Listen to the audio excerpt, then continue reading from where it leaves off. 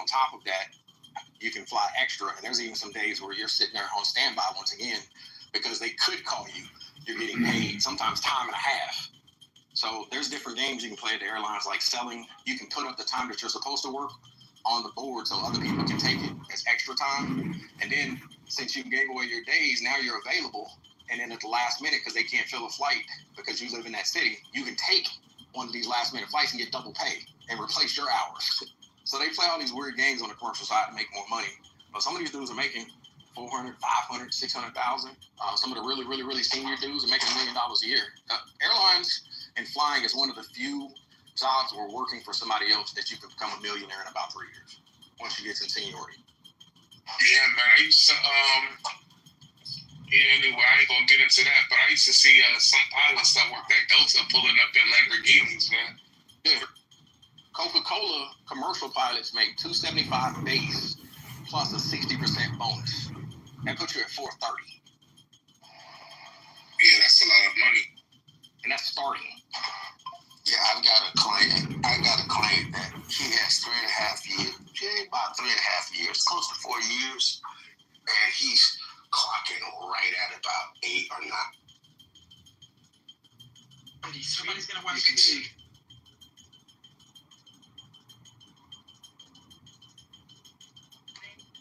Orders. What? No, it was about. This is the reason why you rebutted to the first statement about IC. Let me break down, please. Mhm. It's about court orders, and there's no way around that. Court orders. No, it wasn't about court orders. It was part and parcel of the conversation that we're having about what the court had laid out. So you agree that? And they weren't orders.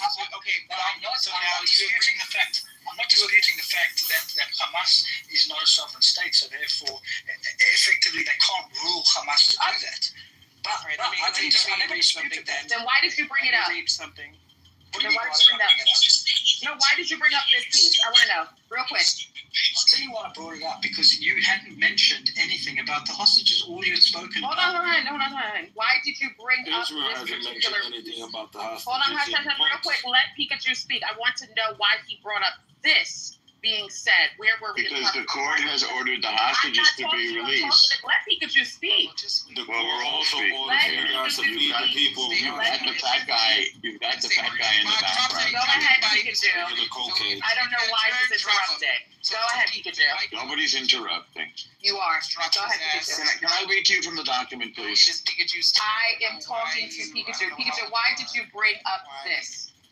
I'll tell you why I brought it up. I brought it up because your focus was what the court had required Israel to do.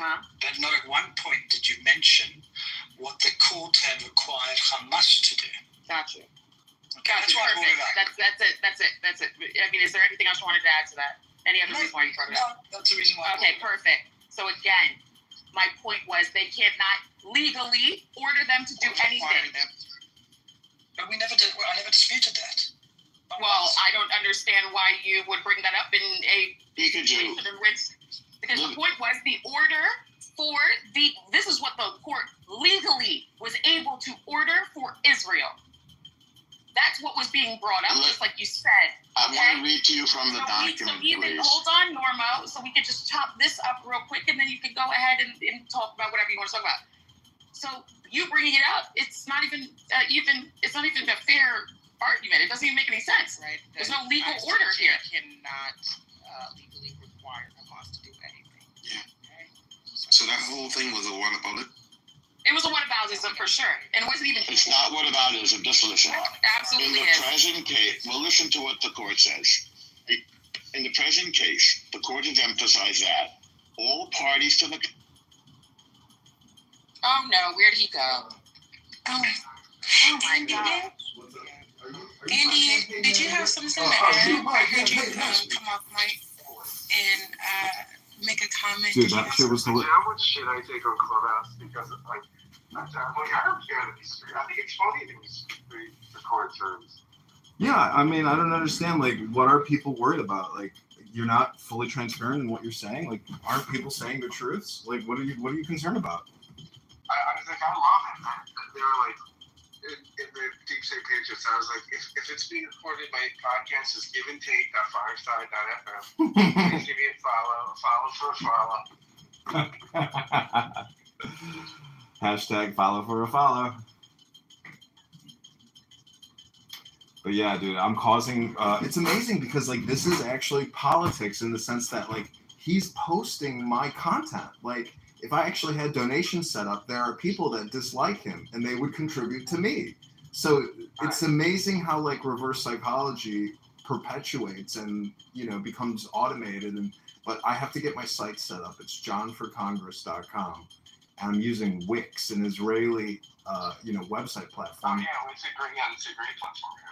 So I got to go get my bank account set up, but I'm gonna try to fundraise off of this. I mean, I have to communicate, and raise money so I can run ads in these cities and towns. That's it. What else can I do? I mean, they're doing the same thing that I'm doing, but they don't like the fact that I am bottling them or framing them or putting them in a lens, and they can't control it. And they're gonna get me deplatformed from social media. I've had threats now to burn my house down, to assassinate me, to hire hitmen to kill me. Who's done that? In Jeff's room, Rafi. Oh God, that's hilarious. Yeah, I mean, I'm like, dude, I'm recording you. Like, you're literally making murder death threats on the internet against a congressman who's elect. I mean, are you stupid? Do I need to call the FBI? Like, are they fucking stupid? I mean, I'll cause drama about it. I got the recordings. It's crazy. Are they that stupid? Amazing. That's amazing. Yeah, so this is sociology and psychology 101, but like, I'm not going to stop what I'm doing. Like what I'm doing is the only thing that I think is going to work, for my life. So, I hope it all works out, but like to make online death threats against me is pretty serious a violation of the law. And so Jeff created a room today saying it's not wrong to attack and dox anonymous, people, things like that. Anyways, I hope you have a great day. Buddy, it's 1 p.m. here, 1:05, and I've burned 971 active calories. I'm going to go to the gym right now and get on that treadmill. I'll see you on Instagram. Huh. I did about 30 minutes on the treadmill, but I did about 50 minutes of full body weight circuit this morning. Nice. And some yoga. Oh, wow. Oh, wait till Friday night comes. The Shekhinah is coming for you. Bro, I've lost like almost 50 pounds. Really? In about 7 months, yeah. Well, whatever you do, don't post a before and after photo on your dating profiles. Because whenever I see a girl who posts her fat photos next to her new semi-fat photos, I'm immediately turned off knowing that person was once a fat person. That's fantastic. Anyways, do a taint check, and I'll talk to you soon. All right, taint check, cool. Okay, bye. Do a taint check. Military installations of Israel. Yes, they did take innocent civilians. Yes, they killed innocent people. They used the same tactic that Israel has been doing to them for generations. So I don't judge them for that. That's between them and God. Israel the burns reality babies. is, Israel yes, they do. Yes, they do. Yes, they do. Mike, Andy, go ahead, resistant to the Andy. As he mentioned, being that he mentioned children, which is despicable that he even utters the word when Israel has killed more than 30,000 children in this genocide. 30,000 babies burnt, named, and obliterated by Israel. We've seen all the videos. We have all the evidence. The world knows that Israel is a rogue terrorist state, proxy terrorist regime for America. So you start a war. They are the ones. Israel started the war when they invaded. Israel started the war when they went and did the Nakba of 48 with the help of, once again, the American colonizers who try to allocate the land of the indigenous population to you European scum. You guys came there begging for the Middle Easterns to embrace you as their cousins in faith, and when you guys came there, you started stealing and robbing. Who were the Europeans in America to allocate anything to you people? Those Palestinian people who are there are not only indigenous, but their ancestors are the real Jews. You guys are just mad that they started converting into Islam. All right, now.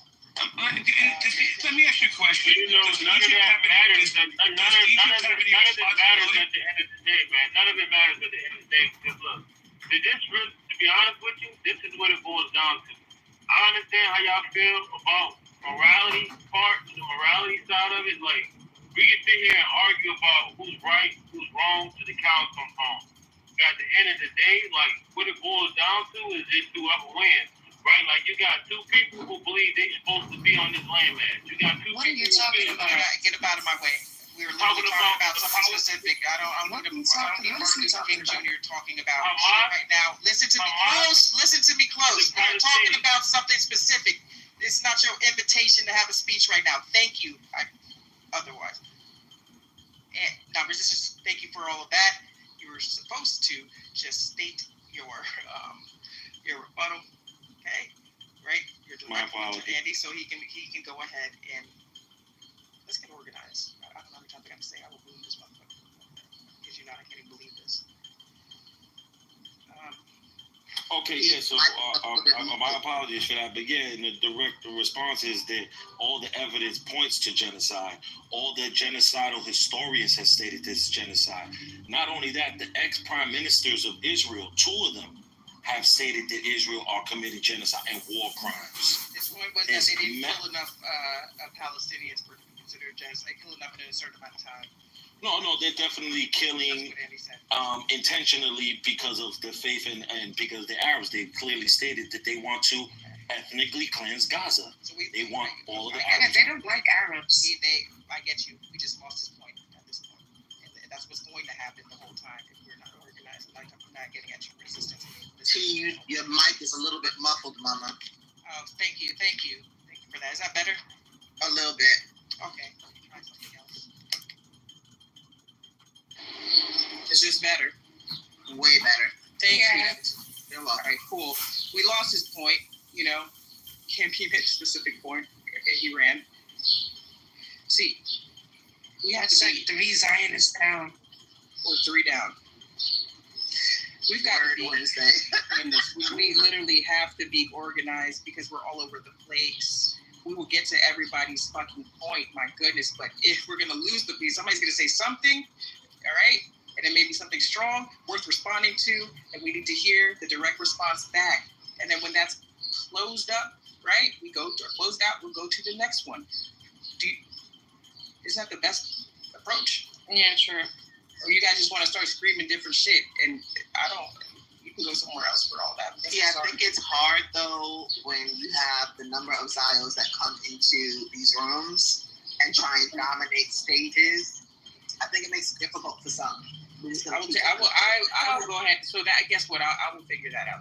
Don't worry about that. But one thing we were going to do is be direct. There's no other way around it. All the little distractions. No, I'm not. No, I got you. Things you just said. I'm just saying that I know who they are, so I watch them coming. Oh yeah. The Normals, the Pikachus, the Zeds. So I see it all day. I see the style. Yes, There's a chance. I have a question.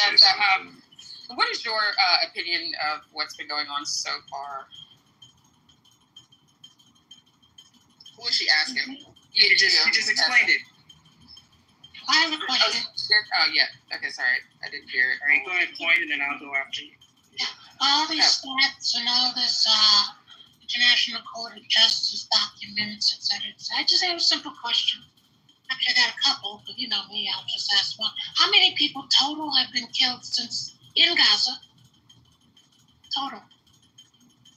To date. No one really knows the numbers. Too many people in the piles. I mean, none of it matters at the end of the day. Like, y'all so focused on what's right, what's wrong. Y'all so focused on Cowboy, didn't I just move you out the way, Cowboy? Come on now. It's not approximating because I can show you other people. It's just like, say the other humanitarian organizations who say that they believe it's anywhere from 150 to 200,000. So now here's my second. Here comes my second and then my third question. My second question is of those. Am I not allowed to speak? Am I not allowed to speak in here? Just be. You have to follow the conversation. As soon as I'm finished, as soon as I'm finished, Cowboy. 1 second, and I'll pass it to you. Of that approximate 1 to 200,000, just say that's the number. How many of those were Hamas fighters? Hamas won't release those numbers. They don't want to. You have to ask them. Well, when Piers Morgan asked the representatives of Israel, none of them seem to have the answer. Okay, no answer, no problem. No problem. So now my final question is, how many children under the age of 6 have been killed? No accurate source of the information. Yes, there is. Yes, there is. Hamas is not an accurate source of the information. It's not coming from Hamas. Wait, It's coming from the Gaza ministry. Question 2. Were you asking resistance? The Gaza ministry is controlled by Hamas. Wow. Were you asking resistance? They're asking the room. They're asking the room. Can you shut the fuck up? No, would you shut the fuck up, please? Point. Oh, they've answered me adequately. I got my answers. I got the answers before I asked. It was all rhetorical. Yes, because they estimate from the age of 6 down. I believe they said it was 10,000 from the ages of 6 years old down. There's never been a war in which kids didn't die, unfortunately. If you're alleging only, like that guy down there, Moose said, if you're alleging 50-something thousand people only died in Gaza, like he tried to say, you're telling me you killed half of that of children? Because you're estimating 25 to 30,000 children. Well, you just said 10,000. If you guys are so more, no, that's from the age of 6 down, you idiot. So what are you defining child as, idiot? As what they say, international people say, it's from the infant to the age of 18.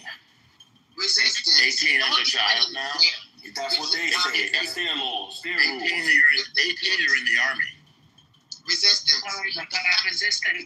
I'm sorry. Even one dead child is not considered an atrocity.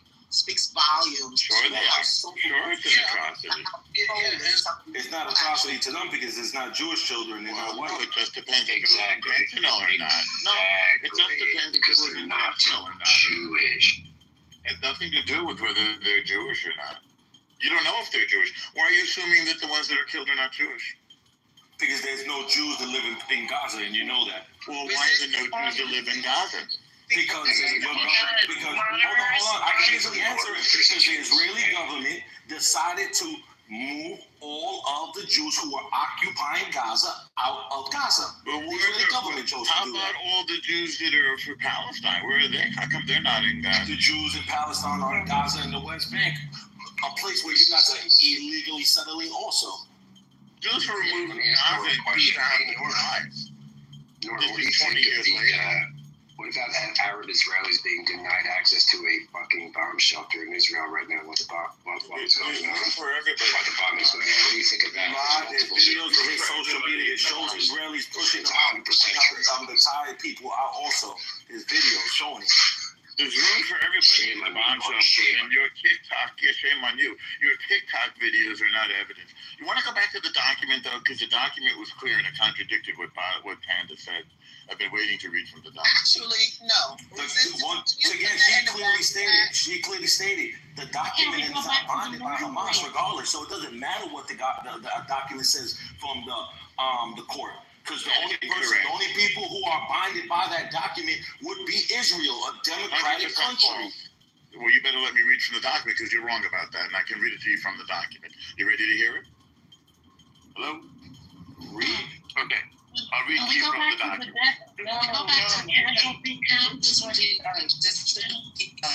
Hamas is bound by the document.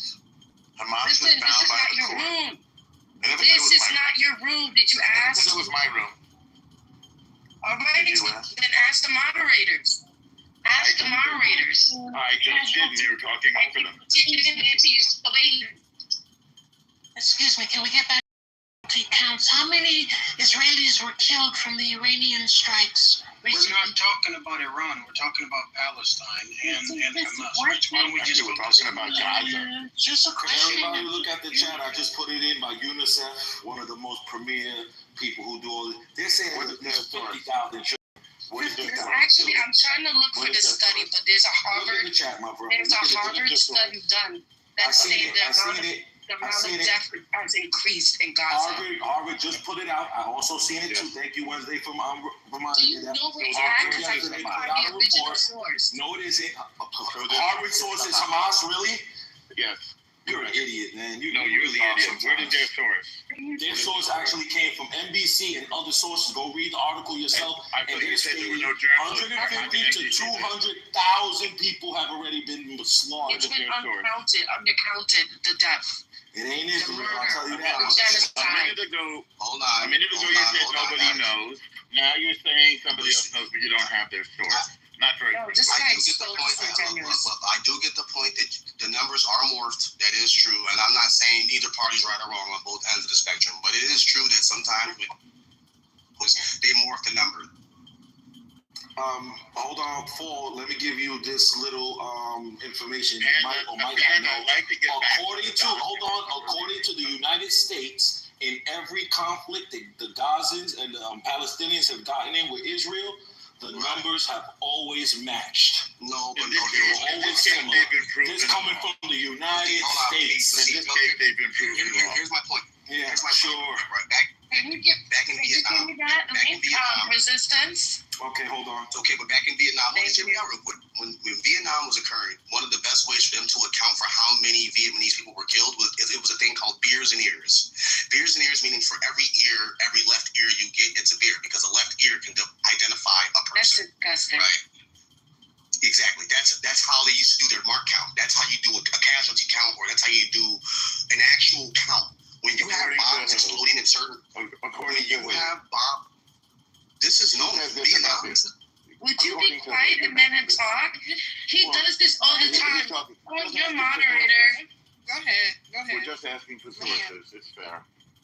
No, I'm just saying. Usually, when bombs explode and you're actually being hit with certain strikes, it's hard for you to account because of the implosion of body parts.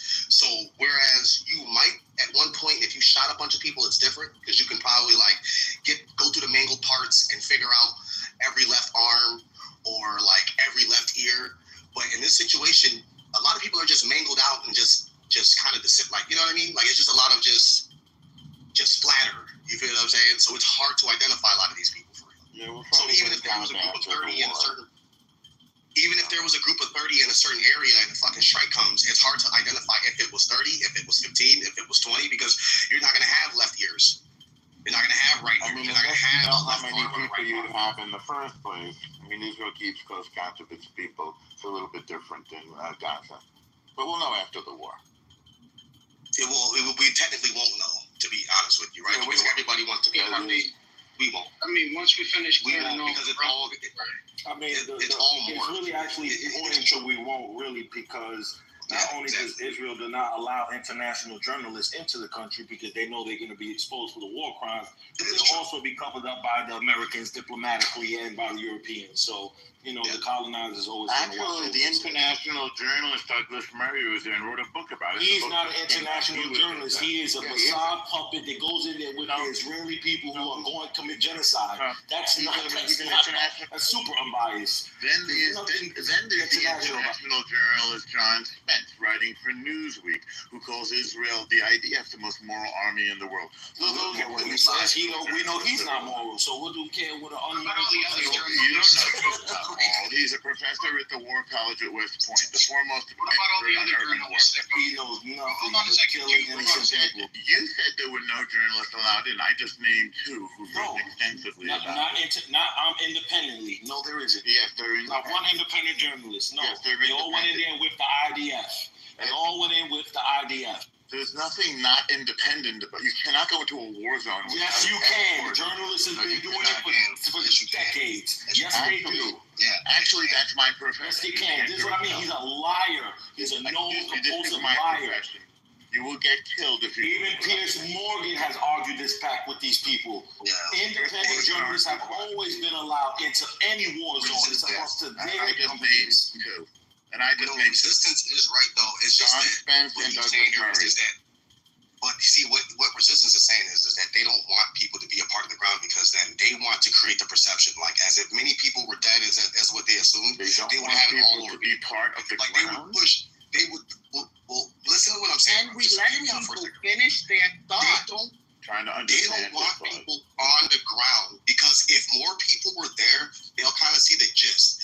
Israel is one of the countries of America that can literally be, you can be a Jewish American citizen and you can fight for the Israeli army. In itself, that's fucking insane. So that in itself should tell you something. Why is that insane? Because no other country, no other citizen from any other country in the world that lives here can go back to their country as an American citizen and fight for their country. That's fucking insane. You cannot be a British citizen and fight for the British army as an American citizen. No. Yes, actually you can. We have that agreement with Britain. You're just wrong. We do that frequently with Britain. Yeah, we frequently do this with British people. Yeah, we do.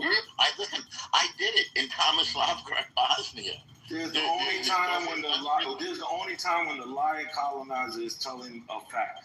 Americans are allowed to fight in the British Army also. All those colonizing countries, yes, they are. Americans do fight for France also, the Brits. They fight for the Israelis. Americans fight for the Israelis. Brits, Poles. Yeah, they all do it. Joint partnerships. We think it's called partnership and colonizing and murdering innocent people in the Middle East and Asia. Nothing to do with colonizing. In this case, we're decolonizing. 1 second, please. Rohan, hold on 1 second. 1 second. Can y'all hear me okay? Is this all right? You're good. Yeah. Oh, thank you. Rohan, you just came off of mic. I just want to make sure you don't have anything to say. I was looking excited that Americans can fight in the British Army.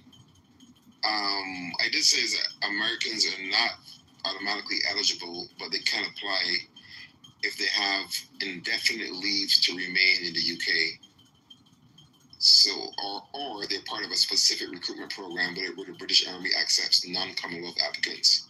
It doesn't really seem like it's a thing, but there seem to be some loopholes that you can make it happen if you live indefinitely in the UK. The armies work together. This is not uncommon. Allies work together. That's why a lot of Americans have these dual citizenships in Israel and in UK. Name one. So thanks for that clarity, Rohan. What are your thoughts on the conversation so far? There's only been one question to the room, or maybe two, but it's related. Is what's happening in Gaza considered genocide? Okay. Well, the IPJ did not say that it was. I'm not talking to you. I'm asking Rohan for his thoughts so far, then we'll get back on the floor, okay? Yeah, so is what's happening in Gaza considered genocide. And we went down a couple different paths about if it's courts or if it's just like the word genocide. Seems to me like the word genocide just seems it's pretty obvious. On the court side, it appears that the courts are still deliberating.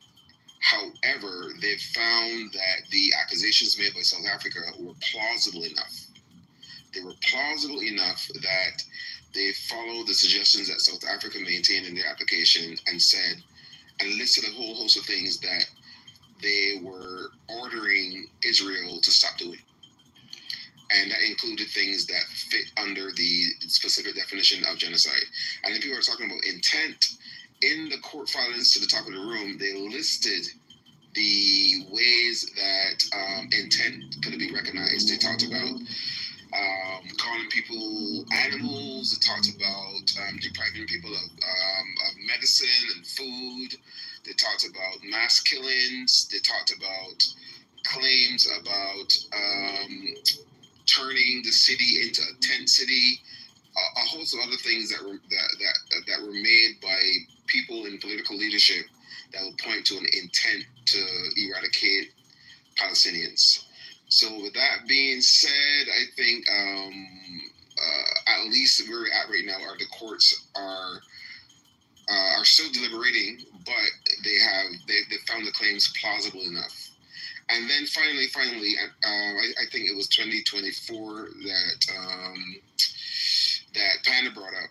The courts, the ICJ specifically ordered Israel to stop attacks in, I think it was Raja, and they claimed, and the reason why they made that order was because they felt like a genocide was imminent. So that's kind of it. I'm just trying to kind of give a summary of everything, T. Does that help? That does help. Thank you so much. You left out one little other point. So, Well, Rohan was close. Hold on, please. Hold on, please, as we get organized. What point was left out? If you can make it quick. The ICJ also issued arrest warrants for Bibi Netanyahu and Ben Gvir for war crimes of starvation and attacking innocent civilians. All right. That was the ICC. You were thinking. ICC. All right. So Rohan was just going over, there's a summary of the room. We're going to continue on. You guys can add to the I'd like to refine what Rohan said. Okay, go ahead, Norma. Yeah, thank you very much. So it's close but not quite accurate. What the ICJ did was it found it plausible, not that Israel was committing a genocide. The ICJ found it plausible that the Gazans might need protection from a genocide, and they had a list of what Israel must do in order to avoid that genocide, a long list of various protections, and Israel fulfilled every single of the requirements on that. No, you're a liar, sir. Israel fulfilled every one of the requirements the ICJ made of them to avoid the plausibility of the needing of a protection from the genocide. Again, not that Israel was committing a genocide, but that the Gazans might need protection from a plausibly need protection from a genocide. And Israel complied fully with all of those requirements, which is why the ICJ didn't stop the war. They had the power to do so, and they didn't. And I should add, by the way, that they also stated clearly that Hamas fell under they fell under the rulings of international law. How many Hamas fighters are left?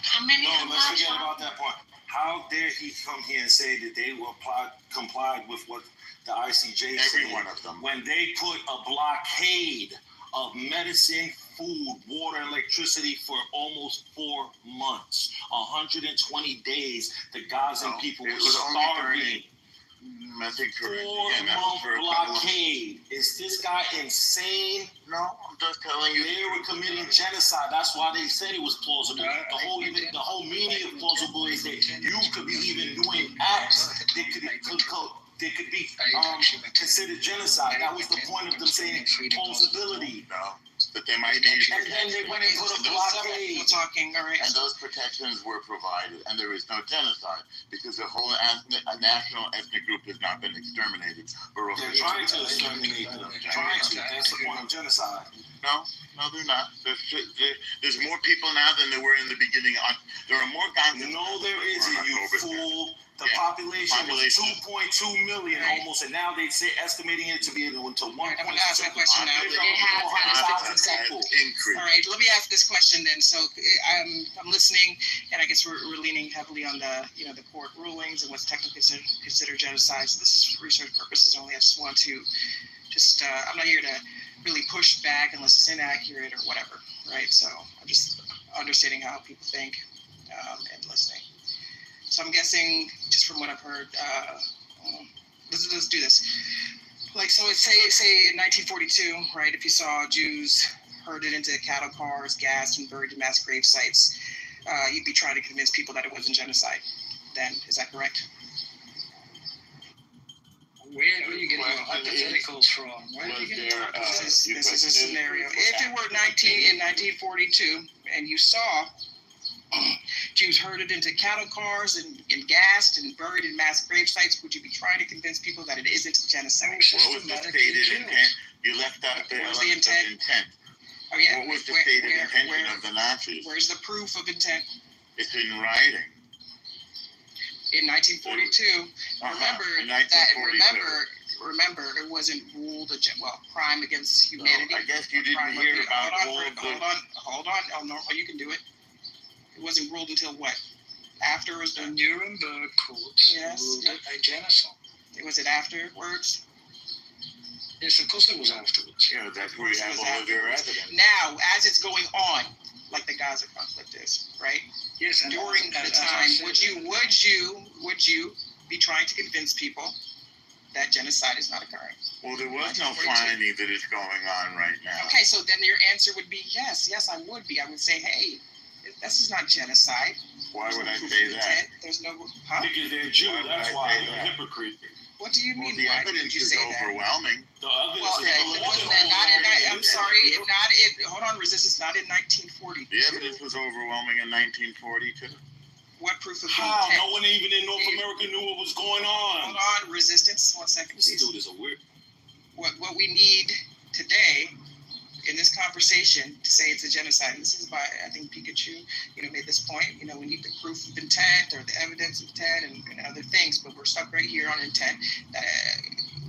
The proof of intent wasn't around, or there was no evidence in 1942. So there was ample evidence. We just ignored it. They proved, what was it then? What was it in 1942? What was the proof of intent? Well, it's very easy to tell you this. The Jewish people were taken from their homes, put on trains, and sent to camps by the millions. The intent of that is very clear, unless you can think of it. How did people in North America know this was going on in Europe at that It was time? reported in the New York How? If I can speak, because there were correspondents reporting it in the Let me New ask York Panda Times. for her guess, because I'm not The getting whole world knew. that clear. No one Panda. knew.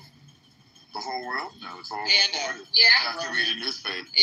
From what you've seen on the stage today, if we were in I'm waiting 1942, for an apology from and you saw Jews herded into, or you or anyone else on stage, right? How would this conversation today, this conversation we're having here today, go in 1942? If there were Jews being herded into cattle cars, gassed and buried in mass grave sites, okay? Yeah. Would people be trying to convince people that it was a genocide? Absolutely. Why would they do that? No, I would absolutely. Wait, I don't understand. Stop, Norma, let me hear her. I would absolutely. Why would they do that? Oh, you don't want to stop. That's okay. Go, bitch. And if I'm understanding the question correctly, I would absolutely, if I saw Jews being herded to trains going to I would absolutely say that there is a genocide happening. Can I say something? But if you were to go by one second, but if you were to go by what they need today, right? I'm saying take Pikachu's. Sorry, the name. Take Pikachu's reasoning, all right, and what he needs in order to call something genocide, right? So we need proof of intent and everything like that. So now, answered by Pikachu's. He needs the ICJ ruling. He needs ICJ ruling or Nuremberg. All that shit was ruled after. Yeah, then I would say that it was not a genocide. Not a genocide. And then and if you were to go follow Pikachu's logic, you'd be sitting up convincing people, no. Yeah, that's right. Hell no. Yeah, it's not. No, it's not genocide. I'm only following your logic. It's one mic on. Holocaust inversion now. This is your problem. You don't know what that means. One mic on point. I'll tell you what Holocaust. No, you won't. I'll let point go, and then it'll be on you. It will be on point, then you. I'd like to speak after Paul, Thank you please. so much. Okay. Thank you so much. I've been listening, and I think the reason there's an impasse of whether Israel calls it a genocide or not, from your point of view, it is a genocide. There's a missing piece in between, and that missing piece is Project Lavender, which I've never heard any of you mention. And if you read about Project Lavender, and I'll just read you a little bit. The Israeli army has marked tens of thousands of dozens as suspects for assassination using an AI targeting system with little human oversight and a permissive policy for casualties. Now, what does that mean? That means most of it's AI done, and there's no human connection between the Israelis and the murders, genocide. So I will refer you people to look up an article that goes, Lavender, the AI machine directing Israel's bombing spree in Gaza. And I called this out a year and a half ago. People were saying, I don't know what I'm talking about. I was like, okay. I was like, I know more about Palantir than you do. I trade on the stock market. So I went, okay. So that's why you have this impasse of there's no genocide. Blah, blah. So that's why I asked the question before. Remember the 3 questions I asked? How many people have been killed? Okay, basically 100. Let's use the number 100,000. There were only 25,000 Hamas fighters prior to October 7th. The Israeli press has even confirmed there's only about 18,000 left. So do the math. If 100,000 people were killed and you barely got 18,000 fighters, what would have done that, folks? The only thing that would have done that is callousness, number 1, but more importantly, Project Lavender. So I'd appeal to you So go look this up because most people don't have a clue as to what I'm saying.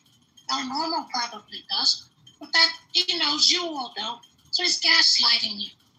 So go look up what the fuck Project Lavender is. Go look up Peter Thiel, who runs it. Then you'll go, holy shit. But I'll wait for you to do that after you do your research. Okay, can I speak now, Mods? Sure. Thank you. Thank you so Well, much. there'd be no response to what I just said. Well, I knew that. Oh, I said thank you, point. Love it. No, not you. No, I'm talking about those who are proponents of what's happening in Gaza. And then I have a count, and I don't know how many kids are dead. That's the reason they talk that way. It's because of fucking Project Lavender. So go look it up. Can I make a comment? So, hold on 1 second, please. I thought I was next. It's my turn to speak. Thank you so much. I appreciate it. I thought I was next. No, it's on him. He has to speak. I didn't hear it. Okay. Oh, wait, I'm so sorry. I'm sorry. It is actually Pikachu. Sorry about that, Pikachu. That you're right. No, it's okay. I'm sorry about that. I won't be long. I wanted to bring up this idea of Holocaust inversion, because Holocaust inversion is when people accuse Israel of being like Nazi Germany, especially in Gaza. Yeah, They all Project like Nazi Lavender Germany. to make it They all like like Nazi Nazi Germany. It's more than it's Pikachu, I'm shocked you're not speaking on Project Lavender. I'm shocked. You had not a peep out of you. It's more than criticism because it distorts history and weaponizes Jewish trauma. And you tell us about Lavender.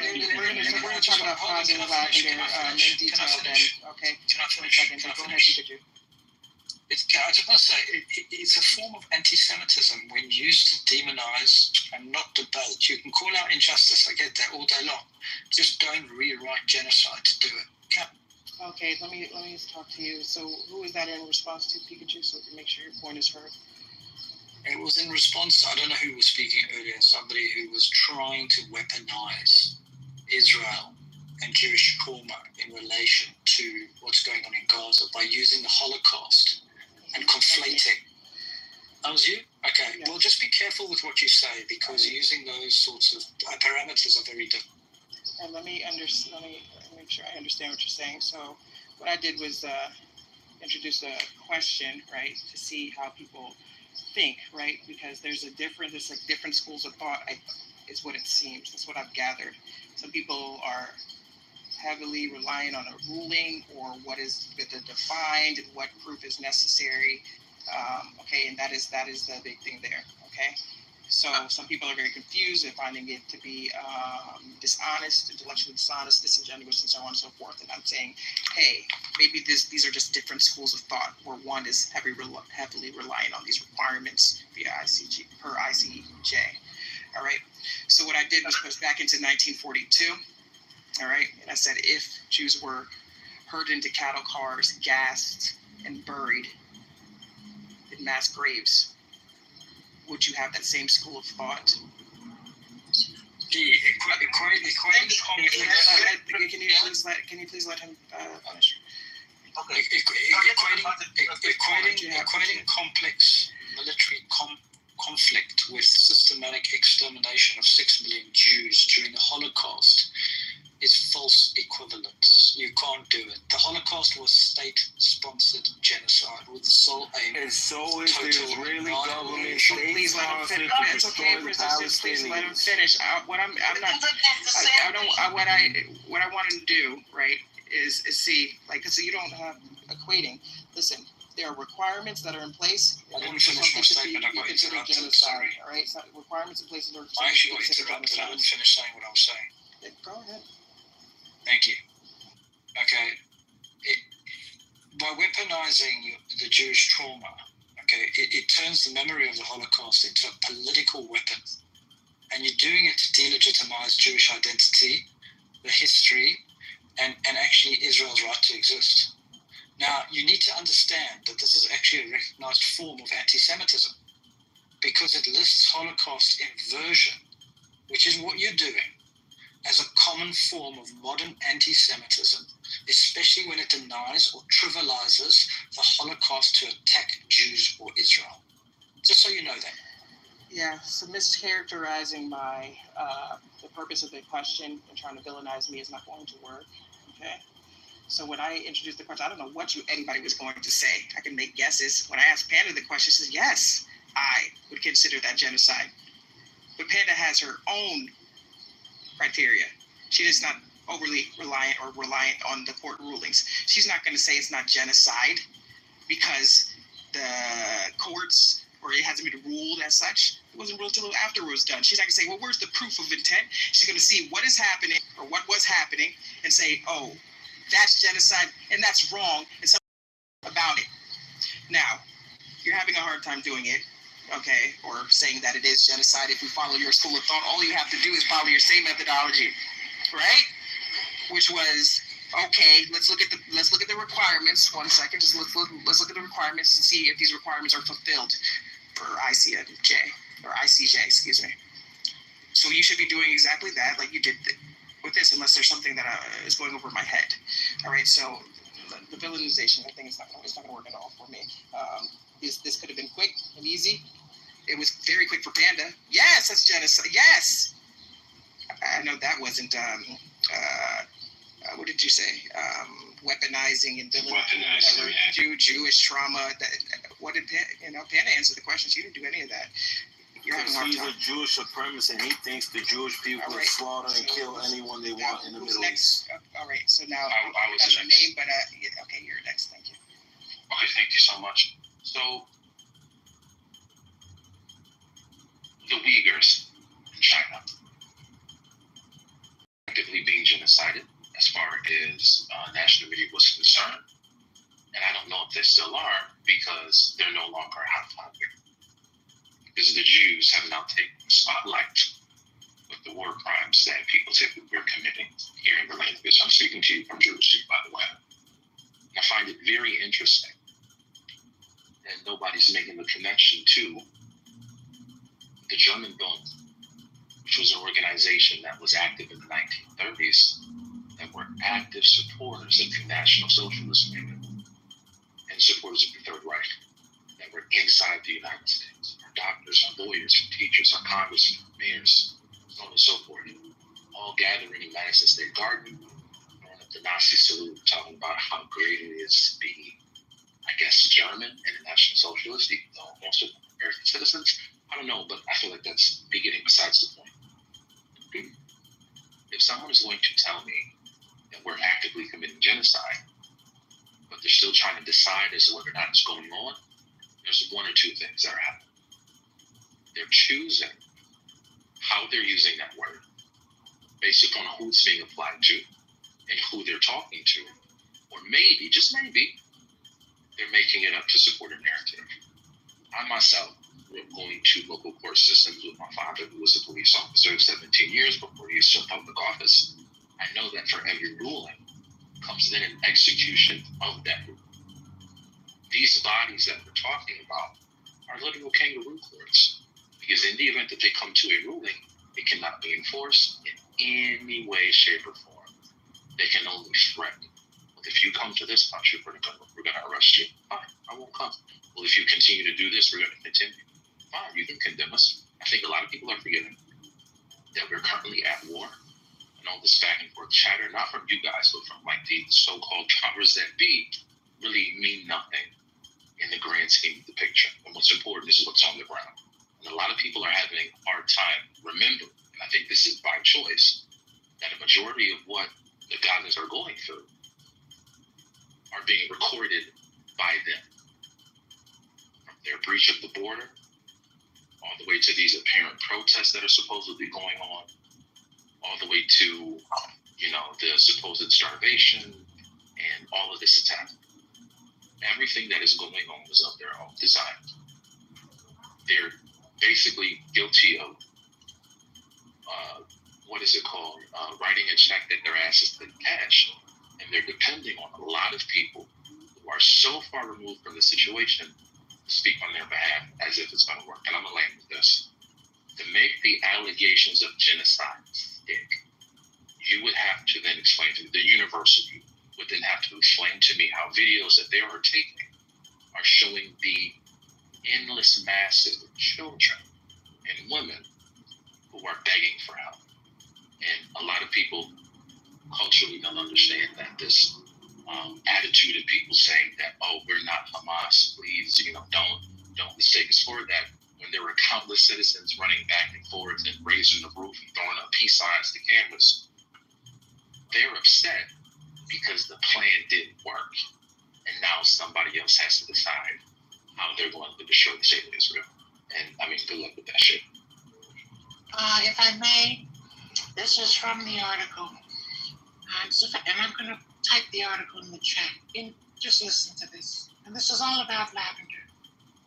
In previous wars, intelligence personnel would spend a lot of time verifying how many people were in a house that was set to be bombed, with the number of civilians liable to be killed listed as part of a target file. After October 7th, however, this thorough verification was largely abandoned in favor of automation. What is the automation? Lavender. What is it, AI? Yes. Is it 10% failable with a 10% error? Yes. So what it does is separates the soldier from the war and from the killing. If you read the article, you will see red, yellow, and blue were the colors used by lavender to identify where concentration of cell phones were. This is all factual stuff. When you begin to understand this, then you will understand the title of your own room. Lavender was designed to remove the human element from war. That's why no one wants to talk about it. That's why you have 100,000 to 200,000 people killed in Gaza. It's not because the Israelis were just total animals. Of course they were. They are. But it would facilitate. I said, of course they were. And they are. Yeah, that's what I said. It's happening because of lavender. So now those that are interrupting me, please tell me what you know about lavender. And I'll mute up. Can I make a quick comment? Yeah, I knew you were going to be. Do you know anything about lavender, sir, first of all? Yes or no? No. I didn't think so. No problem. No. Yeah, but the reason why what is going on in Gaza is not considered as genocide is because of the class of human beings that are there. You know, if it were a different class of people, it would have been classified as a genocide like real quick. Because people are being killed like animals over there, and nobody is saying anything. Nobody's able to say anything, and if you dare say anything, I mean, you are bamboozled, you are attacked, and then you are attacked as an anti-Semite. But you are just, looking out for human beings, just like any other person. I think it's less the class of people receiving the genocide and more the class of people doing the genocide. Like, we have no problem calling shit genocide when it's like an African genocide, when it's like warlords killing other warlords, and we'll call that ethnic cleansing real quick. But as soon as it's like some fine, upstanding white folks from Europe doing a genocide, then it's not a genocide anymore. It becomes complicated. I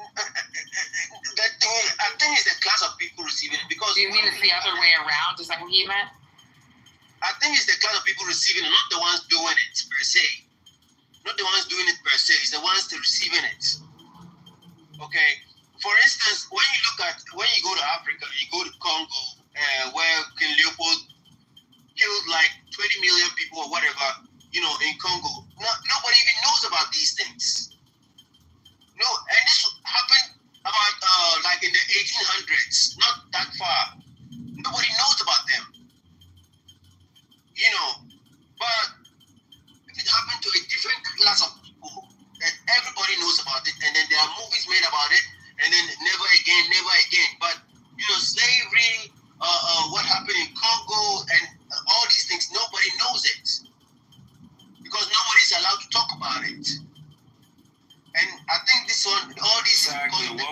did they ever make of Leopold with it, what he did with the Africans? He killed like 40 million. Exactly, that's what I'm talking about. It's the class of people receiving the genocide. That is why it's not being classified as a genocide right now.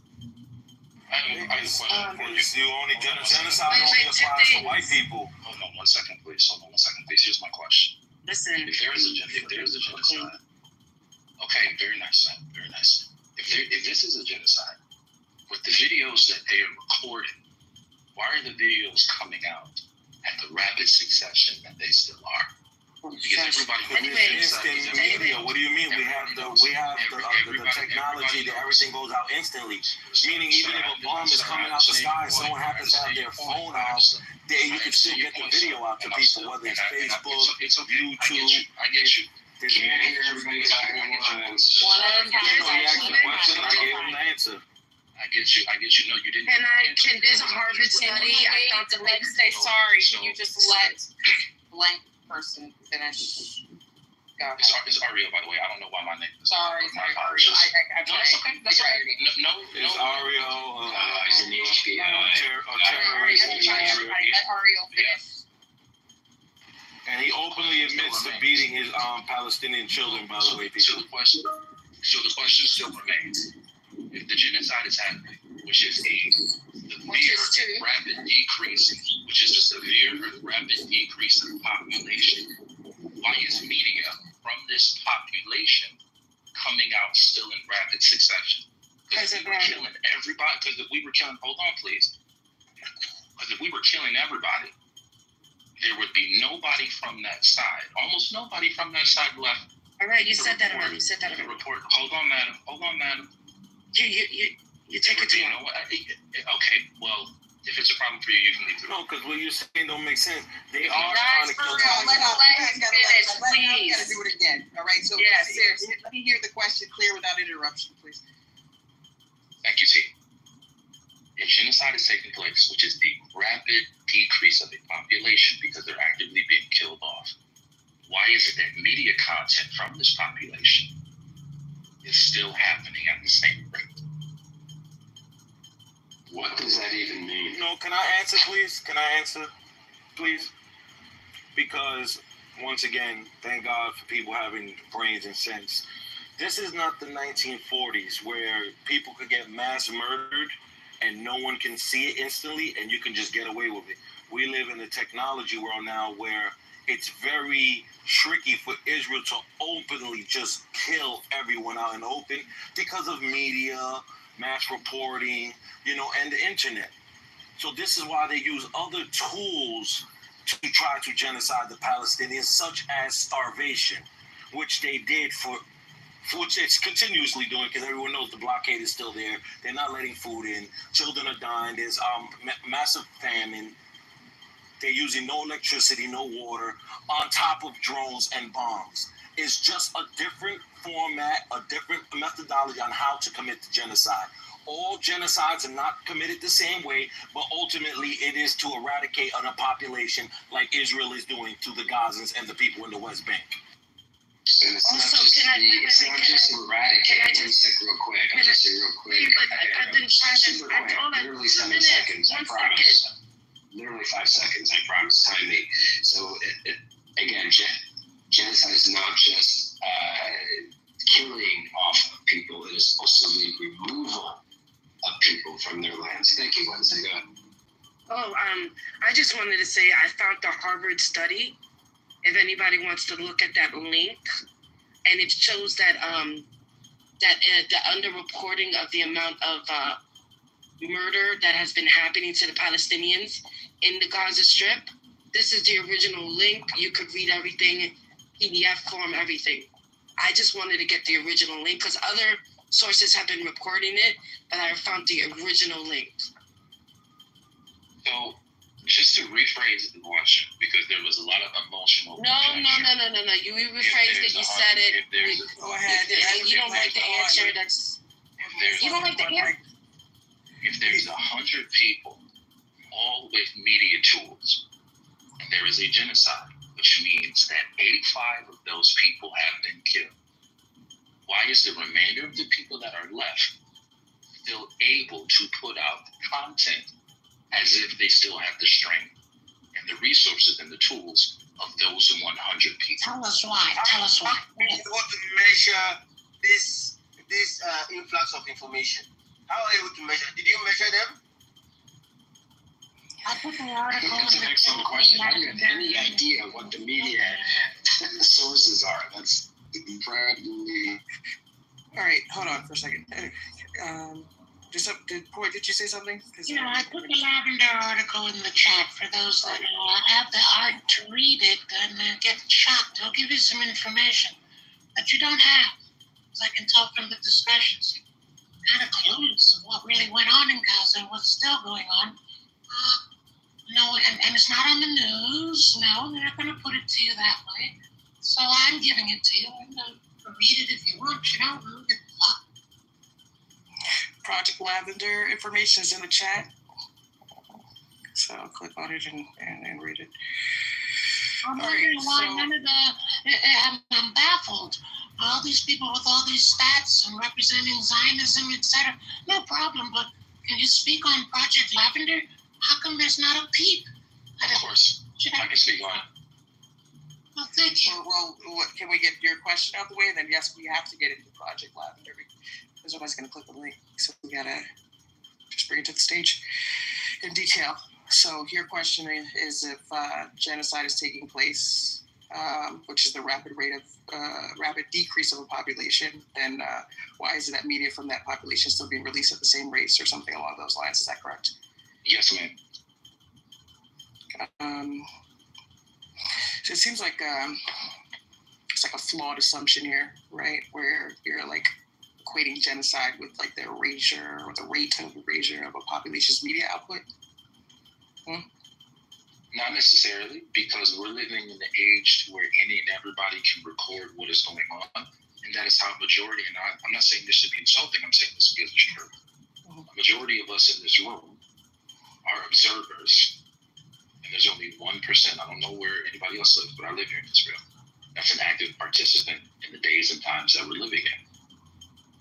And there's a need for that information to get out so that you all can formulate or If you live in Israel, can you speak on lavender?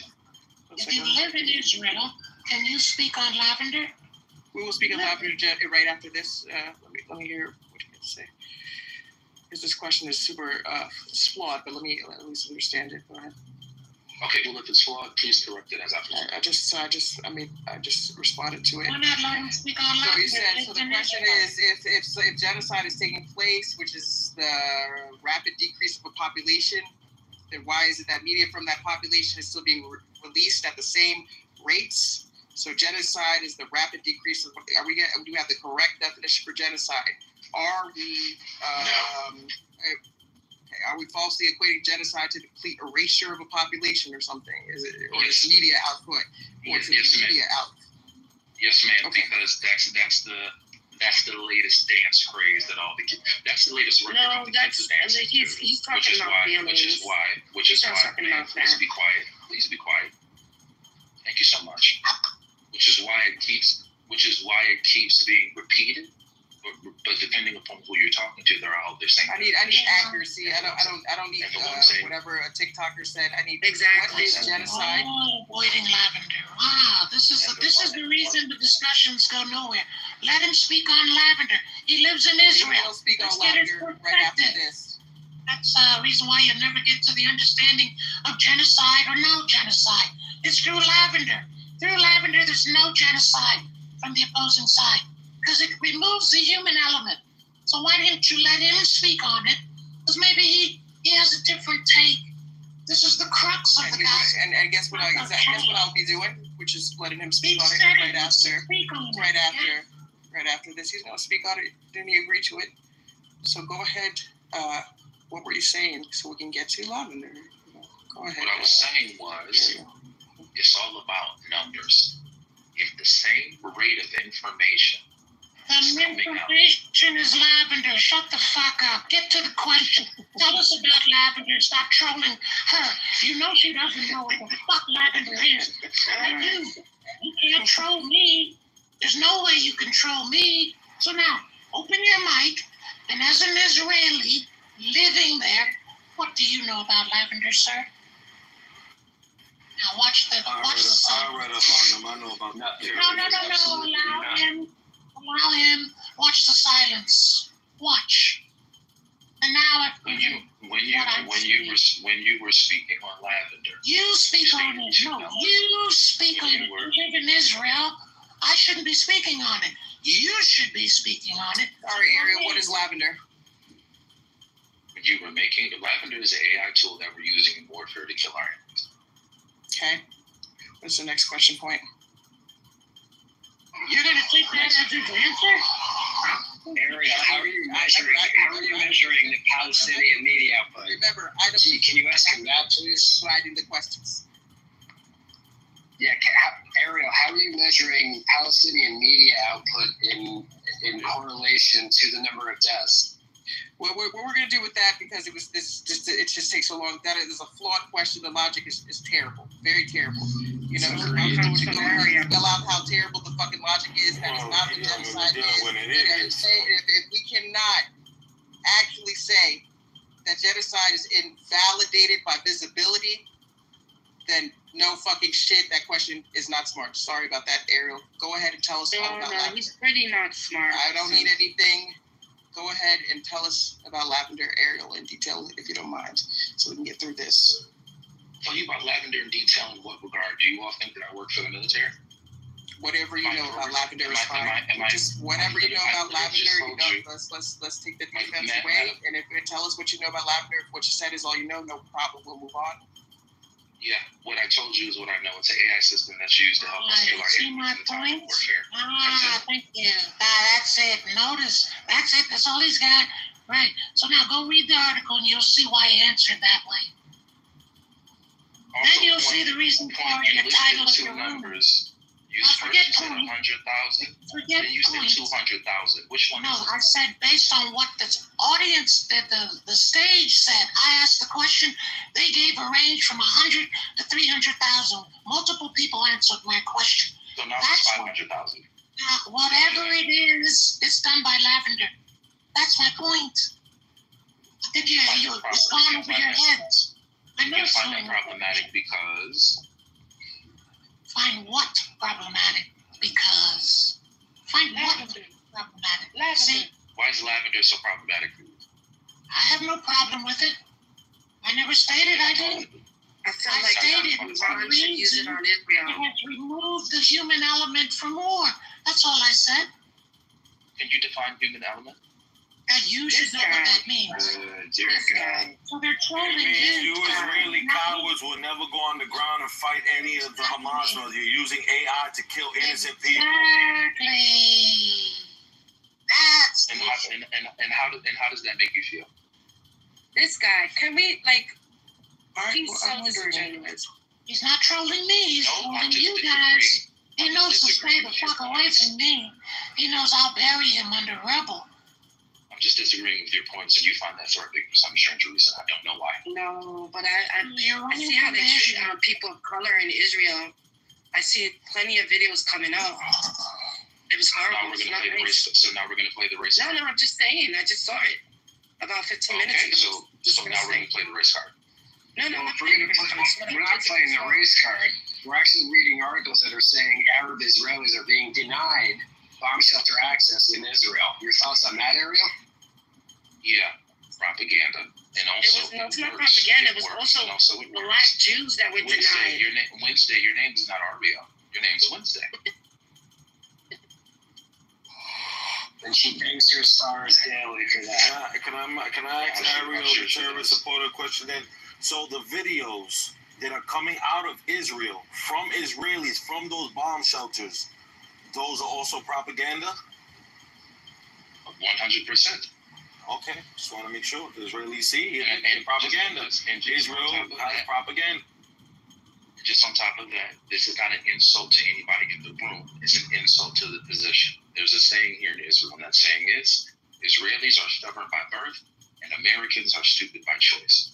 So they're selling it to the people who are going to buy it. Listen, you fucking piece of shit. You are a fucking American. Relax. You are a fucking American.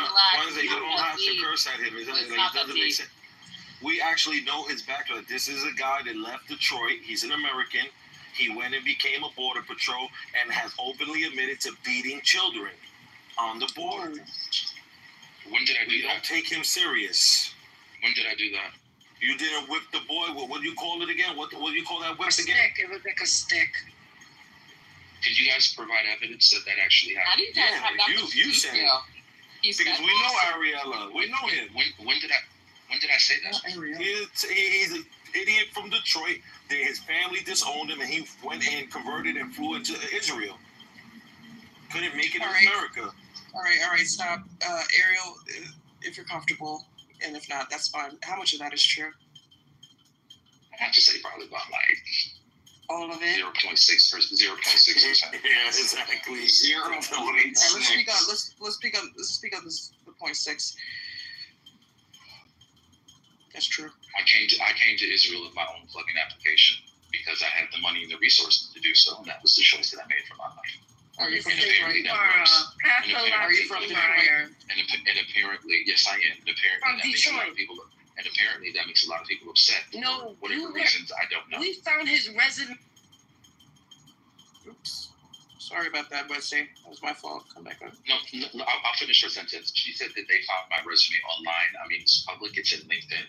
And they found my American we resume. found out And they tried to bring that resume up. one at a time. He works in the kitchen. And they tried to, for some strange reason, there was some intel that was done on me, which was very entertaining.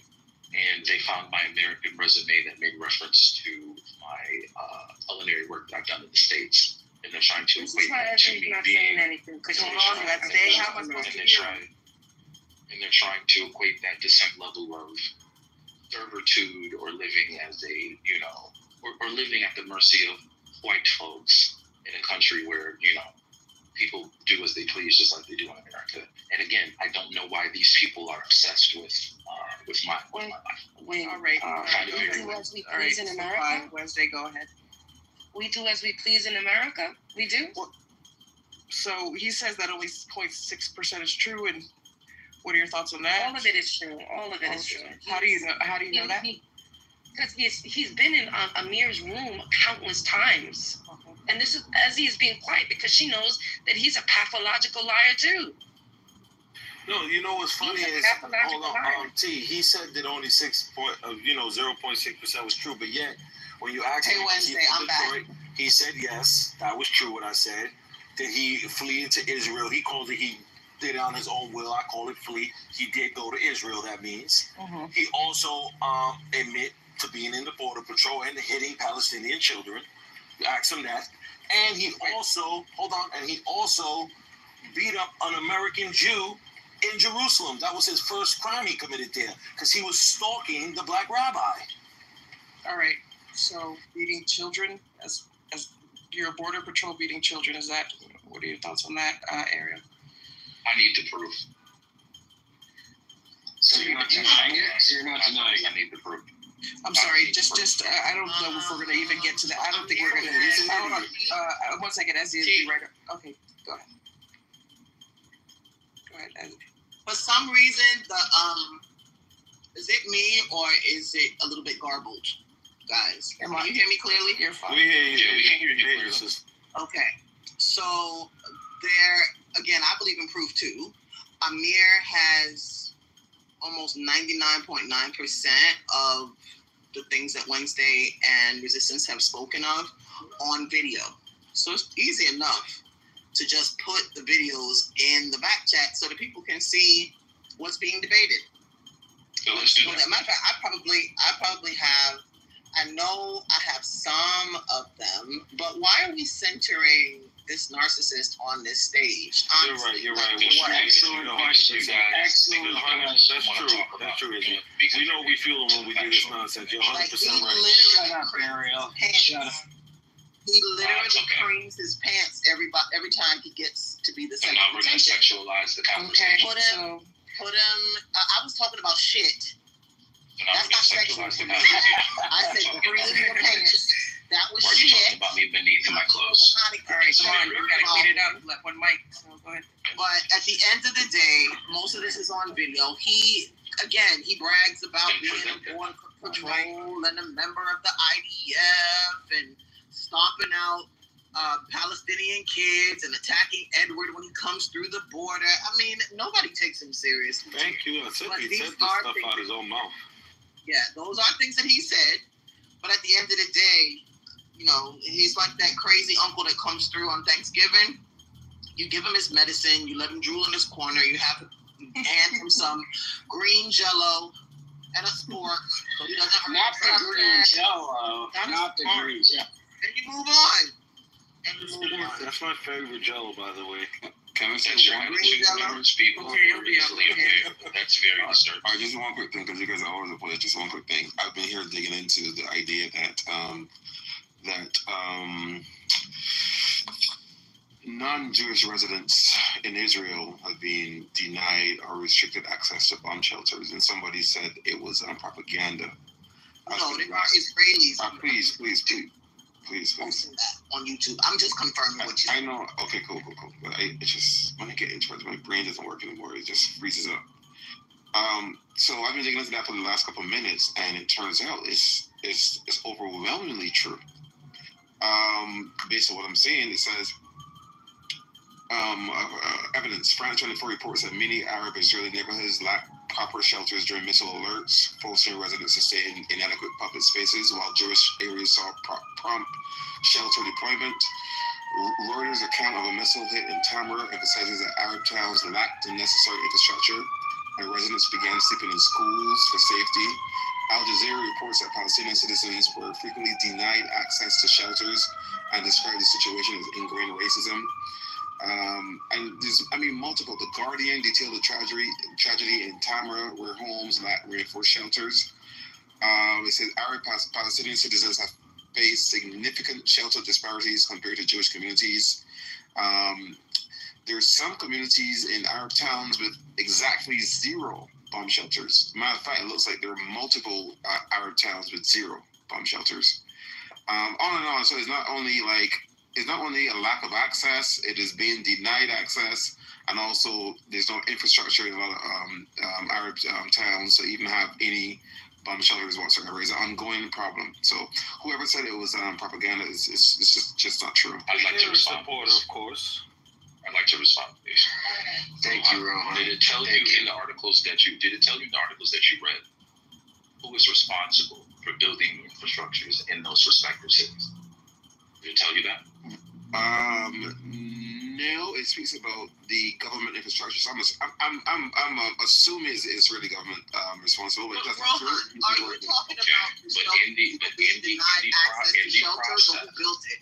Do you see how goalposts always move? In the process, Mm-hmm. You and I both know that if it's Israel, Uganda, or Saskatchewan, if there's a delegation of funds, and people are responsible for placing that money where it should go. This is just and then some people decide, you know what, that's not an important part of our infrastructure, and we're not gonna waste our money on that, knowing good and darn well where they live and the political climate, and also, like I said before, the help that they will receive from non-participants, such as the majority of you all in this room, to speak on their behalf when you don't even know how it works. So if it's disparaging, then it must be true. And if it's good, then the good is being done for some nefarious purpose. That's the rhythm and the pattern that I see. Okay, so just real quick. So turns out it's under the auspices of the government and the defense ministry. And the government and defense ministry, it says, Defense Ministry announced new public shelters, so they actually administer building shelters, but noted that Arab majority towns were largely overlooked, as they currently have very few shelters to begin with. Bro, this is fucking crazy, bro. It's getting crazy in the morning. His lies as usual. It's crazy, bro. But I have a question. Are you surprised This is terrible, bro. So you mean I to tell want me to know, that there really and was one truly, are you person? surprised now that you read that? I just want to know. Now that you just, as the room's been going, are you surprised? I'm not surprised. Right, not surprised. I'm not surprised. knows that the 20% of the Arabs in Israel are treated as second-class citizens. They even have laws Not that surprised. go against them. Everyone knows these things. Yeah, even Except though it Ariel, 'cause he's an is idiot. great to confirm something, it's absolutely amazing, but it's so effed up when people are not surprised by something as crazy as that. Wow. So Rohan, just to make sure I understand you clearly, Does he you mind mean to so tell me crazy, that bro? there was one person? You mean to tell me there was one person who was the Minister of Defense, whose sole responsibility it is to allocate the funds and make sure that the execution of bomb shelters happens in every single community for a population of over 10 million people? That there's no system of delegation that gives these funds to people like city councils or mayors, who then they say it is your job and your responsibility to make sure that the people in your jurisdiction are protected. So you're telling me it's only one person who's in charge of it, and they neglected to do that simply because they're racist? So hold on. I just want people to see the what's happening. First, it was the idea that people in Arab towns are being denied access to shelter was propaganda. That turned out not to be true. There are multiple reports from multiple independent sources that demonstrate that people were being denied access to shelters. So that was the first step. Then the second step, Particularly in Arab neighborhoods. yes, particularly, yes, correct. Second step was, were there even bomb shelters built in Arab neighborhoods? Like, do they even have any shelters at all? And the answer to that is largely no. And then the question Largely was, no, based upon what? wait, hold on. And then the question was, who is responsible? I said the government and defense ministry. And then he said, well, just one person. It's the ministry. It's not just one person. It's Okay, a so defense the ministry is not. Bro, just the ministry let me is not finish. just one person. Just let me My finish. apologies. I don't like apologies because people do it all the time. So don't apologize. So it's the ministry. It's not just one person. It's an entire organization that is tasked with distributing money and building shelters. It's like infrastructure, like building trains and shit. And turns out that when that money is allocated to build shelters, those shelters are built everywhere except Arab majority towns. So there's multiple levels of things that we have to go through just now to prove that people are being actively discriminated against at the individual level, meaning that they come up to shelters and they're denied access, and at the infrastructural level, meaning that the government isn't actually assigning money to build structures in their towns. This is problematic, bro. Like, how can you escape this? Because it's very simple, Rohan. If I'm the Minister of Defense and I allocate money to you to build the infrastructure that you need, because you said it's not just one person, to build what is needed in your community, and you decide to, I don't know, build yourself a new pool and expand your deck, that's on you. If you choose to do that with your money, that is your poor choice. It is very easy, based upon the narrative that is presented, based upon the narrative that you would like to believe as a onlooker and a non-participant, to believe in the myth of the disparaged Arab under the boot of the barbarous white Israel. So what about his first point about people being denied access, like walking into a shelter? But just one that. I posted a link to the top. Besides that. Just real quick. The Times of Israel. The link is to the top. Shelters erected in areas hit hard by missiles, but Arab towns again overlooked. And I guess $100 million for the entire country is nonsense, says Mayor of Tamra, etc., etc. The Home Front Command and Defense Ministry have begun implementing a $100 million plan to revamp Israel's protective infrastructure following the war with Iran. Half the money is slated for the Home Front Command, etc., etc. The shelters have already started going up in areas surrounding Tel Aviv, blah, blah, blah, blah, blah, blah, blah, blah, blah. Then... Rohan, you're skipping over a lot of information. You're doing that on purpose. I'm not. I can read the whole thing. Why don't you? Hold on. How do you know my intent? You can't figure out the intent of people that are being decimated, but the intent of people that are decimating people in the Gaza Strip, but you can now read my intent as I'm reading something. How is that possible? Because those people are hypothetical.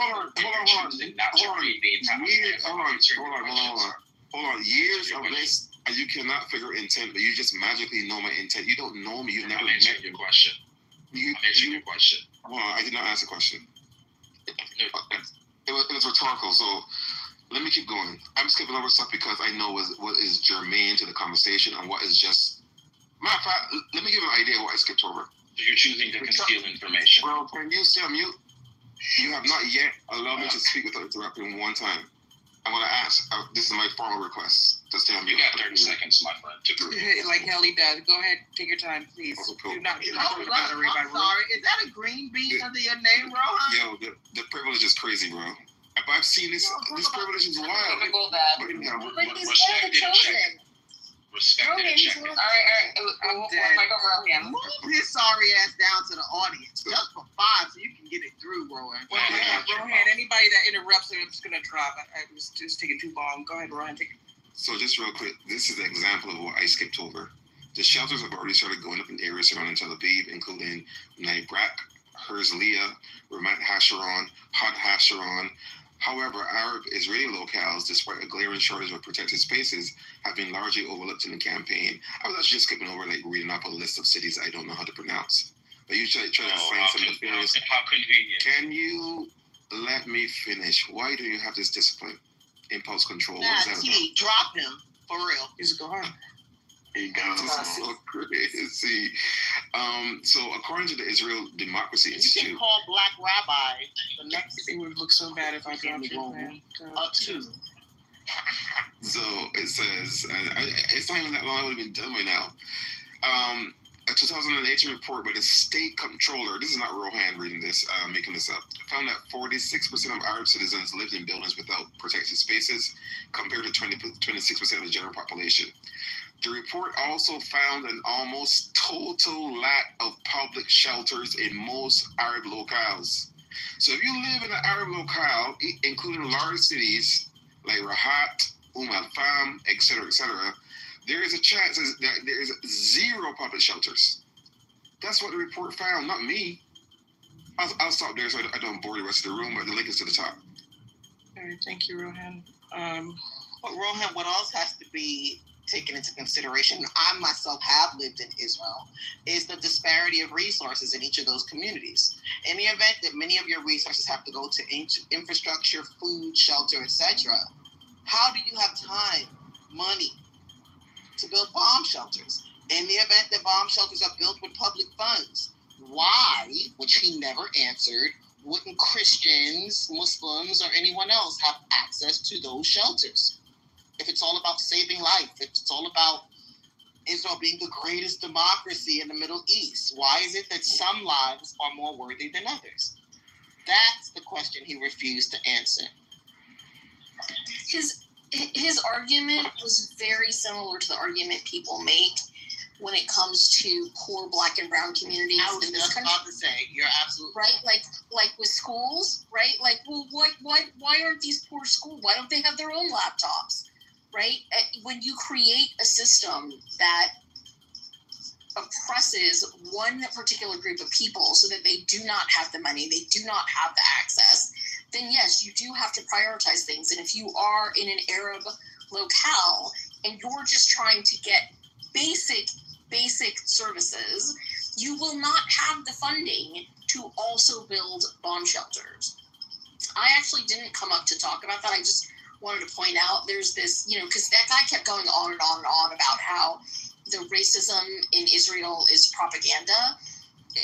I mean, is it propaganda when Israel admits that they sterilized Ethiopian Jews? Is it propaganda when Israel admitted that they took organs from Palestinian hostages? And I use the word hostages deliberately because they frequently kidnap and hold children and adults in prison for decades without trial. And when those people die, they admitted to taking their organs without consent of the person or before they died or the family, right? And of course, you can make the argument that is all historical. So is Dr. Perlman a Jewish-American trauma surgeon who has worked in Gaza during this genocide and has pictures that he has taken of children who have sniper bullets to the head and the chest. And he has reported that this is a frequent occurrence, and he is not the only physician who is reporting these things. Is that also propaganda? It would have to be, because we're not allowed to criticize the actions of the IDF or the Israeli government. And the moment we do so, dun, dun, dun, dun, we become anti-Semitic. But this is the thing about Zionism, right? Zionism is so predicated on the idea of stealing, whether that's land, natural resources, burning olive trees. They stole the word Semitic. They literally tried to co-opt the word Semitic when Arabs are Semitic. You know what I'm actually doing these days? I'm not even focusing too much on what these Zionists are doing. I've reversed it. This Zionism is about white Jewish perfection. It's about white Jewish freedom from culpability. It's about literally white supremacy. If you are white, if you are Israeli, if you live in Israel, you can commit no sin. You are guilty of no wrong. And any person who says different will be held accountable. That's the scariest part of all of this. Imagine telling people that their lives, I don't know if anybody here else speaks Hebrew, but if you look at the link that I posted, he's literally telling Palestinians, no, you're not allowed to come down here. No, not because of any safety hazard. He's telling Christians, no, I'm sorry, this is not for you, this is for Jews only. And you know what I heard and saw in that moment? Imagine if that had been Anne Frank. Imagine if that had been German Jews hiding from the Nazis, not missiles, but just hiding from the Nazis. Non-Jews, Muslims, Arabs, people from all around the world hid you in bunkers, hid you behind panels of their walls, risked their lives to make sure you could hide from the Nazis and the Germans and live. For you to tell someone else, no, I'm sorry.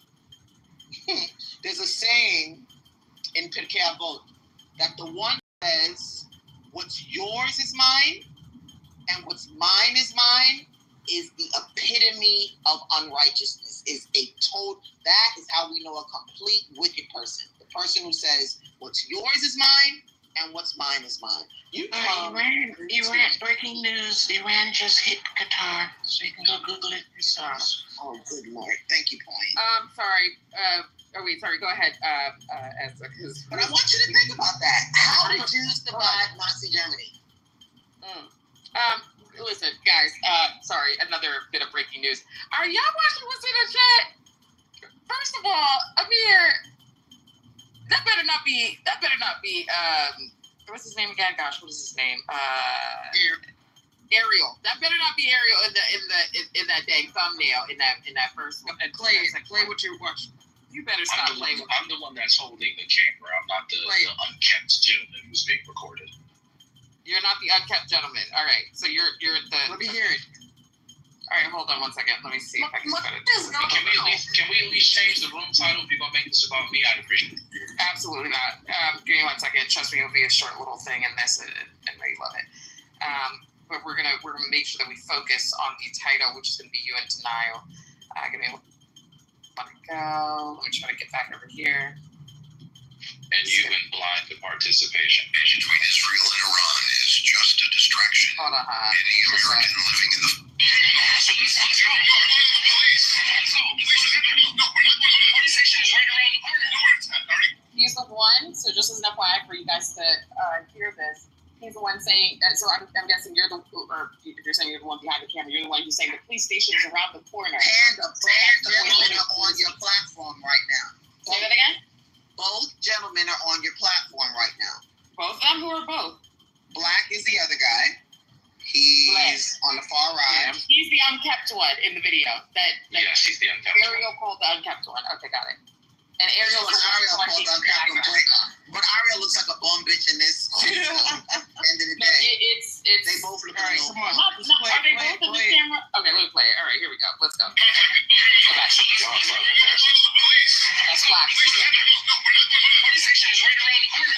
I already contacted them. I'm telling you, I'll file a report against you for harassment, for intimidation, and for threatening my life. You gonna also file about those girls you said I touched? Your mom is just going to testify. Okay, where are they gonna testify from? Where are they gonna testify from? Where are they gonna testify from? Bro, this is public, bro. This is public domain. This is public domain, bro. How public it is? This is public domain. How public it is? Oh my. Bro, what are you doing with your life? What are you doing with your life? What is he showing? I can't even see.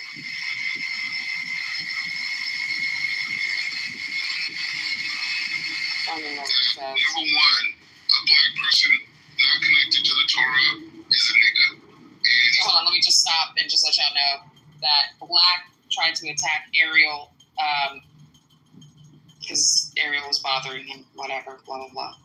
You can hear from the video, that was Ariel, and he definitely got snuffed. His phone dropped out of his hand. I mean, you can ask me. He got mushed at least, okay? Because he dropped his phone. Oh, there's another part to it. Huh? Play the last video. Oh, no, there's more, and then I'll play the next part of the next video, the other video that Amir has. Definitely. No problem. Let me just play the Black 31 seconds of this. Hold on one second. Let's go.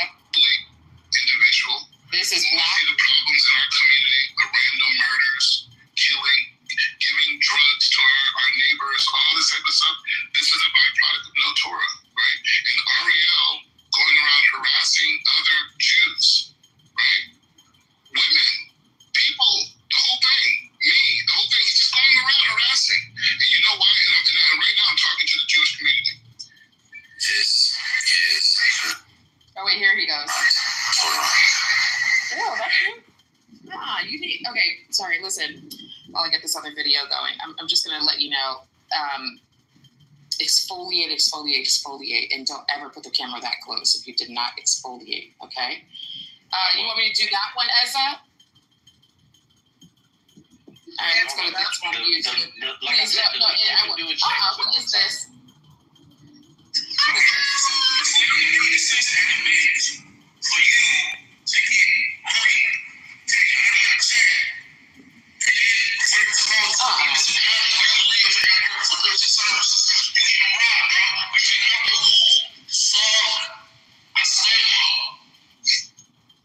Are you smoking weed?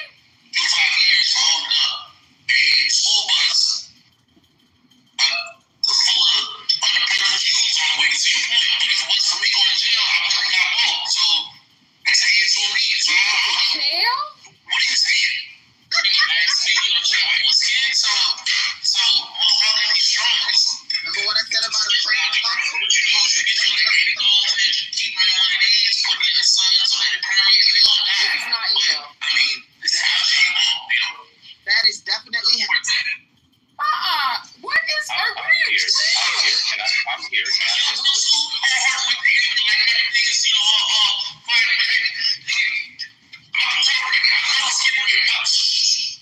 That's plastic. It's a plastic gun.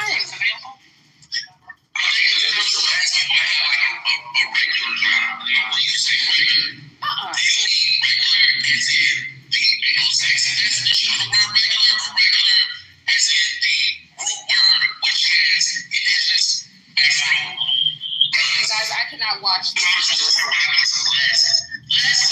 30 more seconds. White supremacy at its finest. We'll talk about glasses. It's actually glasses because the white man is black and you see what he wants you to see. Make this shit up.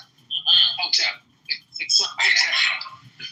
Black man is in there. We're gonna do whatever we can to say where we at right now. Yeah, bring me back some hammers, This is not real. There's no way. There's no way. Yeah, Hell it is. Stop it. That's it. You better stop it. Panda, can I respond, please? This is ghetto. Would you just This is the most ghetto thing I've ever seen in my entire life. What you just watched was a parody video. I mean, it's clear it's a parody, but I'm still very disappointed. I mean, obviously, That's the parody. You're not supposed to be proud. That's the point. You're supposed to be disappointed. I was not proud. I didn't say proud. Okay. What made you think that? What the fuck was that? It was an attempt to try to redirect the conversation. And I could have watched it on silent and felt the same. Now, that was the point. Oh my gosh, how many of these are there? It's parody too? Wow, just know that you're here recently. Wow. However, as far as I'm concerned, nobody makes Aliyah. Nobody even stops here on a layover unless you have divine permission. So the minute my feet touch soil, I was like, I'm home, baby.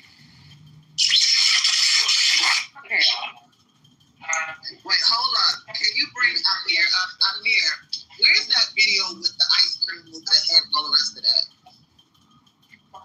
Why are you so active on live? I just don't understand. Hold on, let me go back to Amir's. Because you have people like Amir and Ezzy that like to share these videos. People do the work.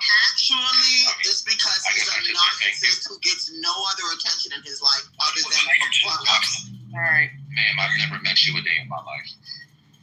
Again, Amir, can you put that video up for us? Yeah, Amir, please do. Pretty sad. Ezzy, I appreciate your concern. God bless you. Pretty sad. What's sad?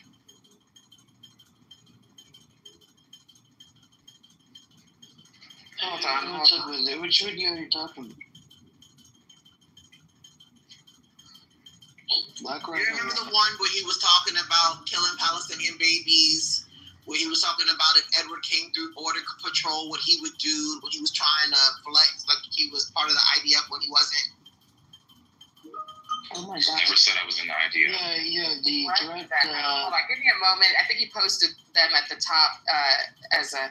Just give me a moment. Ooh, geez, there's a lot. And it's only 3 videos that I put. I mean, between you there's a lot going on. So did you hit the Palestinian kid? Oh, he's on the phone. Did you see the video, G? Yeah, I saw that. It's crazy. Is he in Israel now?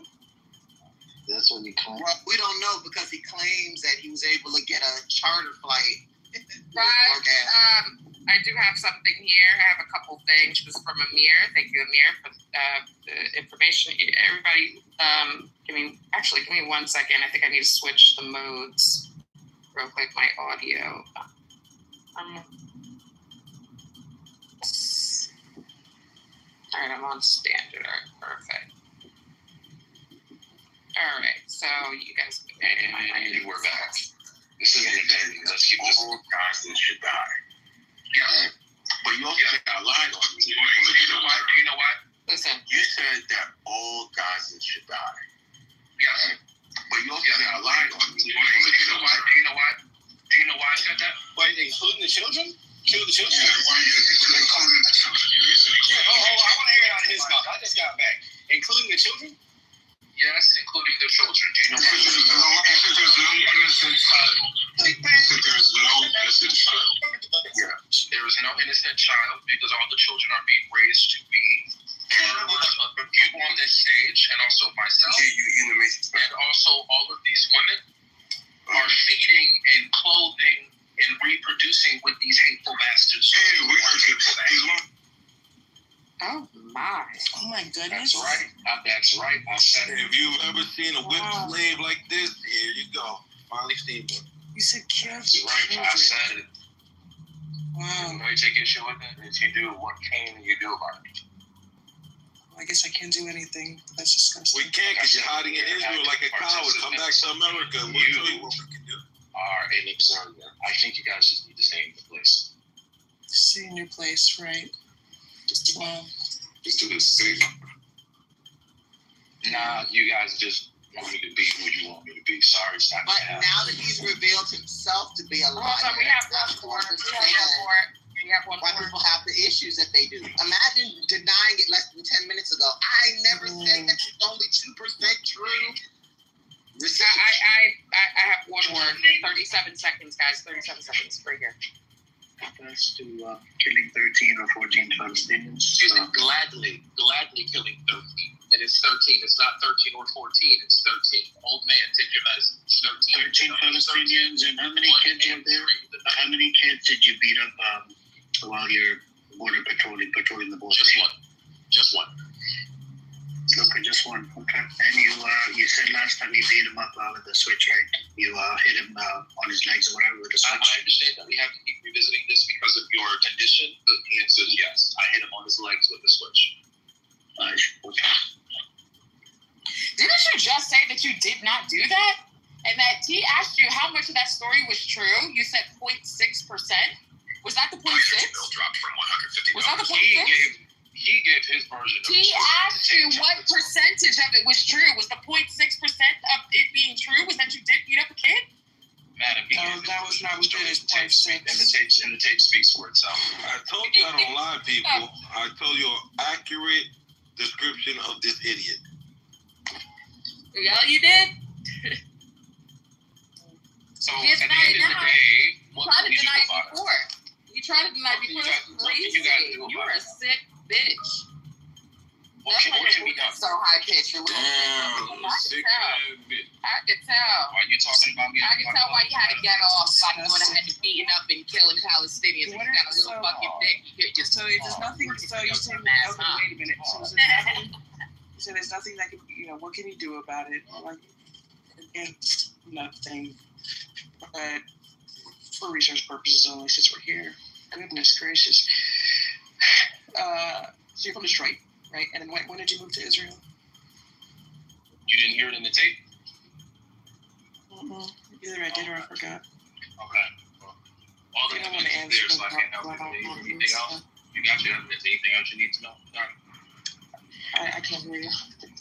I mean, if you have a little attitude, then we'll just skip right over you. Just a little, so you guys could kind of, again, even though it's not understandable. Since you don't want to participate, he's very salty right now. He doesn't want to participate. Even though his actions and his words are reprehensible and how he thinks, but I just want a lot of you to know that he openly admitted. I don't know if they have the recording still. His family disowned him behind him leaving to Israel. He even said he didn't have a relationship with his father. His father disowned him. This is where all that trauma is coming from. So he, uses all of that hatred towards other people. That's just how he is. He's just a sick individual that way. Yikes. What a fucked up mess. Don't blame Palestinians. Blame your daddy. It's okay. Wow. Who are you? Kill all the children. That's crazy. Yeah. Just like if daddy tried to kill you. This is terrible. Goodness gracious. But yeah, man.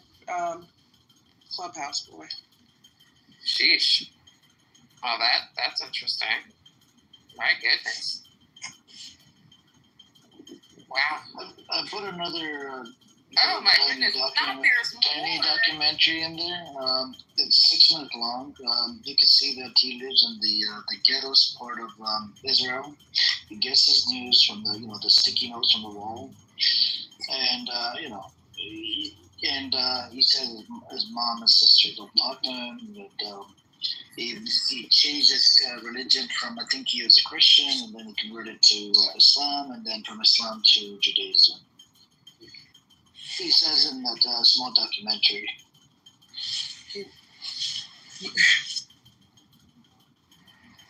So the ghetto is part of Israel? This is proof that black men really and truly need mental health counseling. It's not a joke. That's real. That's some crazy shit right here.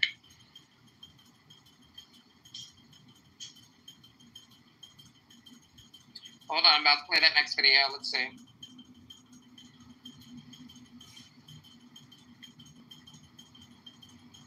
Oh, this is long. Hold on, this one's a long one. Let's just try to skip to... Eee! Yikes! Oh my gosh, I need you to bathe! Oh god! Every time I see you, I'm slipping through this, and I see this disgusting. This guy, what is this? Oh God, he is so primitive. My goodness. Sir, babe, please exfoliate. The black rabbi is the one who's unkempt, remember? Oh God, he's unkempt. He's worse than him. Actually, I don't know who's worse. No, they actually almost like twins. They really are. Oh, I had a wonderful childhood. My father. He had a wonderful childhood? What do you say?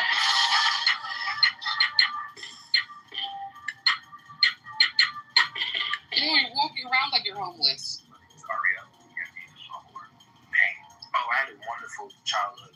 My father, he was a police officer for 17 years, then a school board trustee, and then he became the mayor. So hold on, stop, guys. Do y'all hear the background music? How cute is that? Sorry. It's like little sad violin shit. Oh my God, how cute is the music? All right, here we go. So, I asked my father, why are we Christian? He said, we're Christian because the man that owned your grandfather's father. He cannot, oh my God, his nostrils. Then you have to make a decision within yourself. Is this something that we can pass on to my family? I decided no. But then I started reading the Quran in depth, the Hadith. You're like, okay, where do I go now? And then, Shia, Sunni, whose side do you need to be on? After this is over with, this thought process, it's like, okay, well, what is left? The bare bones, like when you boil everything down, what's left in the bottom of the pot is Judaism. I said, okay, this is the way there to go. Went through a conversion process. I mean, first thing, you gotta come to a realization. And realization. Oh, God, it's boring. Okay, warrior scholars, the mental defense, the spiritual defense, the physical stuff. By nature, this is my claim. I mean, they're even look, the way that we boring. Most people concentration, which is Hebrew. Pray for clarity. Pray for clarity. I cannot watch this homeless shit. I really can't. He just looks like such a bum. It's so disgusting. It really is. It's so trash. He's so embarrassing to Black Americans. My goodness. He's just so embarrassing. Walking around Israel looking like that. Like, you gotta at least, wash your clothes. My goodness. This is horrible. Or put on some of that olive oil Israel is. He's so disgusting. Looking straight ashy. Ugh. But bigger than that, I mean, he seems like a lost soul who was looking to find himself somewhere else. I'm not mad. I don't understand what made him so lost. His father was great. He was a police officer. Wow. I mean, I'm just saying. I mean, shout outs to great parents. I mean, what made him so lost? Poor thing. Oh, well. It is what it is. Here's normal. Oh, God.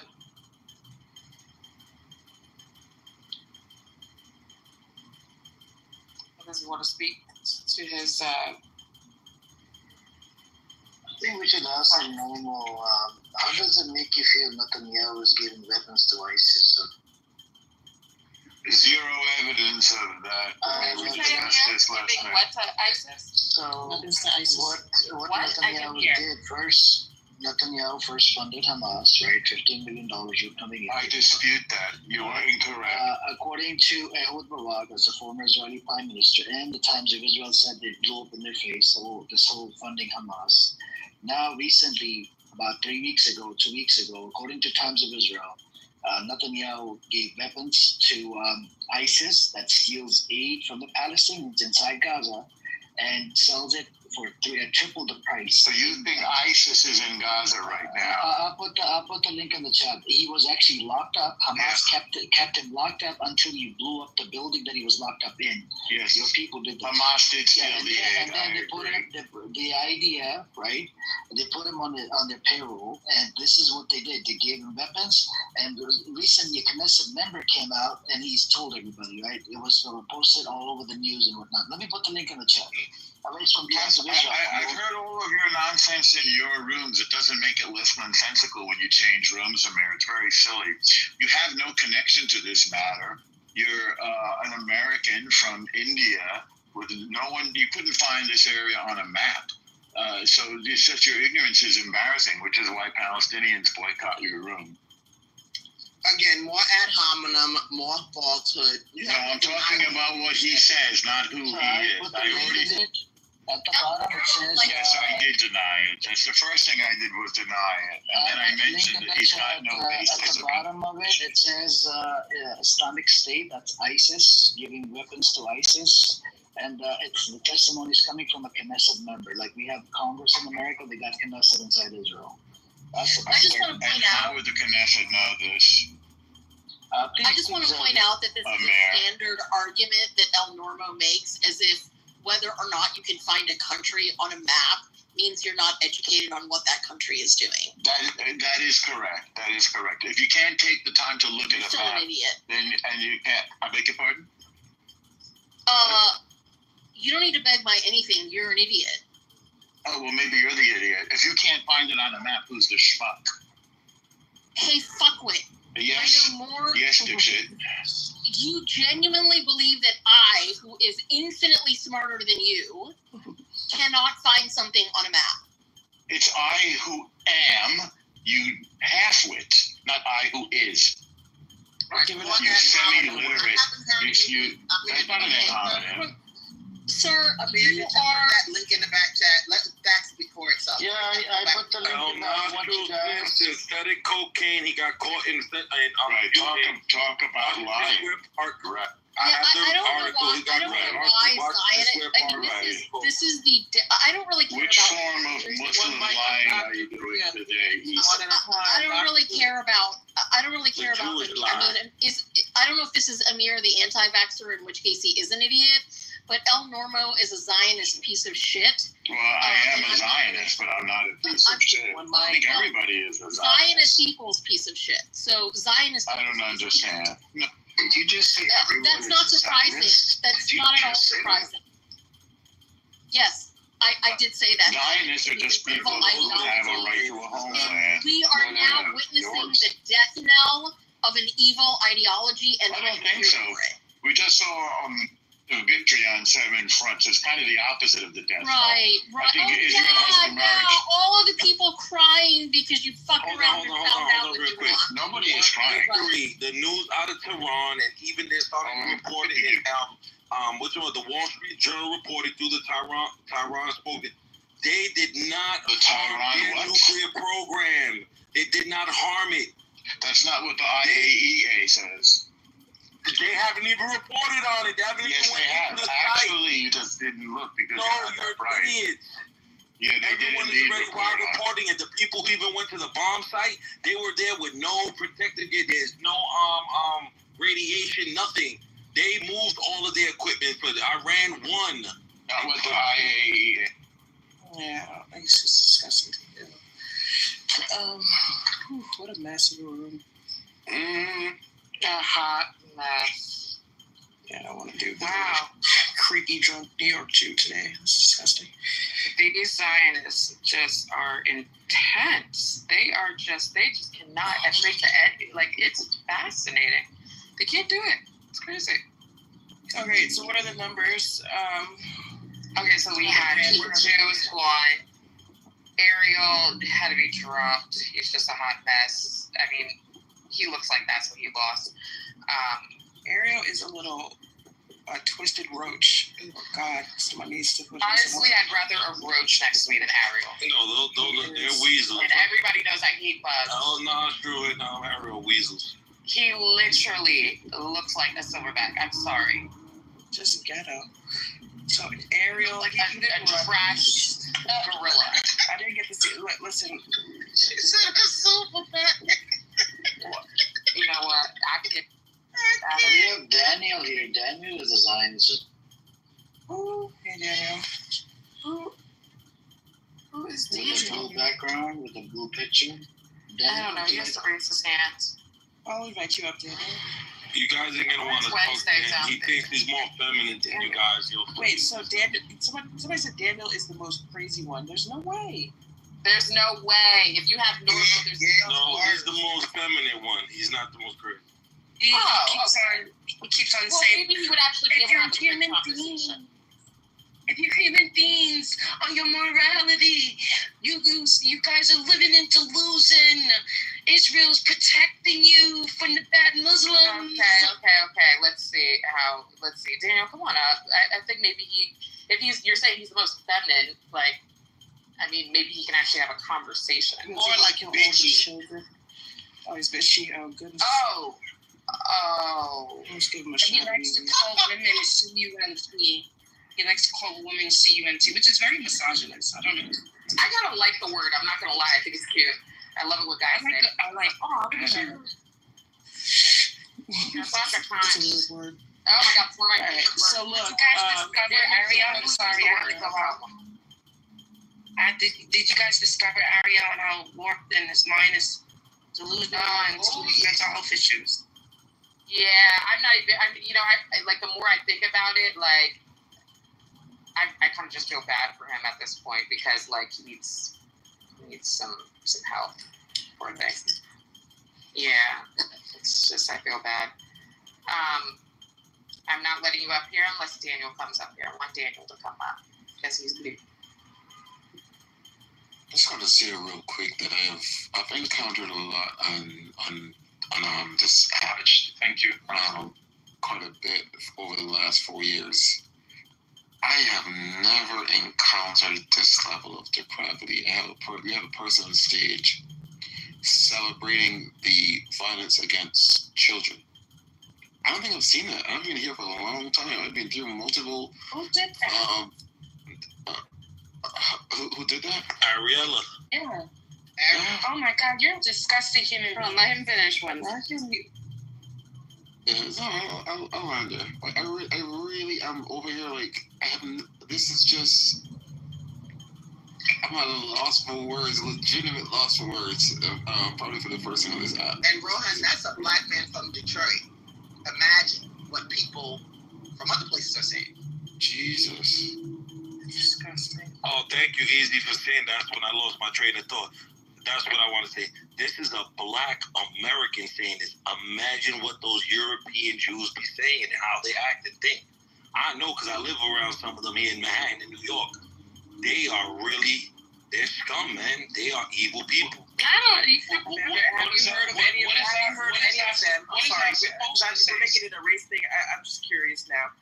Have you heard any of them say you kill all the children? They kill all the children. Yeah, I don't hear none of them. I live here in New York too, and I'm telling you right now that I've had such I've honestly never encountered.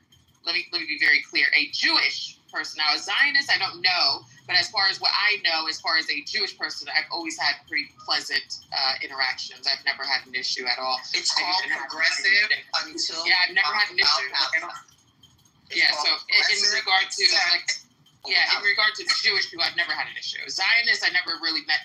I couldn't tell you if one was a Zionist or not, but I mean, they've been, as far as them being. I've never heard anybody. Well, majority of my Zionists, especially the ones here in New York City, and I've encountered many of those scum, and because I go to a lot of the rallies. And a matter of fact, 2 months ago it was now. Did any of you guys not see when Ben Kavir came to New York and all of the people were protesting? Those Jews in Brooklyn Zionists attacked women.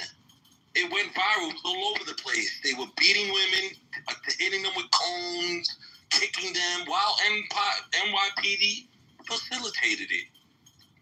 This is what they do. There's a video where there was a woman. There's a bunch of videos of it. Like a whole mob of guys like after her. But again, hundreds.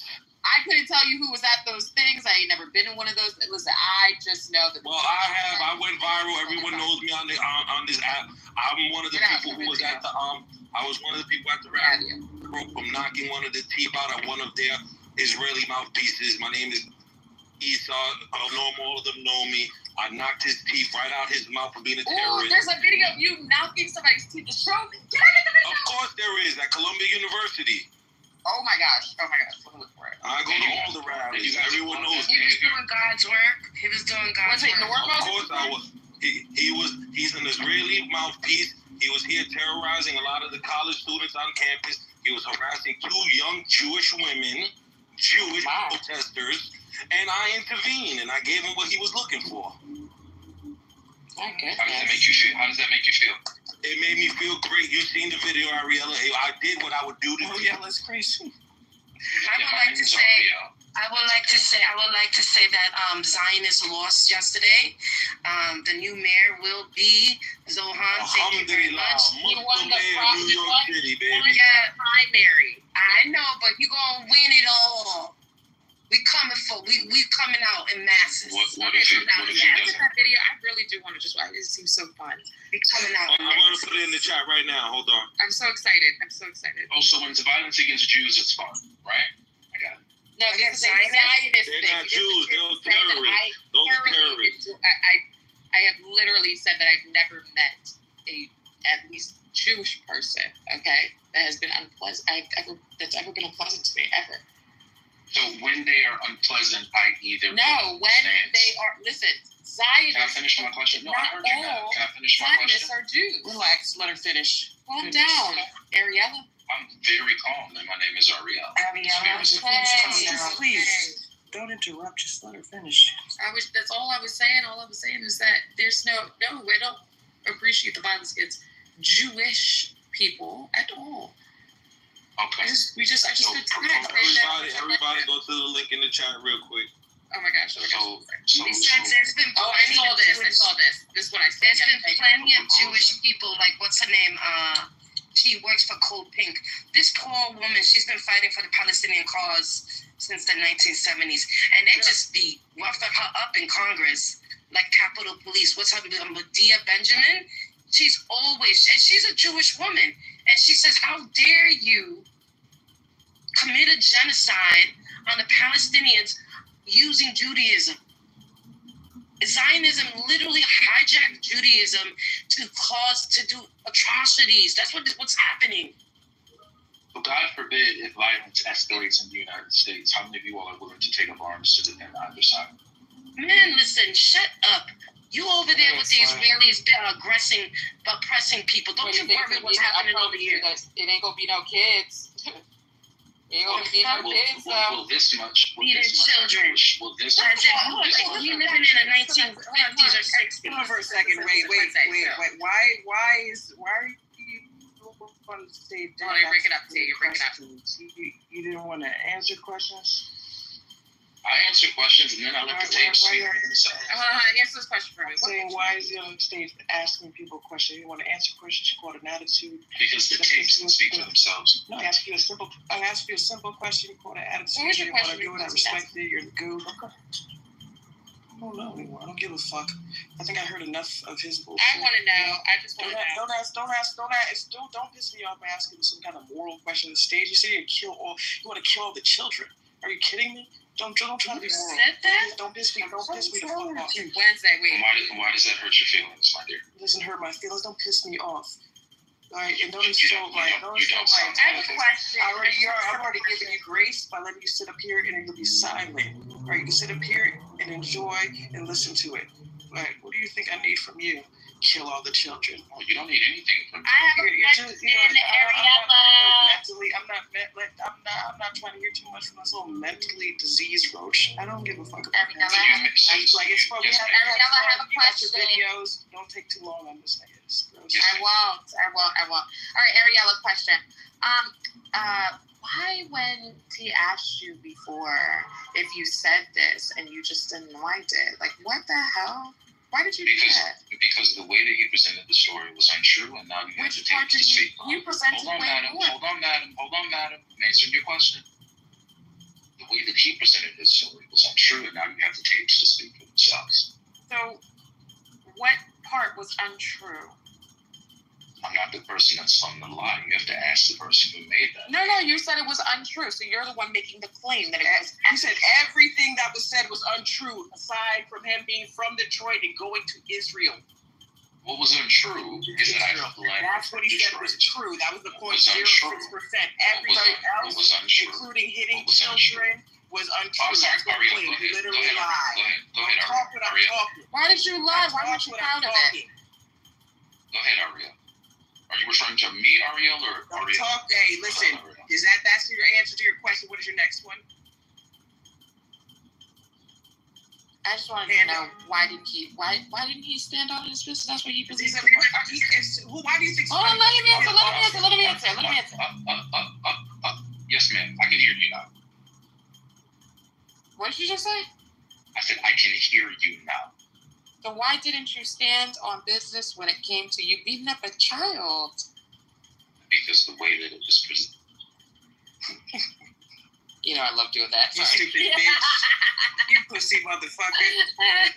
Use my language. You such a The funny thing is, I presented it much more lighter than how he was bragging about. You did. You can't say something like you want to kill all the children over there and worry about how something's presented.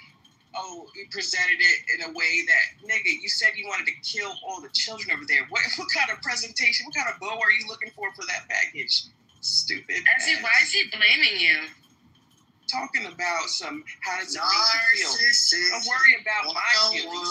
You're the one that wants to kill all the always children. somebody else's fault. Fucking guys, I've never seen a bigger loser than this. By the words of his own mouth. That's Rohan. I was telling you earlier, right, and other people in the room. I was like, people, it's just the most low confidence, fucked up in the brain, fucked up inside. Those self-esteem people that make these profound stuff. Why do people talk when I'm talking? It's crazy. They make these profound statements, and then when you go to examine them, what did you say? Let me understand it. They get offended and embarrassed. They don't want to stand on it. Just shut your bitch ass up. Just close your mouth. Don't say it then. You took the time to say it. When we don't take the time to understand it, you're embarrassed. And you switch up, and you backpedal, and you pussy pop, and you look so fucking stupid. And it's all of them. This one is the worst one. It's disgusting. This room right here, it was Zion started denial. Anytime we can get the room organized, they were cornered into making some sense, and I really don't think that's the worst corner to be in. I mean, gosh, they ran. Okay, they ran, they flipped out. You couldn't get a hold of them. This room did not go the way that it didn't reach my bar. I like things to be organized. It was all over the motherfucking place. I expected a level of that, of course, but I couldn't barely moderate the motherfucking good. And I understand that this issue is something that is terrible. It's a terrible thing that's happened. It's a terrible thing to talk about. But there's key things that I wanted displayed. Okay, and that at least that was accomplished. What happened was the question that was presented was, hey, is there genocide in Gaza? Okay, so Pikachu says, well, if you look up the ICJ's law on genocide, it has to fulfill certain requirements, criteria. And he started with intent. Can you prove intent? Mm-hmm. Right? And we spent a lot of time, trying to prove, what was obvious by some and, not obvious at all by others, or nobody knew it was Berkey, blah, blah, blah. Okay, no problem. So I'm listening, right? Understanding, went all over the place. It was a hot, fucked up mess. It is what it is. Sure, it was some shit that wasn't respectable. I cannot respect people like that. But here I am, I'm listening.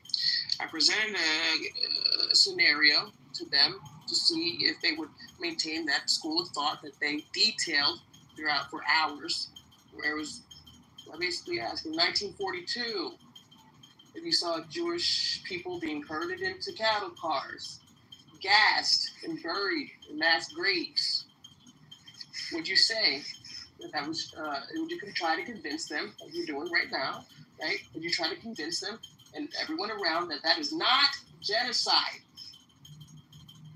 I was accused of weaponizing trauma and all these words, it's not going to work for me. I'm sorry. You have to make sense around here. I'm not going to buy it. I don't know, the emotional thing that you guys be trying to do. It's not going to work, please. You're gossiping with this way too slow. So after we got out of that tactic, it didn't work. I noticed that didn't get an answer. Aside from Panda, who did answer the question, is that genocide? Panda, would you consider it genocide in 1942? Mind you, there's no proof of intent, and this is what they required.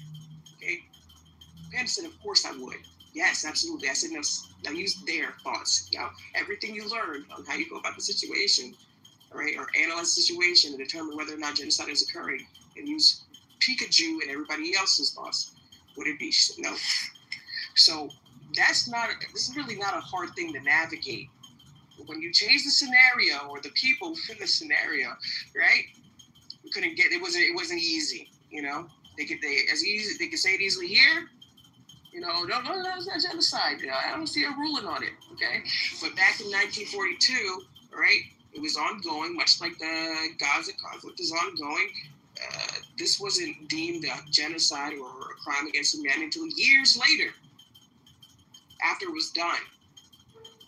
So if they followed their own logic, they'd be sitting up the whole time saying, no, it's not genocide. Where's the proof? Does it meet the criteria? It's obvious it can be. Yeah, can I ask you a question? Goodness, what a low integrity, fucked up group of people. Sure. Did you read out the statements coming from the officials? Your background is messed up. Okay, can you hear me now? Is it better? It's better. Okay, I said, did you guys read out the statements of the Ben Gavir and Yoav Gallant and whatnot, what they've said? They've said genocidal shoot. I don't know. I get asked Panda. I wasn't listening for a while. Yeah, we read some of the, like, calling people animals and calling for people to be decimated into a tent city and calling for blocking food and water but yeah, there's like 6 or 7 different statements that were made that were included in the ICJ court case. Nice. So they're making it more easier. Like day by day, they have made it so easy to prove intent. One thing about people like this is like they don't realize how clear, you know, they are. Like I don't know who you think you're fooling. I mean, even by producing that argument, how about a 10? I can't say that it's genocide. Like it's like you think you're slick. I don't know. Slick at all. I mean, when you talk to Jewish people internally, they never deny it. They never deny. You mean Zionists who support this? No, they don't feel that they are not right. They feel like they're superior to others. They say it openly. I remember my violin teacher who was a young student, 25 years old, and we come in the discussion because I thought she's an open-minded, normal girl, and then I asked her what she thinks about the conflict 12 years ago. And I said, do you agree that 2 children's lives are more worse than 1? And then she looked at me and said, what do you mean? What do you want to tell me? I say, if you kill 2, it's one more than another. But she said, a Jewish child is worse 10 or 20 children, not only 1. So I don't feel at all sorry for any Palestinian child. And this was deep out of her heart. This is a brainwash they get from small childhood. They really feel superior. They feel that their lives is worth more.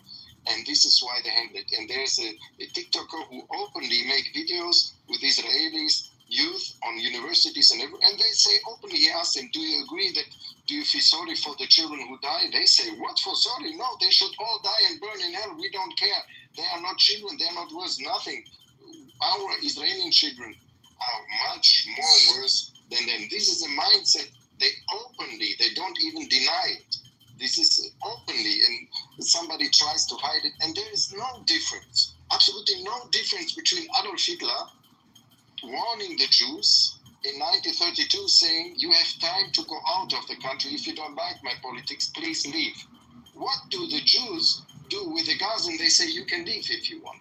But they don't even have, so it's worse what the Israelis are doing to Gaza than what Adolf Hitler did to them. Let's be realistic. Let's be clear about it. There's no doubt. And I think Israelis who are denying that, they just try to act in front of the Western world differently. But when they internally, they would never say that they feel sorry for any Palestinian child who dies. Never. They don't feel it in their heart. whatever they feel. I mean, can you be accurate? So they seem to be talking in Hebrew right now. I'm actually using a translator. Daniel is being an emotional bitch like always. Ariel is agreeing with Daniel because he's a coon. And now, he actually called us animals walking, I don't know. And something about America, God forbid if something happened to Americans, whatever. Don't worry, guys. I'm doing the translating because they're talking in their language, but I think they're trying to curse us out in their language to say some racist shit. That's all right. I'm pretty much worried. Thank you, though. And speaking of language, just be careful with our language, too. You know, my issue in this discussion is for people that would support shit like this, put whoever they are. I don't care if I don't give a fuck if you're some roach from Detroit, you know? I don't care who you are, what religion you are. This is disgusting. You support genocide, you support the Holocaust, you support whatever's happening. God, it's just, get some help. It shouldn't be hard to say that. I think we should just imagine. Have a problem first, and I think that's the scariest part. You have to know that you have an issue. You can't just be brain dead. You can't just be mentally ill. You can't just be walking around in a cloud assuming you're normal. I mean, I really want you to think about the psychopaths that walk the earth today. Most of them could never be told that they have issues or that they need therapy or otherwise. It's pretty sad. Pretty sad. We've got a president dropping F-bombs on public and international stages. Like, it's normal cause, you know? Like, it's normal fare. Think about that. Some of the most fragile, and forgive me, I'm just going to put it out there, some of the most fragile and flaccid, tiny dick individuals are those folks. I'm not even going to put it out there on your stage. Are those folks. They have nothing better to do than sit with tweezers and try and find themselves. No pun intended.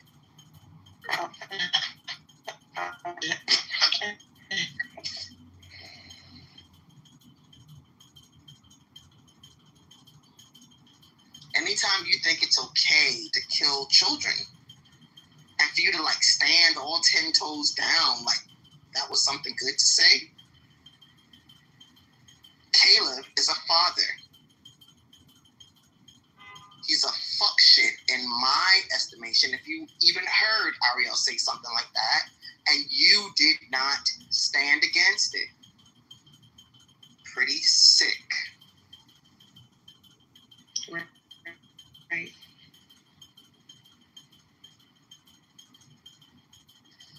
Oh my God. This bitch ass nigga say that I tried to get him to be my student. Is he fucking retarded? We know that he's mental issues. When I already know it. He has mental issues. Ron, you mad because you didn't? This man walking around with a white man on his PTR talking about other people's lives. That's pretty sick. Pretty sick. Pretty sick. You not, Ariel, you don't want me to start talking about your daddy. We got a file on that too. You really want round two? Back up, sit in the corner, eat your jello. Eat your jello. It's about to get ugly. What'd you call him? Silverback looking bitch. You need to back up. I wish Caleb would have came up because you want to know a passive-aggressive Zionist who says, I'm in your side. I'm the only one that's in your side. And I would gaslight the shit at you at the same time. That's Caleb. He will make you, he will question, like, is he, no. Like, then you be like, nah, motherfucker, it's a genocide. Fuck you. That's dumb. It's really psychopathy. It's not even a joke. I do not know one black Jewish man living over there who didn't run there trying to find himself, who didn't end up single and playing with themselves in a corner. Not one. They're either gay, like Ron/Michael, or they're devastated that some white white Jewish woman didn't want them. That's how it works. That is how it works. Do you know Lieb? He was in here earlier. He's kind of scary. Yeah. He's kind of scary. Caleb, white man, that's not your sentence, boo. You don't get to talk about black Jews. Sit in your white supremacist patriarchal space and learn something. Your Jewfro doesn't count in this court. Sorry. Okay. See, I'm half black. I've got a Jewfro. Fuck out of here. Unless you use a pick, motherfucker, stand down. Here we go. Yeah, what a racist. Oh, now you're hurt. You can spew all kind of shit in the back chat. Well, you got the right one today. I am not Ariel. I am not Michael Ramsor. I do not grab my ankles for black or white men. Dig that. Seems like they do it for both. Both of you are fucked. I'm surprised Davin. Oh my God, Davin is the worst. Davin. He is. I think he forgets time and space and the question that he answers. And then he'll say the question over and over again. And then he'll call you a Jew babe. Devin is sitting in a nursing home with nothing else to do. Feel bad for him. Bro, you guys know, you guys know each other. You guys, in the chat. I think him and Normal are in the same ward. Just sit with their little green and strawberry orange jello. Yelling reports at their phones. And their family members don't mind because at least they're not bothering the heck out of them. I turned hand raising off just in case your thumbs get tired. So. It's freaking scary. And he's spelling my name Ease. I want to talk about fathers. Can we open that file, please? Oh wait, I forgot about this guy. Oh shit. Imagine. I heard the rumors is, right, I don't know, look, I heard it from the streets of Clubhouse that your father, all due respect, has done some sort of corruption. I mean, well, be it that he was a public official, we can look it up. I mean, because we all know I'm a pathological liar, right? No, but didn't they get him for stealing money from the city? Be it that I'm a pathological liar, and he was a Can we please just have straight answers? It's seriously, it's so boring, when we do this whole long drawn out thing. Because the truth of the matter, if you don't want to answer, just don't. No, he wasn't, because at the time that he was in office, his contemporary was Kwame Kilpatrick. We all know what happened to him. The feds were doing the sweep on the entire southeastern Michigan. You're welcome. What do you think the solution would be for the Middle East? I think the Visigoths and the Vikings gotta go. They need to take their raw meat eating selves back to the mountains where they started out. Yep. I think we need to have more people who are compassionate and law-abiding, individuals who respect the Quran, people who respect the Torah. I think that would be a start. Not that Nation of Islam logic. Go ahead, Queen. Daniel is talking about me having pork in my teeth. Baruch Hashem, I've never tasted pork in my life. But while we're talking, how about you take that man's pubic hairs out of your back teeth? They're affecting your brain. Oh, shit. How do you know everybody's sexual habits? Actually, the last time you changed your lipstick, you left the rainbow on their dicks. That was the first time. And you have to admit when. What kind of Diddy party was this? You have to admit when Izzy is brutal, Izzy is freaking brutal. I'm sorry, Jinder, but you know what? Didn't I tell y'all? Please rein me back in, because these sorry, flaccid individuals are not worth it. Rein you back? We will not. Their It's not brutal, it's funny. Radio back, we will not. This is an unmarried 50-plus-year-old. He literally gets up. I'm not joking. You guys think I'm joking. He sits and creams his pants when he gets this much attention. You can tell. You really can. About my sexual habits. Like I said, I don't. All I could tell was from his trail to their buttholes and their penises. Izzy, you really have to show some empathy to the pathetic soul that you're talking to. I really feel sorry for the guy. Because I think he got shattered when people heard him revealed as a pathological liar. You don't know how much he's hurting on the inside. He's in a lot of pain. How do you tell that bold-faced lie? I'm in so much pain. And then you get revealed as someone who advocates for the killing of children on a public threat. Never mind what would happen if somebody reported that shit. But I am sure at times when he's by himself, he cries. I urged you. He told me he does cry at night. I urge you. Damn, that's sick. How sweet. Your Palestinian nature is showing with your lies. Please don't do that to yourself. Can somebody put his sorry behind Didn't you get hit by a Palestinian door? He actually got hit by a Palestinian door. He told us that in our Sure. What? So if you had watched that video a little longer, you would have seen the black eye. That paralyzed. Mm-hmm. Oh my word. Yeah, I know. it's beats on him. It's really interesting. Beats on him. And It's really interesting. he got the right black Jew, because somebody should have put the beats on his behind the moment they walked up behind him. You can tell he's been out of Detroit for a while. No black man is going to allow some, I don't even want to use the F word, but you know it's there, to follow him through the streets of Israel, watching him urinate. Can you imagine you gawking at a fat black man urinating? It's just gross. It's just gross. That's He needs a life. Why would he? Imagine needing attention.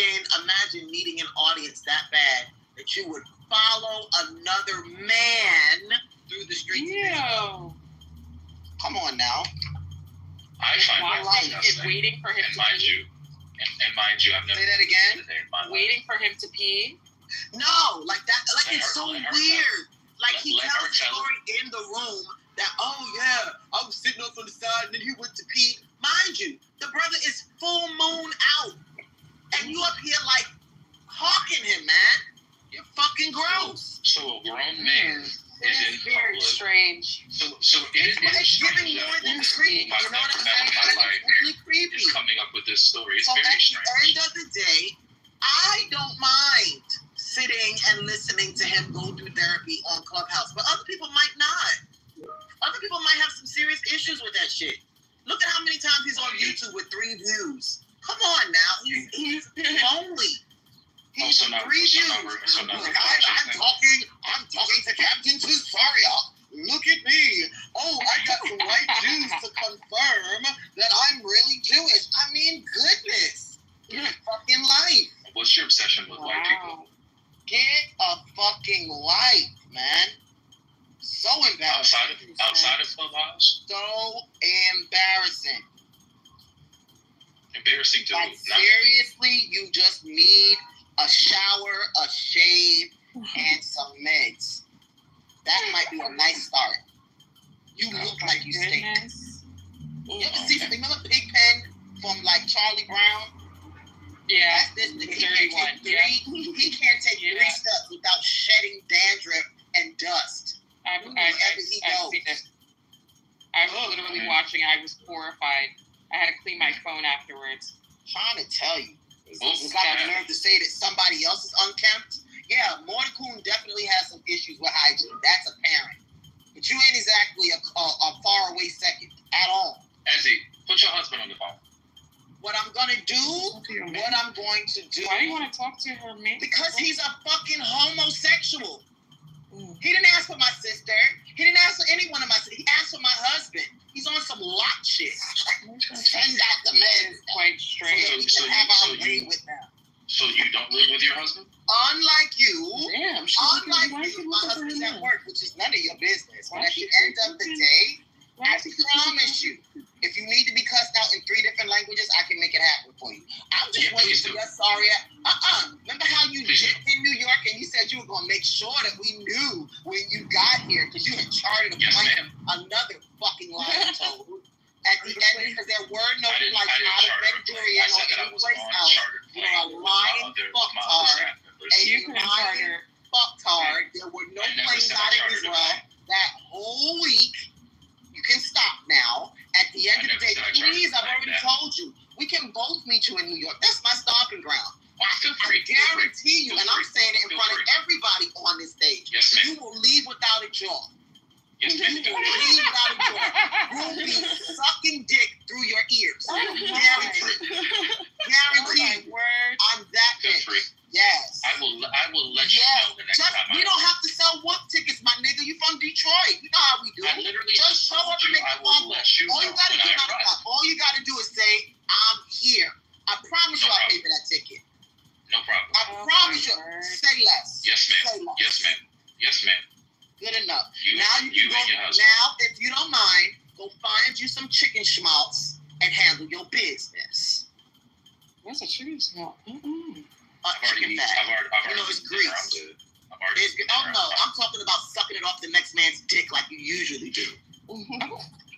Jeez. Again, with my I'm sorry. You know what? You could probably north of there. I really do. No, you can. It makes you so happy to feel at home. You know, at the end of the day, goodness so gracious. normal. That dude swallow a grape was falling out his ass like it's a grapefruit. Watch and see. Oh, God. Why is she talking about me? That's so next. He's not good at this. Come on now. Like a mess. You make Detroit look bad. I don't understand what there is to be good at. You're making Detroit look so terrible. It's so sad. He ain't from Detroit. Where's he from? Water and he thinks he lost his tan. Where is he from? He went in as Samuel Jackson and came out as Brad Pitt or so things. I'm so speaking. Y'all ain't see that perm bitch when he straightened his hair in the video? Y'all ain't see that one? Wait, hold on, let me help you out with his greasy. Follow the drip. Follow the drip.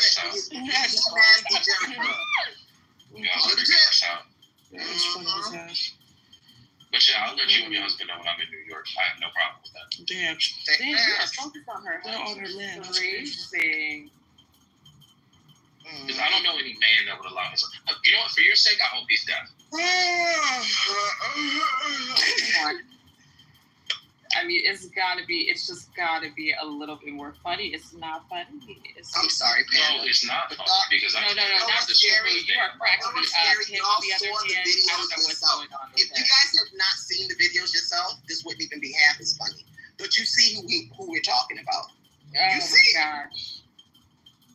His little tired, small behind. How tall are you? 5'7", 5'6"? Them little behind ass legs? No, madam. I'm 6'2". Yeah, that's a 6'2" lie. I'm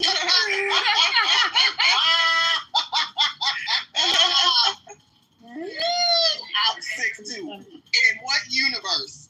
6'2". You want to be 6'2". But you don't have to believe if you don't want to. Brother, that was that dick you took. Hey, why wasn't you? Hello, Black. Hello, Doctor. Wait, Rabbi. I don't even like calling him Rabbi. He knows that. Mordecai. Mordecai, come out and play. Screaming. Oh my gosh. You, boo-boo. Your baby's on stage. Your baby's on stage. Get your own man. Yeah, come on. Like No, I just want to let him know. No, the reason why I'm saying that Black Rabbi.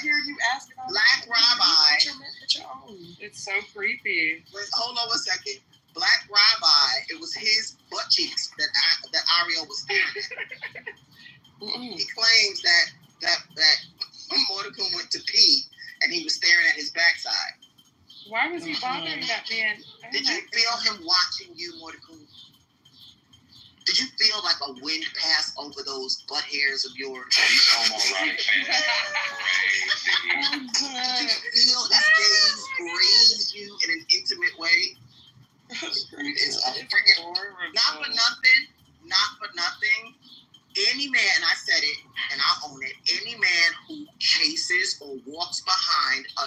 you're a man, for that amount of time, has serious issues. Serious issues. Imagine a man following another man home. Imagine that. Following anybody for that, man. That's crazy. Imagine that even happening for 2 inches in Detroit, much less 10 blocks. You waited and stalked him in a marketplace. I did. Follow him home. Gosh. Yes. Hey, why Yes. you do that? Yeah, how did I do that? Ezzy, please tell me, how did I do that? He's on No, I stage. said, He can why answer for did you do himself. You on video following the brother home.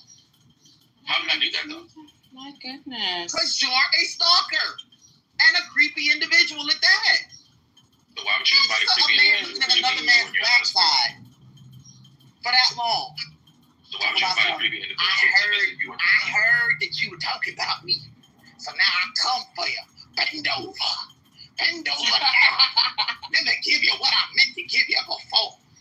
Oh, my. Wait, Ezzy, you do that too good. That's hilarious. He is so funny. Wait a minute. That was coming from a deep place. You remember the Raw? What was it? Raw? Was it Eddie Murphy? Talking about some eight. Hey, no, What was his I name? want to tell you something. Ah, dang. Oh, come on, y'all. Mr. T. It was Mr. T. Bend over. Go put it on. Think over. Something like that, he said. That is exactly what I thought about. Don't put it on Eddie. Don't put that on Eddie. Was it Eddie? Was it Eddie? Yes, it was. Remember when he was trying to pretend like Mr. T was like, That was delirious. was it Delirious? It might have It been. was wrong. Delirious was out of pocket. Mad Let's be for real. It was wrong. Delirious was all out of pocket. It really was. Insane. Yeah, right. Oh my God! You made me want to go look at it again. Pull over. I think you guys should ask Black Rabbi if he believes 1 year Gazans to be terrorists. That's what he has said multiple times. Believes who? This Black Rabbi character believes 1 year Gazan to be a 1 year Gaza. I'm gonna take that back. 1 year old Gazans, you know, from Gaza, 1 year old. No, Black Rabbi, are you there? He's there. He's on the bottom.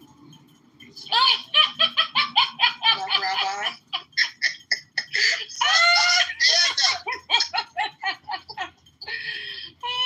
Juhanis, are you there? I'm here. What's up, Amir, my old friend? Hey, I'm just putting it out there. You know, I'm single. I'm just out here chilling. What's up?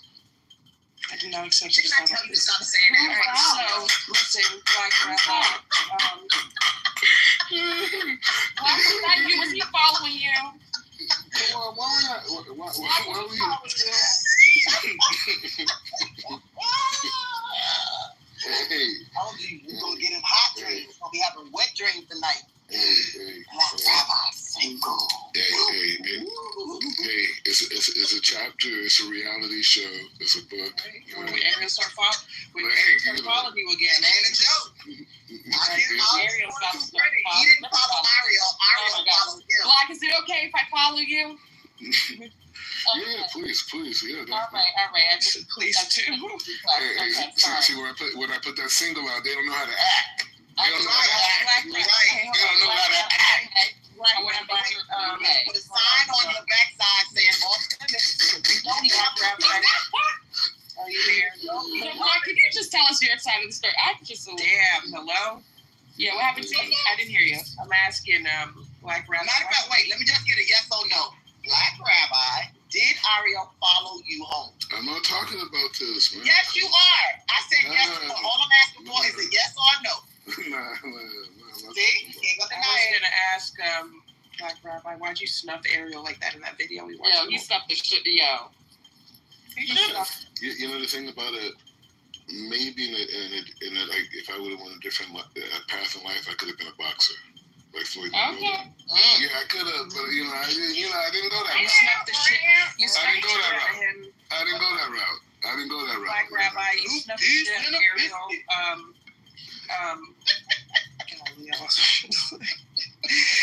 I'm a peaceful man. Sharif, don't let me.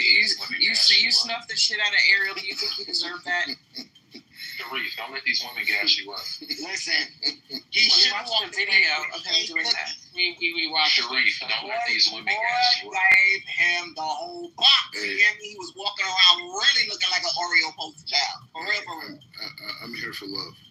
Sharif, don't let these women gas you up. Yeah, and he was loving on your backside the whole time he was walking behind. Leave him alone. I just wanted to talk to him. I want to know, like, did he deserve that? Or Ariel, you can answer, like, do you think you deserve to be snuffed like that in the video? Sharif, don't let these women gas He you was up. walking behind him on that Jodeci shit. Can I talk to you? I really wanna See, as he's too good at this, Can I this is talk like, to you? hey, Amir,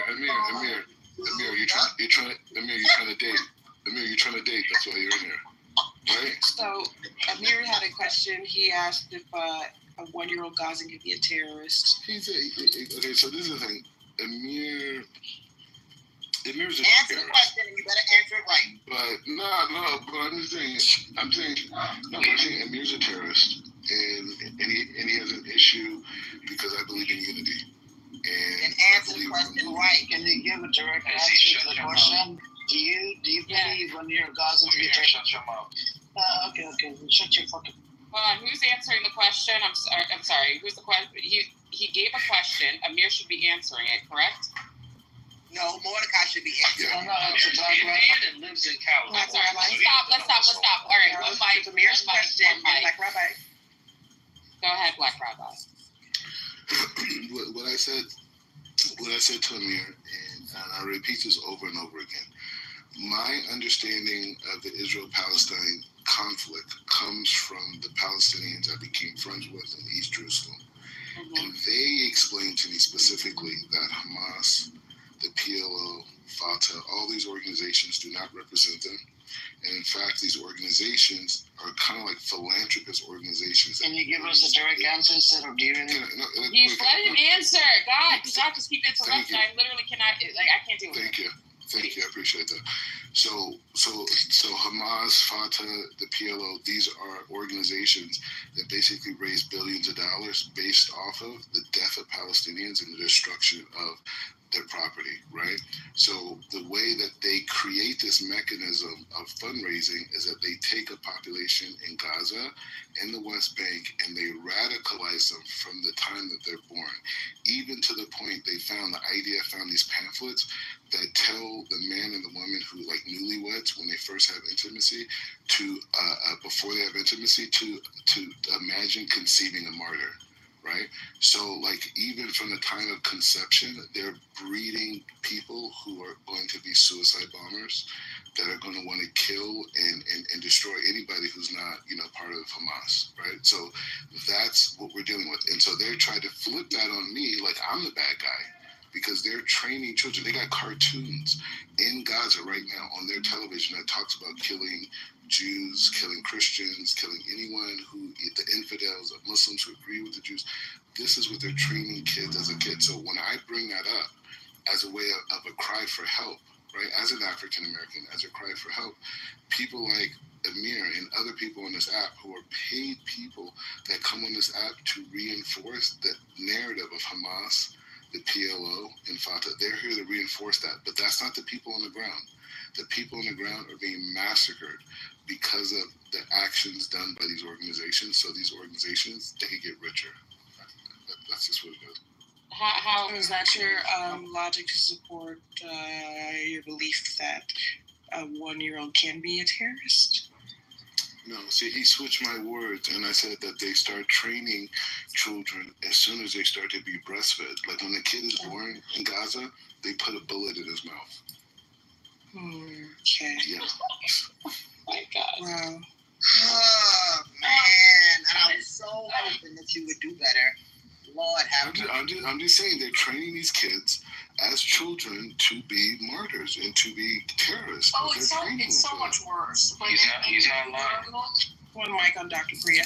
When they're in utero, they read to them about how people should be murdered and how they should be bathed in blood. It's like so much worse. Forget about bullets during pregnancy.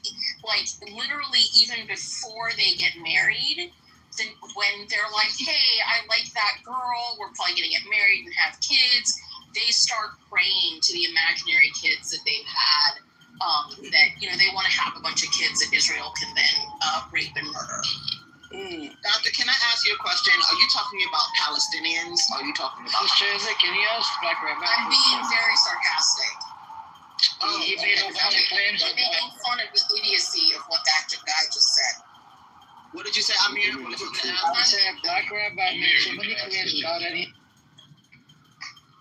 You know what the problem is? I think that when you live in insular communities, it's very easy to see everything outside of your community. It's not really all that easy to say something about yourself. I mean, imagine if I took the exact same phrase that he just put forth on this stage and said, you know what? From the time European Jews have a child, you know, they teach them to suck dick in the mikveh based on the number of pedophiles within certain European Jewish communities. Imagine how, like, stunned, appalled people would be if I said something like that. That's the same equivalent. Number one, all Palestinians are not terrorists. He knows that. He's been around Palestinians. I said West Bank. Wait, hold on. You've been in those places. You know that there are very beautiful, good people in those spaces. You've actually done videos with them. Stop. You've done videos with them. Yeah. You bragged about the fact that you used to be Sharif Hassan and that you were a Muslim for 27 years. You know damn well for 27 years of your life you were not trained to be a terrorist. You need to stop. At the end of the day, you and I also both know that many Israeli kids in Israel are trained to hate Arabs from birth. So when you're living in a crystal meth lab where hate is the order of the day, yes, children are going to internalize what they're surrounded by. But it is highly irresponsible to say that every single Palestinian child is born and raised to hate Jews, because that's just not true. Right, but it's also important to understand that he basically brought anecdotes to a data fight, right? He's like, I know a bunch of Palestinians who told me blah, blah, blah. Like, nothing he has said can be verified. Doctor, where are you right? from? Because I can say the same thing. I know a shit ton of Palestinians because I know a shit ton of folks in my training program who were kicked out during the Nakba and went to Lebanon and Jordan and then ended up becoming residents within my program who would say the exact opposite. But that's also an anecdote, right? The Nakba was a long time ago. I'm so stuck on the Yes, thank you. I understand what I'm not sure what your point is because I do understand. Nakba was a long time ago. How long ago? I just want to make one point, okay? What does that have to do with the fact that you brought up an anecdote? What does that have to do with the fact that you brought up an anecdote? Thank you. Yeah, I just want to substantiate a couple points. So yes, I grew up. My parents were Sunni Muslim. They got into Sufism. That's how I grew up, right? My siblings, all of us grew up. We went to Muslim schools growing up. First language that I wrote was Arabic. We wrote from left to right, the whole thing, right? So because of that, I have an aspect of extreme sensitivity toward the Muslim world, right? Because I have seen the beauty of Muslim people, my parents being them themselves, right? And friends and cousins. My mom's brother married a Palestinian woman. So I have half African-American, half Palestinian cousins, and Palestinian cousins through them, right? I guess they're second cousins, right? So I'm not coming from a place of, I'm against, Palestinians. No, it's the opposite. And what I'll say is that there's 2 million Palestinians that live in proper Israel every single day that don't refer to themselves as Palestinian, they refer to themselves as Israeli Arabs, right? Because before 1967, they were either Jordanian or they were either Egyptian. After 1967 war, the Russians came organized with Palestinian or Arab leaders, and they formed a Palestinian peoplehood as a mechanism to resist Israel's growth in the West. Right? So my point is saying that so the people that are here are basically caught into this concept where they're forced to be refugees, they don't have representation, and then the people in the West who are talking free Palestine are not helping the people on the ground. They're helping the people who are making hundreds of millions of dollars off of arms deals and other types of mechanisms of money that come in out of Gaza that are Palestinian, right? Because if you look at Palestinian leadership, most of which are dead now, these guys were billionaires, right? They're richer than Jay-Z. So where's your proof? Where's your proof? Because again, this is Palestinian leader. Wait. Okay, don't cut me off. Just to be clear, you want proof that Palestinian leadership were billionaires? I want proof that they're putting bullets in babies' mouths. I want proof that there are cartoons teaching them to kill Jews. I want proof of every bit of nonsense you've said. Okay, I mean, well, we could have like a conversation on a podcast, whatever, and I could present all this information. That's not a problem. Are you fucking kidding me right now? This guy's fucking insane, man. Get some help, dude. You're mentally ill. Get some help, dude. Get some fucking help, will you? You have the proof or you don't have the proof. Why does it require going on a podcast? Don't you walk down the street and see those Palestinians? Do they tell you we are Israeli? Hang on. Let me please finish, sir. Let me finish. You have the proof or you don't have the proof. Why does it require me going on a podcast? No, because I need to be. Because I want to give her. Because I want a presentation. Are you? Yeah. So right. So again, you're here to build an audience. Is that a big deal? Okay, I mean, I talk about it on podcast now, but I'm just saying the point is saying if you wanted to have a clear presentation on the fact that child soldiers are being created in Palestine, and you in the West are supporting the fact that children are being transformed into soldiers, suicidal entities, right? You're supporting. All right, so hold on for a second, please. Yeah, hold on. So we gotta get at least one. Hold on for a second. Got it. We have to. Oh, I'm sorry. Hold on for a second. But we have to get at least one plane. Wait, did he go? Oh, add him to the list of people who run. Notice though that as soon as I asked for proof, it became, let's make it into a big spectacle, let's bring in an audience, blah, blah, blah, because there isn't proof. Hey, Rohan, when you ask me for proof of something, what is my response? Do I say, hey, let's do a podcast? I haven't experienced that yet. I have a question for Dr. when it's possible.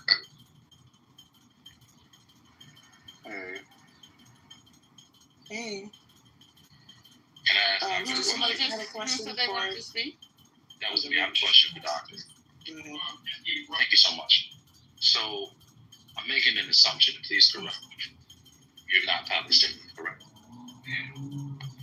I am not. Okay. I'm assuming, you don't have to answer, do you live in America? Yes. Okay. Looking at the movement from Israel to America, from what's on the ground to what's in the leaves, if you will, I see that it's cannibalizing itself. And there are some people that honestly believe that if they stay on the side of those that are perceivably empowered by popular opinion, that when the fruit falls, that they're going to be safe. So be it that you're not Palestinian and that you're American, are you siding with their cause because you believe it offers you some sort of level of safety or relatability, or it's just that this is the cause that you genuinely feel should take up most of your time? Can someone translate crazy to English? I have no clue.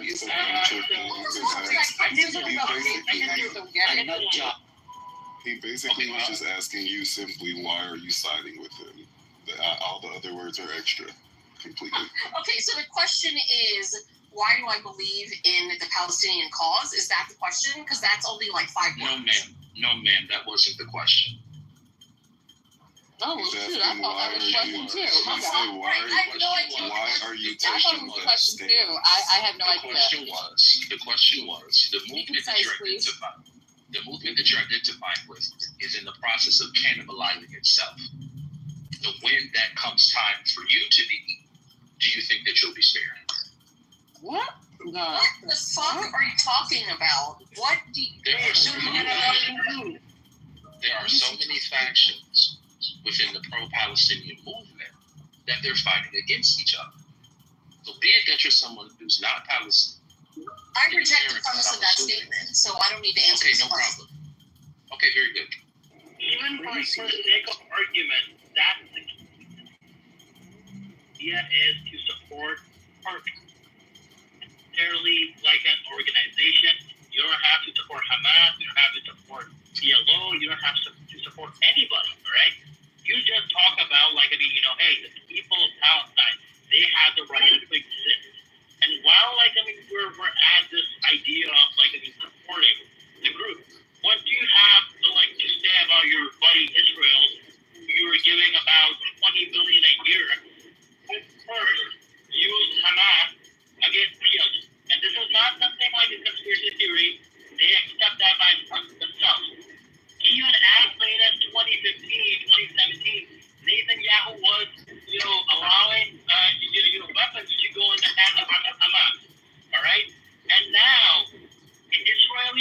opposition is accusing of Netanyahu to, funding ISIS-like group in Gaza against Hamas. And they're the ones who are actually taking away all the aid that flows, and whatever the minimum that goes in. So while we're at it, can you tell me what do you have to say about your tax money going into like funding these destabilizing the region by the hands of Israel? Any words for that? Of course, Are you asking me that? No, he's asking Who are me. you asking Because that? he's asking me because you don't live here. Oh. He's asking me because you don't live here. So, we have to give them money. Because under the Oslo Accords, under our auspices, hold on, sir, I'm answering your question. Under the Oslo Accords, to simplify it, it's our responsibility to give the political structure money that runs the people. But if they decide to spend that money on guns, and they're dumb enough to use them against us, we're going to have to handle that. Wait, who told you that, after Oslo Accords, you started giving money? You've been giving money to Israel since, the beginning, inception of it, right? And you've been giving a lot of money. You misunderstood what I said. I said, in accordance with the Oslo Accords, they can purchase weapons with the money that the state gives them. And if they decide to make that poor choice and to use those weapons against us, it is going to be handled with extreme brutality. So basically what you're saying is that you're okay with your tax money going into some, genocidal work as long as they don't, attack you. No, sir, that's not what I said at all. What I said was they take the money that we give them. Let me answer your question. No, you're not sorry to interrupt me because you're interrupting me. So let me answer your question. If we give them money, which is what we're supposed to do, and under the Oslo Accords, they can use that money to buy guns. When they make the poor decision to turn those guns against us, it will be handled with extreme brutality. Okay, and who are you talking about? Who would these people be? Are the Israelis or Palestinians? Israel is responsible for giving Palestinians money. They receive money from two different sources: the international community, such as kind-hearted people like yourself, and the country that they live in. We have to give them money so they can sustain their infrastructure. But when they choose to use that money to buy weapons of war, they will be handled with extreme brutality. I think, it's always... You guys know what you're talking about, with all due respect. Because here's the thing, okay, English is my second language, all right? I may not be understanding, but if anybody here is understanding what you're saying, all right, then, then okay, then probably maybe I'm not understanding you correctly, right? That's maybe my fault. But if everybody here, including native English speakers, are not able to understand a word that you're saying, then maybe you need to work on your skills. That being said, the money we're talking about is not that aid that Israel gets for Palestinian people. We're talking about the 5.8 billion civilian aid that Israel gets for their own selves. Not for Palestinians, not for Palestinian infrastructure, but for themselves. And this is the $5.8 billion check that's given every year without, no question asked. Other than that, they get military aid. Now, where they get billions of dollars, and only Israel is the one who gets that aid. They're the ones who are, spending that money. They're the ones who are buying the weapons. It's not like Palestinians. It's not anyone else but the Israelis. So maybe, just maybe, try to research before, making a fool out of yourself. No. So, I don't know if you understand how that money is delegated, but it's very simple. When I was living below the poverty line, I would receive one card, which I could use to buy food, and the other card was used for me to buy medicine. I can't use one for the other and vice versa. And it's the same situation. They're not sending us boatloads of cash as your imagination. Oh, wait. Are you that Michigan guy? Are you the Detroit guy? Hold on, sir. Are you the Detroit guy? Okay. Hold on, sir. You're screaming, but you're not listening. like you said, English is your second language, so please have mercy on yourself and listen very carefully. It's not cash money. It's credit and it's debt. Some of that money has to be allocated to the people who live under your control. And if they make the poor choice to use that money for weapons, they will be and are handled with extreme brutality. You got two choices. You can buy bullets or you can buy corn. They're like, hey, we're going to buy bullets. And now they're dealing with the consequence. This is only one last thing. I'm gonna let them speak my vote. So everybody here, right? This guy, I know who he is. He used to come into your school. This guy on record has said that how he has, killed. You're late to the party. We all right. And like, I mean, he has, how he's, he's children, or Palestinian children. So, I mean, whatever he says after this, I mean, take it from a grain of salt. I mean, it's kind of like, talking to a terrorist. Arslan, just as an FYI, we all know fully well who he is. We understand the talking points. We understand the whole ridiculous, ludicrous setup of, because this has been the standard lie for decades, right? It's just that now that the world has actually seen Israel's actions live streamed, we all fully are aware of what those lies actually mean, right? Because essentially he's pretending that it is not enshrined in international law that if you are an occupied group that you do not have the right to armed resistance, which you actually do. It is enshrined in international law.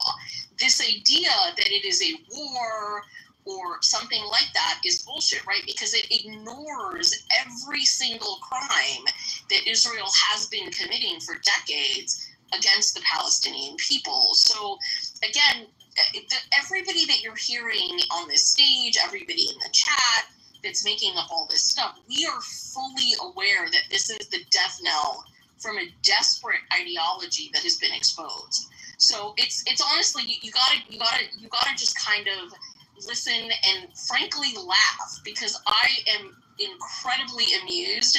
I actually find it very entertaining to listen to the desperation of people trying to justify bombing hospitals, raping doctors to death, killing people, because an occupied and brutalized group of people fought back. Now, I'm not condoning violence against civilians or anything of that matter, but I am also not someone whose entire bloodline has been massacred. I am not someone who has watched my children be taken for throwing a rock. I am not someone who has had my child sit in jail for decades with no representation or die as a hostage of Israel. I am not someone who, at the age of 12 years old, was tied to an IOF Jeep and used as a human shield, right? Every accusation we fully understand as a confession. Well, ma'am, to your point, to your credit, what you said, a portion of it is correct. They are. Oh, I should just let you know that everything you say I pretty much ignore. Okay, very good. So I just want to let you know that to a point what you're saying is correct. And I do find it interesting that you are entertained because you have no skin in the game. You have no skin in the game. So it's definitely hugely important to me that you feel that something I've said is correct. Let me assure you that your opinion on everything I've said is incredibly important to me. Your smug, white liberal attitude is not helping the cause. It's actually hurting. Yeah, I'm not white. You said, which is why you said, well, you could have fooled me. Which is why I said that it's interesting that you say you're entertained. Fuck up. Rohan. Panda, Rohan, Corey. I'm here, T. Lee. I'm listening in. You okay? Yeah, I'm okay. I'm hanging in. How you doing? All right. Just trying to, I don't know how long this room has been open. Just kind of get some direction.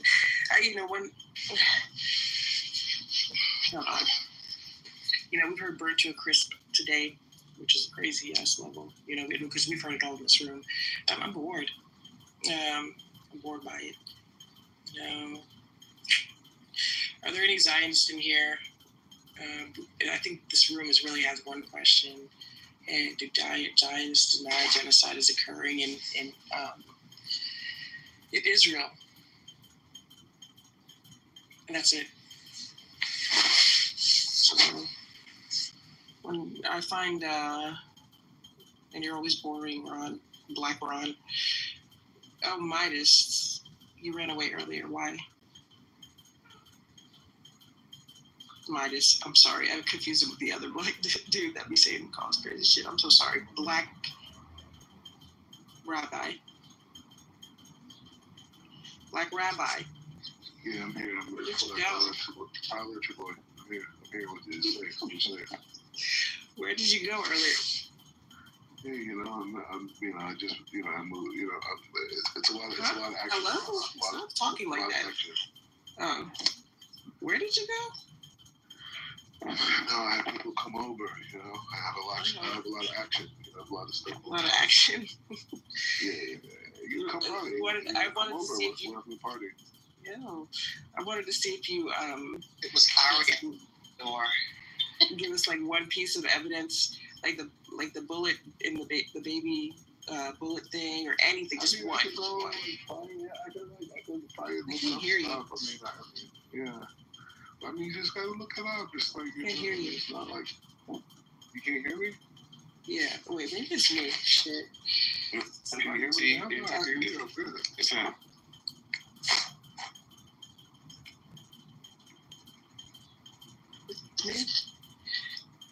Okay, sorry. Sort of related. So.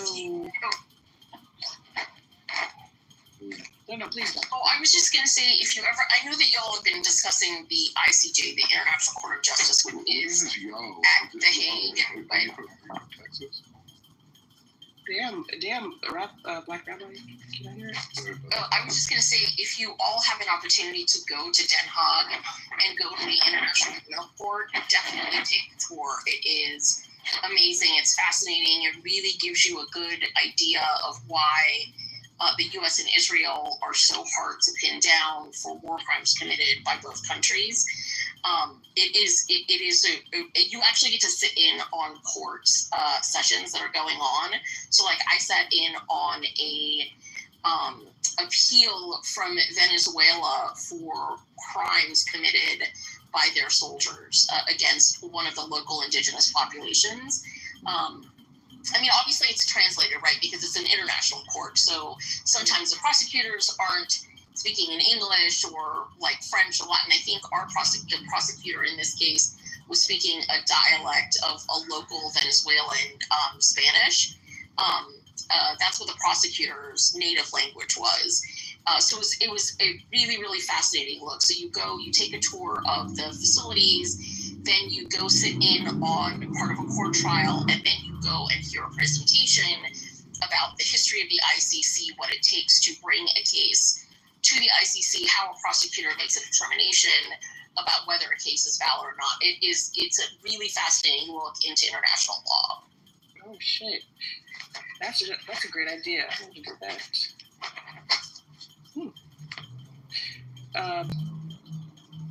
Black Rabbi. I'm here for you. Yeah, I was wondering if you can send a link or something, or like you don't have to do it anymore. Just tell me how to find the baby bullet thing you were talking about. Type it in. It'll be in both. Baby. Tell me what to type in. I have it open now. Like Palestinian, put in Palestinian baby birth bullet. One, Ariel asked me to play a song for you. We guys work together? You ready for it? You guys work together?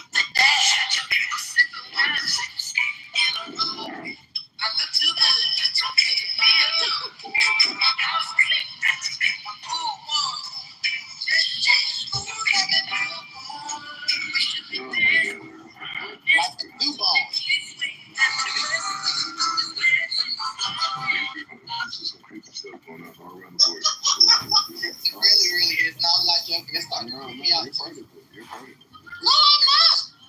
Leave the door open. Hey, fake Black Robert. After the song, like, give us evidence about the cartoons about killing Jews and Christians in Gaza. You need evidence, man. Like, you cannot say something like that and you move on. You cannot, man. You cannot. I think you need to eat that one, Mordecai. Like, really, how can you sleep? Like, even if I want to lie, like, lying like that, I cannot sleep at night, you know? Yeah, I'm sure to lie. And you are okay, like, you are chill, man, like, you lie like that and you are chill in the room, no problem for you, like. Do you have proof to back that up? The Free Palestinian movement is organized by the military-industrial complex. No, you made a statement about Palestinian children. I asked you if you have. Yeah, I mean, just type in. You can type in cartoon. Radicalizing Palestinian children. Yes, put your link for us, even in Hebrew. Like, put the link for us. I don't want to. I typed in a thing about the bullet help thing. I typed it in. You said type it in. It says that this is like propaganda, good sir. Let me go back. Bro, come on, man. I mean, why you like? You told me to type it in. Hold on. You don't understand, bro. You told me. No, hold on. You told me to type it in. Did you not? I didn't make it up.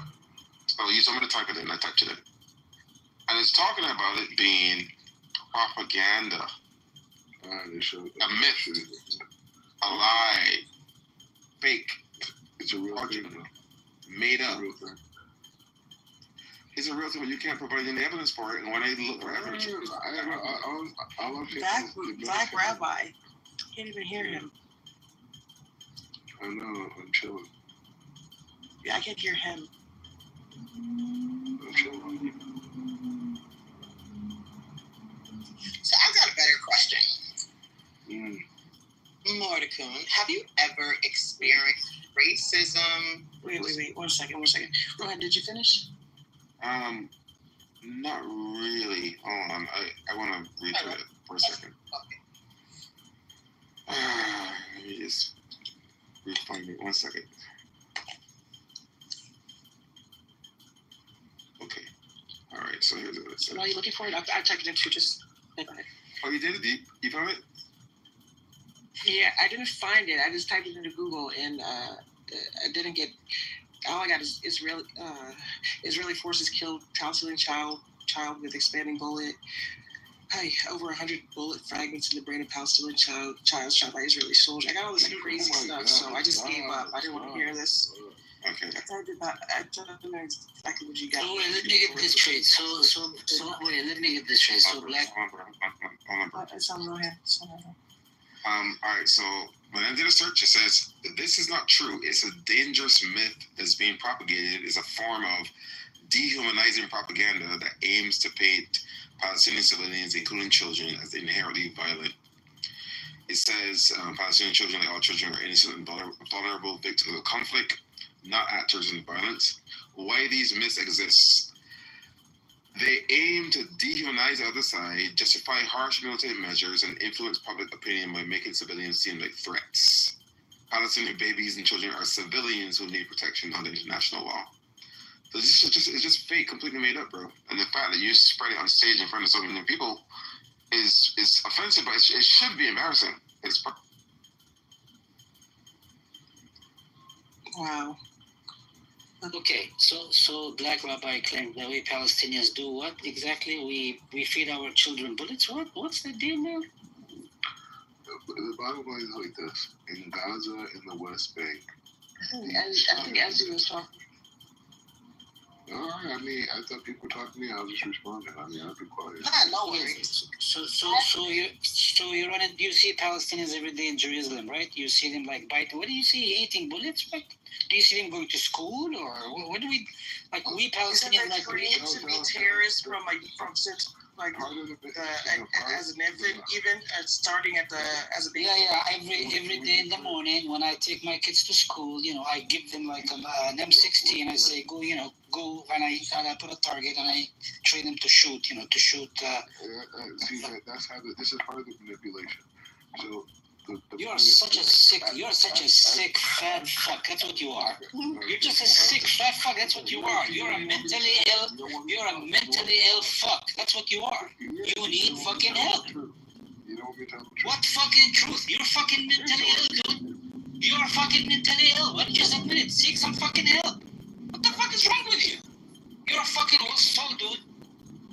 You live in Jerusalem. You see Palestinians on a daily basis. You even told me where you fucking lived. And I know the fucking shit you walk on every fucking day. And you see Palestinians fucking training their kids to what? To shoot other people? What the fuck is wrong with you? What is fucking with you? You're a sick individual, dude. Because you're a fucking sick individual. You're just a sick individual. You need some fucking help. This is a tactic. This is the tactic to silence them. You just call up, you say a bunch of ad hominems over. Because you are such a fucking outrageous shit. You're such an outrageous fucking. You say some outrageous shit. You don't want to have a conversation. What if he said that all Jews were a bunch of crooks, the garbage? What? As a separate response, and I think I'll answer your question. So again, as I stated earlier in this conversation, there's 2 million Palestinians that live in cooperation and synchronicity with the rest of the Israeli population. The issue that we're talking about is the radicalization of the children in Gaza, the radicalization of the people in the West Bank. That is the issue that we're dealing with. And so from that perspective, they want to switch that and say, I'm attacking all Palestinians. I'm not talking about that. Palestinians are fighting in the IDF. Palestinians are police officers outside. If I go to any hospital here in Jerusalem, it's going to be mostly Palestinian doctors, surgeons, physicians, the whole thing. So no one has anything against Palestinians. Again, I wanted to interject, please, Dr. Black Rabbi. Yeah, and so what I'm saying is saying that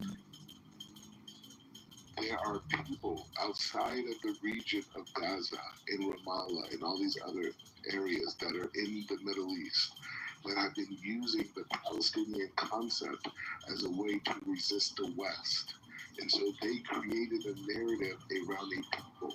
The Palestinian people, the real Palestinian people were Jews. The Romans called the land Judea, they call it Palestine, Philistine. That's what they call it. It's a Greek word. They did that to rename the region from Judea to Palestine.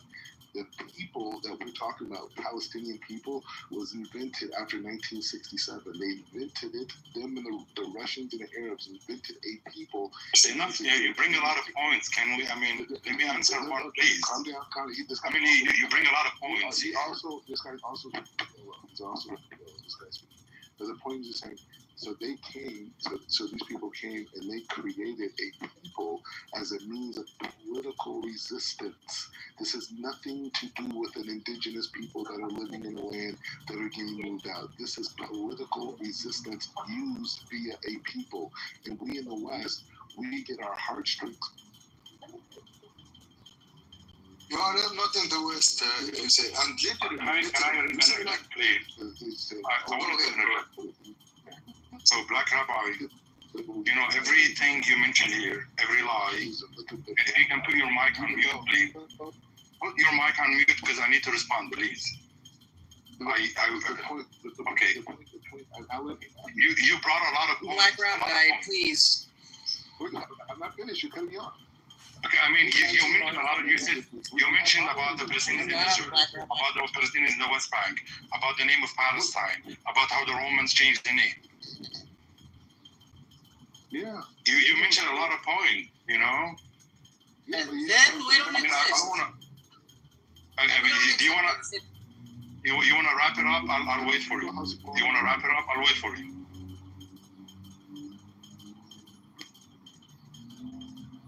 Okay, Black Rabbi, everything you mentioned here, all the lies that you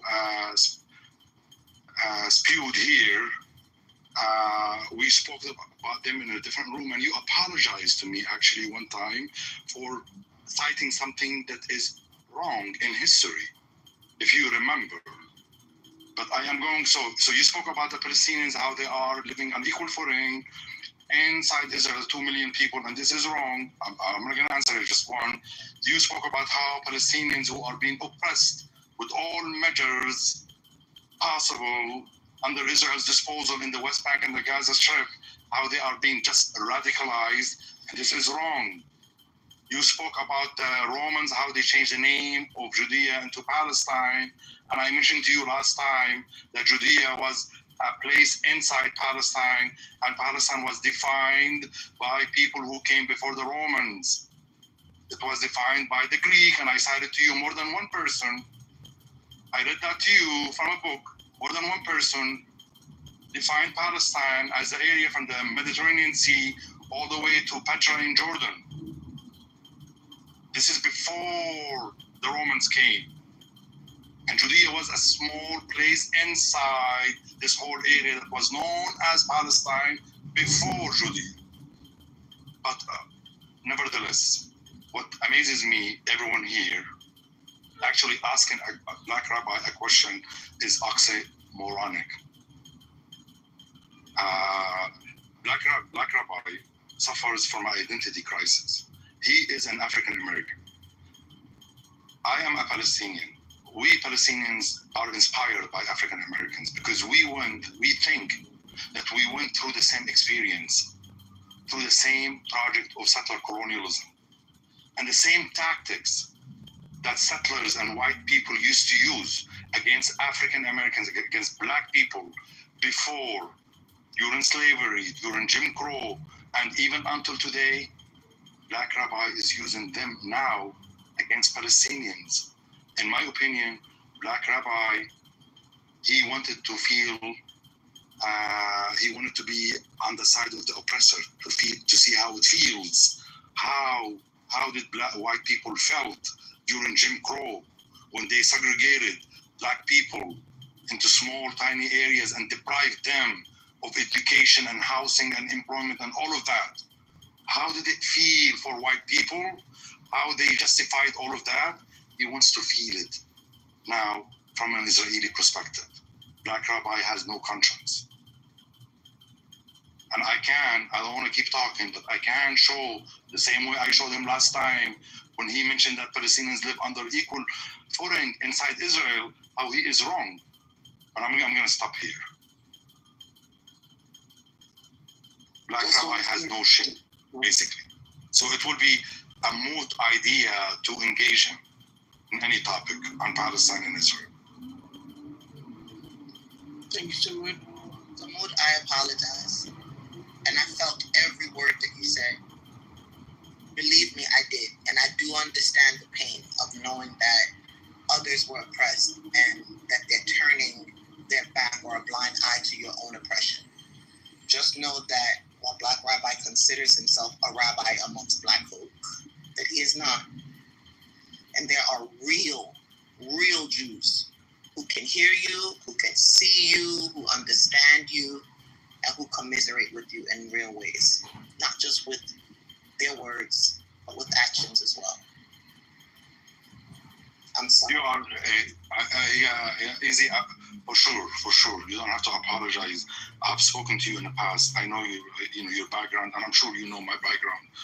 And I want to add one thing. Black Rabbi actually gives a very bad image about the religion of Judaism. At least as a Zionist Jews, at least they have something like a point. At least, like they say, well, we are a one people. But Black Rabbi is only used like, okay, if I go to convert to Judaism, then I become an oppressor. In my opinion, he is hijacking, he is misrepresenting or insulting the religion of Judaism. Because, of course, his blood is not, of the Jews. If we are supposed to say that they are one people, of course they're not. But just for him, adopting the Jewish religion, thinks that giving himself the right to stand on the side of the oppressor. And in my opinion, this is an insult to the religion of Judaism. Look, thank God, like here we are in time of internet, and today, like the real voice of Jews is here, the voice for peace, Jews in America, secular Jews, Naturi Kartai, even in Jerusalem, in Marat Sharim, Carter there, like they are against Zionism, so their voice is heard, and we respect them, and there is many Jews against Zionism. You see, but those people control the media, so you cannot hear them in the media. And the thing, at least like Rohan, give an explanation. It's a lie information, so I will move on. I will not go back to the past about what Black say about the cartoons in Gaza. Teach children to kill Christian and Jews, which is a lie, a big lie. And a proof for that, like the old church in Gaza, it's so old, so historical, of Greek Orthodox. Never the quote-unquote terrorist extremists of Hamas didn't even touch that church, and now it's bombarded and struck and destroyed by what? By the IDF, by the Zionists. They destroyed the church, not Hamas destroyed the church. So who teach those IDF soldiers, those pilots, to destroy that church? That's the one.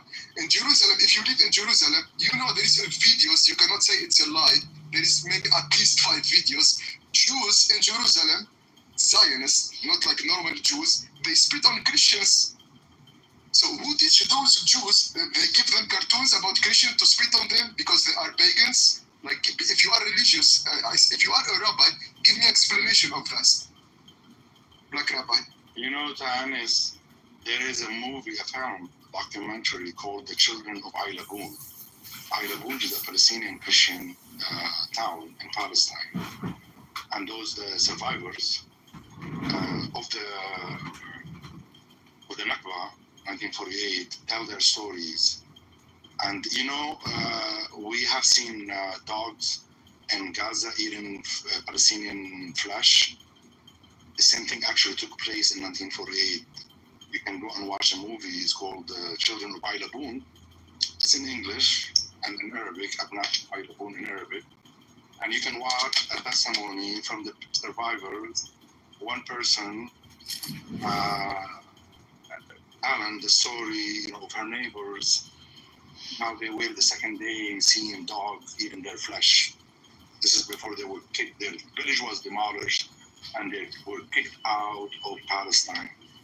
There are Palestinian refugees who are languishing in Palestinian camps today, in Jordan, in exile, in America. Please, there are 500,000 Palestinian. Shut up. Let me finish. Okay. There are Palestinian Christians. You are a liar. Okay. I mean, I shouldn't be engaging you. As I said, you are an insult to the religion of Judaism. There are Palestinian Christians, at least 500,000 in America, and at least 1 million Palestinian Christians in Latin America. You can go and ask any of them, do they have the right to go and claim the right to their homes inside Palestine? None. No. Nobody. Palestinian Christians, at least 1 million in Latin America, and at least 500,000 in America, and refugees in Lebanon, in Jordan, in Syria, everywhere in this world. Do they have a right to go back? No. But about 7 years ago, Jewish extremists, Zionists, burned one of the holiest Christian churches in Palestine, the Church of Bread and Fish on the Lake of the Galilee. Burned down to the ground, one of the oldest churches. This is the one when Jesus performed a miracle and fed the poor. And the church was built on that side. It was burned to the ground.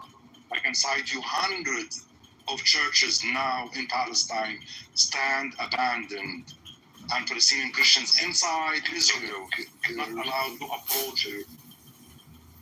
Not allowed to approach it. You will not respond until you apologize for lying and saying that Palestinians live on equal footing inside Israel. You tried to censor me. No. I want you to apologize for coming here and spreading lies. Stop it. I want you to apologize for coming here and daring to claim that Palestinians inside Israel live on equal footing like Israeli Jews. I want you to apologize. I just cited one small example. I have tens of examples to bring to you about the Palestinians who live inside the state of Israel.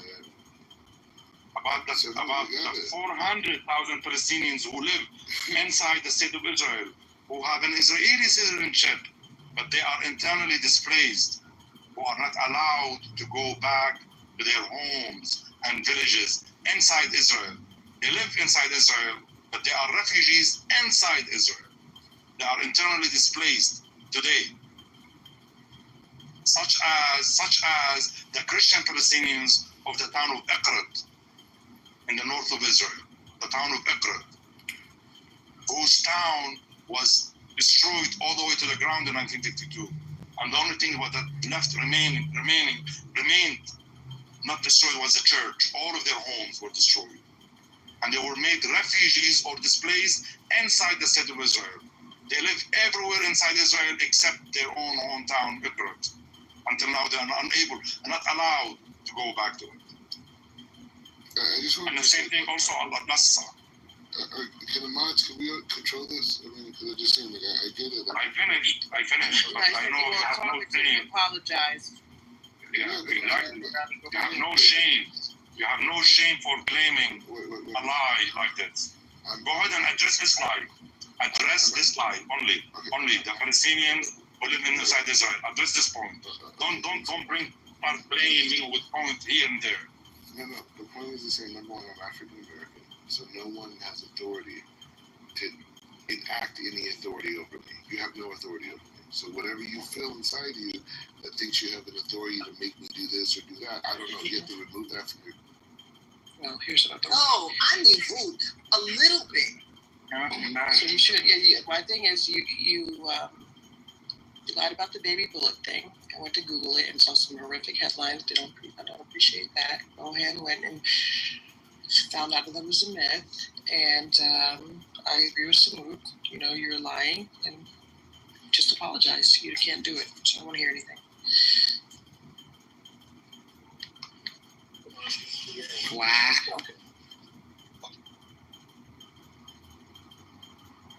That's sad.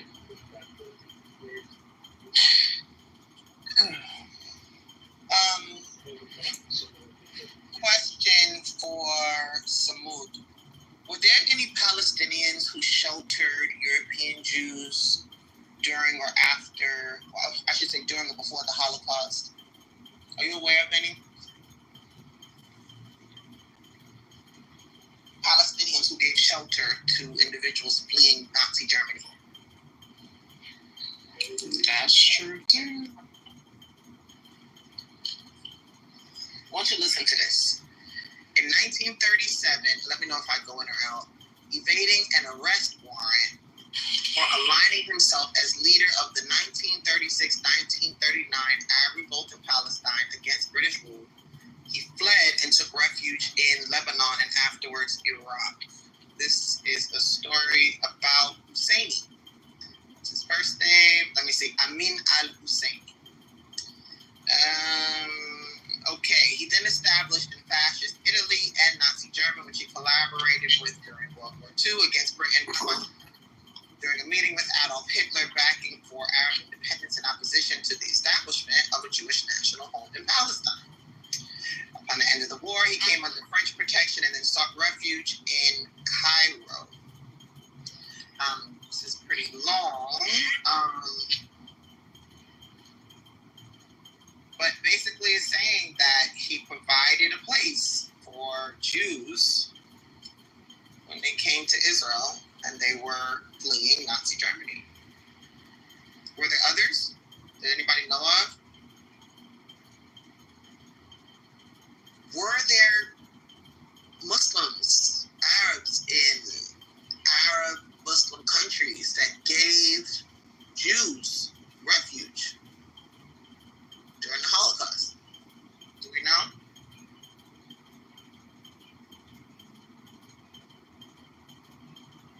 Okay.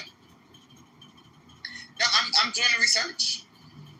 Yeah, there is Palestine. That's where a lot of Ashkenazi Jewish from Europe migrated to. And they found attacked when they arrived? Pardon? Were they attacked when they arrived? No, they weren't. No, they weren't. They were even given passports. There's the famous, clip of the first Israeli prime minister, female prime minister, what's her name again?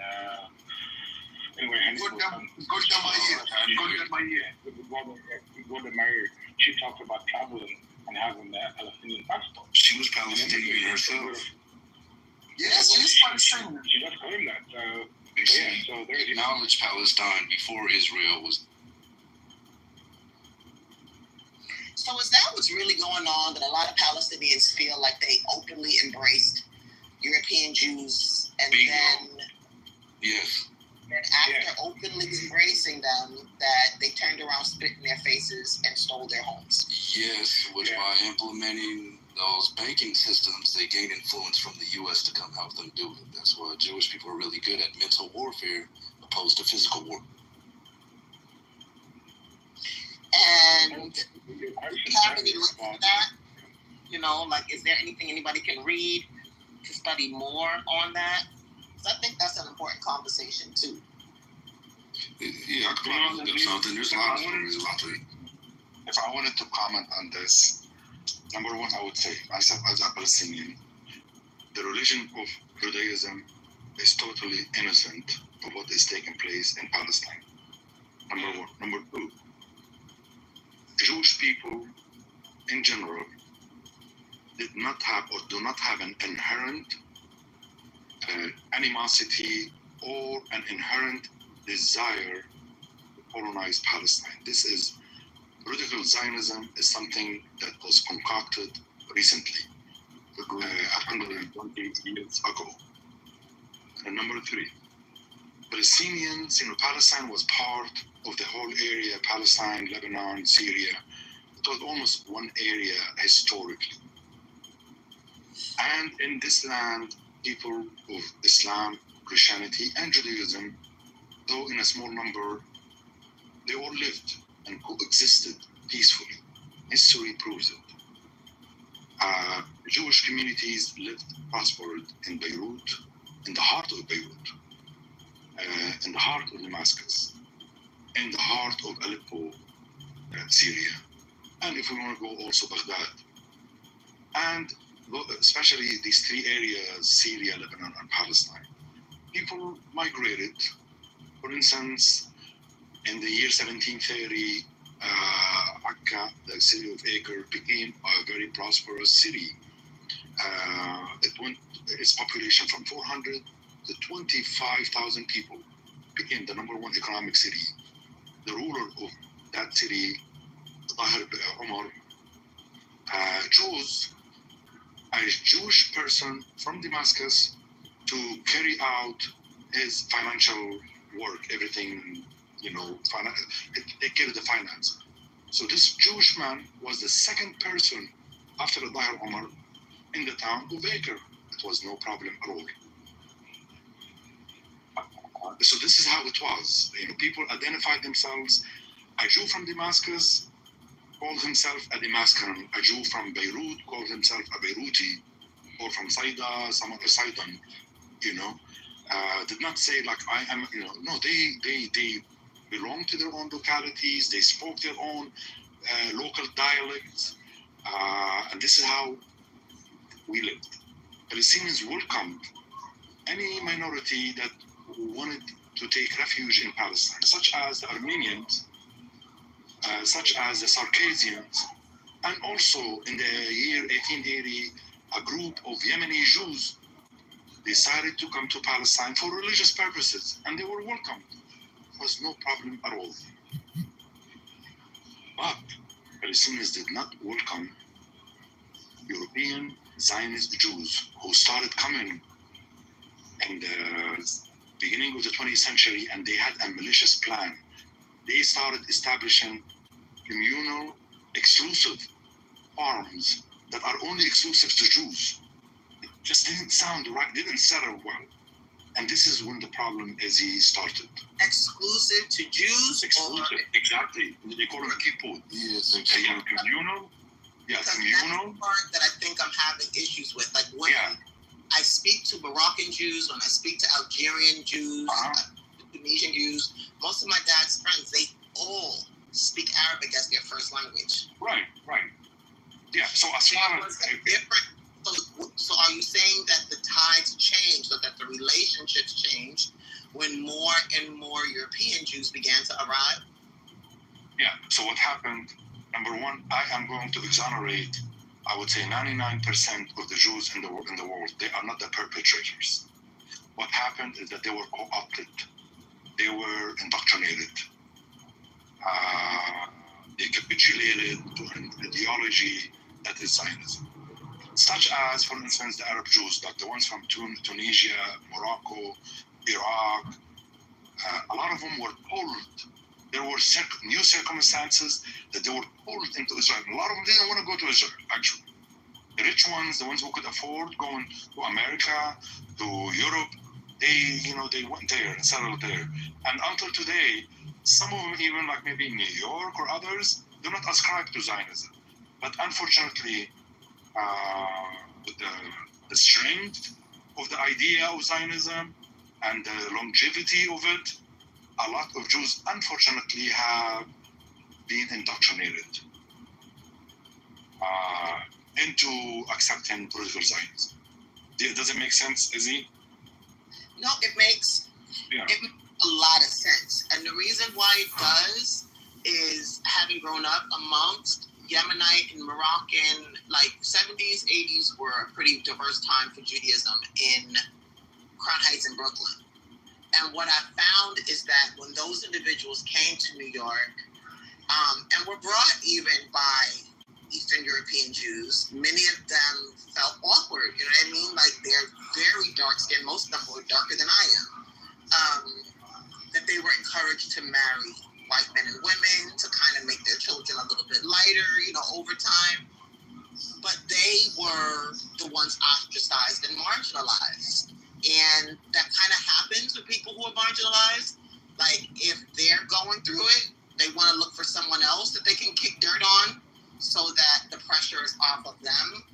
But I'm really starting to understand why Moroccan, Tunisian, Algerian Jews were at some point, especially those who lived in Arab-speaking countries, why initially they weren't welcomed by the state of Israel. Why initially only certain types of Jews from certain places were welcomed. They were extreme. Most of these Jews of North African descent, of Yemen, Ethiopia, these were very spiritual, very religious Jews. Very, very, we don't have denominations in Sephardic culture. There's no such thing as conservative or Orthodox or traditional Jews who are Arab speaking. It makes so much sense now that they would not have been welcomed. They can't be controlled. It's their belief in God would not have allowed them to engage in certain types of practices. Like they were literally living and flourishing and progressing in Arab spaces. Why would you spit on the very individuals that sheltered you when Christians didn't? Because they adopted. That's what happened in the 60s. Like the Mizrahi Jews who came from Arab countries, they did the universities in Israel. They did the Black Panther movement. It's for like oppressed Mizrahi Jews, like who are oppressed by the Ashkenazi or like European Jews in Israel, which is like it's so documented. You can anyone can check it. And you see, even people stay alive today. It's not so far away. They will tell you what happened to them. When they go to the kibbutz, how they separate them from the Europeans ones. They give them dirty jobs. Even the Yemeni Jews, they took their children from them, and they are adopted by European ones who cannot have children. This is happening. This is reality. Yeah, Izzy, I just want to say something to you quickly. See, the whole problem is literally the anti-Semitism problem. It's basically a European problem. Jewish everywhere else, they were thriving, having a good life, they were not prosecuted. It's only in Europe, actually. And my hypothesis, I felt like European countries are too embarrassed to actually address the issue of anti-Semitism because of how they treated the Ashkenazi Jews in Europe, right? And the Zionism project, it's just a racist project. You know, they use Judaism as a cover-up, literally. Even the founder of the Zionism founder, or one of the major guys, Theodor Herz, he's an atheist. He's not even a Jew believer. You know, he was not. Huh? Most of them were atheists and secularists. Yeah, most of them were atheists. So the whole thing, like, Jews were thriving in Yemen, in Egypt, even in Sudan, in Iraq, in Ethiopia, in Iran. Until today, there's Iranian Jews that live there, and there's an Iranian Jew elected member of parliament in the Iranian parliament today. More than that, Guess what? They are so rich. Like, Iranian Jews today, they are so rich, like multi-rich. You know, they have the best land there in Iraq. They don't even need anything from America, you know, or from, like, to get help from the other Jews. They don't need nothing. In fact, you want to hear something crazy? When Iranian Jews were coming here, God, this is a long time ago, but when they were coming here, many of the parents, and they did go through some religious persecution under the Ayatollah, but when they came here with immense wealth. And it never made sense to me that some of the richest, like if you go into Brooklyn, and you see some of the synagogues on Ocean Parkway, what is the other one? Is it B'nai Yosef? I have to think, like, pure gold, like, that they brought from their own country. Some of the richest communities come from Arab countries. How were they able to make that much wealth in those countries, only to come here to be, one, discriminated against by Ashkenazim? Let's just call a spade a spade. And I've had actually conversations with many community leaders from those spaces, and then to kind of look down on the very people that they lived with at one point peacefully. It's wild. It's wild. I don't know too many Sephardic Jews who came here and cut their names in half and cut off their side curls, spit in their grandparents' faces because they wanted to assimilate to everything but Judaism. You couldn't do that. Dummy, I was talking about Ashkenazi Jews. Yeah, and I'm not talking to you, booty bandit. I'm not talking to you, booty bandit. I'm not talking to you, booty bandit, and I wasn't kidding. Rohan, can you please handle Brother Juicy Fruit? I'd appreciate it. At the end of the day, think about this. If you were a religious Jew and you were clashing with secularists, right, who did not want to be religious, did not want any connection to Torah, what would be the easiest way to convince, wow, this is pretty sad when I think about it, to convince those spiritually guided Jews from Arab countries that they should hate Arabs or hate Muslims? The easiest way would be to convince them that they were somehow unsafe and that Arabs and Muslims were now the enemy, which makes a lot of sense. So now you would have Mizrahi Jews who grew up with Arabic names. Isn't that crazy too? Can you imagine a Jew with the name Mahmoud?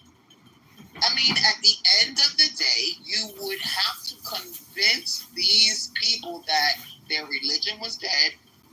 They no longer needed. They simply needed to be Israeli nationalists and nothing more.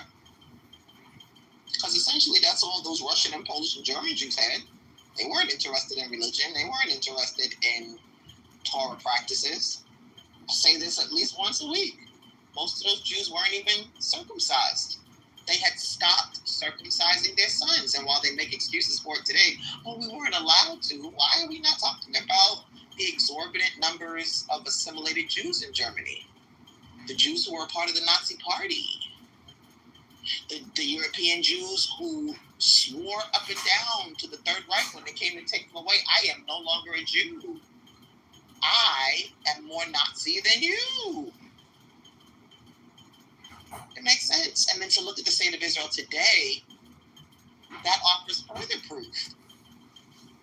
Individuals no longer want to be Jews. They no longer want to be Torah observant. They want to feel Judaism in their heart and leave it there. But the moment you lose God and the moment you lose Torah, you lose sight of who you really are, of what your Jewish identity really means. And it doesn't mean writing a check to the IDF or AIPAC or anything else. It means being a good person, essentially. I mean, what Jew would you ever expect with the word rabbi before his name to say that every Palestinian baby is a terrorist? Rabbi Shmuley. Okay, but look at how that is insanity. When you're looking at this woman, that's still, I'm reeling from that. Corinna, whatever her name was, saying, I mean, she gave us a good 2-3 minutes on her background in the Shoah. You literally have first-hand accounts from your grandmother and your mother about what it took to escape Nazi Germany. And then create that around the world. Right. And then when we ask her, hey, do you see Warsaw in the rubble of Gaza? She's like, not. You can be Persian, still express hatred. She really did. That was insane. I could not believe it. That was really... Like, it felt like somebody grabbed me in my chest. What? She's like, well, the numbers are not high enough for it to be genocide, you know? It's definitely genocide. That was babies. After what Trump did too. Babies. What the fuck? It's like you killed 20,000 people. It's like, no, I only killed 19,995. Exactly. Yeah. That and that's not what Torah teaches. Torah nowhere teaches people to be insensitive or cruel. But, if you are a descendant of raw, meat-eating cave dwellers who have no idea what the warmth of love feels like, who are dog-eat-dog type of people, who kill with impunity, well, then it makes sense. Not a lie. Europe has proved this. All of Europe thinks they're dominant of the world. France had their hand in it. Somebody else. The UK had their hand in it. You can go to somebody else's continent and rape fathers, not women, not mothers, rape fathers in front of their sons for 400 fucking years with impunity and never once think it's a bad thing until it's not financially convenient to end it. Yeah, that's why American Israel are... Oh my God. Imagine Nazi Germany being visited upon any group of people for 400 years, 100 times longer than the actual concentration camps of Germany. And it'd be okay. It'd be all right. It'd be like, what's the matter? These people aren't worthy of dignity or honor. They were meant to be our slaves. Don't you know about the curse of Ham? They're vermin. They're garbage. They're trash. Isn't that what we're saying about Palestinian on public stages today? Ben Gvir? Smotrick? Really? I'm appalled that any person who claims to serve the true and living God couldn't even say some of the things I hear out of their mouths. Go ahead, I'm listening. I'm sorry. Yeah, no, I just wanted to mention 2 points when you were talking. I was going to say, like, you'd actually be surprised how much in common do Jews and Muslims have.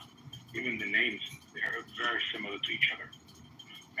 And the other part I was going to say as well is the Orthodox Jew they are actually against the Zionist movement and also against the state of Israel. It's according to them and according to the Torah, is that they're not supposed to have a state of their own until the coming of the Messiah. So you would see a lot of Orthodox Jews with Palestinian flags and so on, and literally protesting against the state of Israel. That it goes against their belief.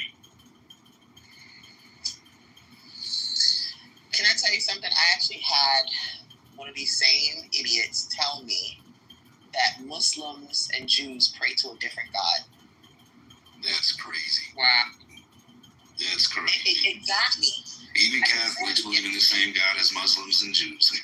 Maybe a little different story, but they all believe in the same God. Right. But here's what got me even more. They have no problem buddying up to the Pastor Hagees. They have no problem buddying up to card-carrying real anti-Semites. As long as they're writing those checks, as long as they're taking trips and tours to Israel, we can forget about those crosses that they burnt on Jewish people's lawns. But that's evil and goodness, spiritual war. People have, they want to profit off of other things instead of the life that was given to us. And that's just how it is. We're just in a spiritual war between evil and goodness. Muslims cover their heads. Jews cover their heads. Muslim women cover up. Jewish women cover up. Muslims eat a restricted diet. Jews eat a restricted diet. Muslims say Allahu Akbar. Jews say Shema Yisrael. Muslims believe in one God. Jews believe in one God. What happened? No, come on. It's not even like a matter of debate. What happened? Rambam me more we cannot if I'm a Jew I cannot really criticize someone like Rambam me more. Like he said, you are allowed as a Jew to pray mosque, and to eat their food. And the Muslims historically says their scholars the Prophet, not scholars. He said not the Prophet, to be honest with myself, not the Prophet. But he's they said there is no debate about this. If I'm someone in Brooklyn and there is some law hey, Muslim, you cannot pray on the streets and there is no mosque, I will get permission. I will ask a Jew synagogue if they allow me to pray there. That's really the point there. If I won't eat meat and there is no other solution and there is no halal restaurant, I will go to the kosher there. It's we know this. It's not matter of debate. We believe in the same God. But when you talk to certain people from certain places, they don't know anything about that. Do you know that there's probably not one brother, elder, at Al-Taqwa that doesn't know my family or my father or my uncles? My father, God bless him, has 5 daughters and 1 son. Shout out to Taqwa. They literally, if I even looked like I was going to the wrong place or walked too far, come here, aren't you Hashim's daughter? Come.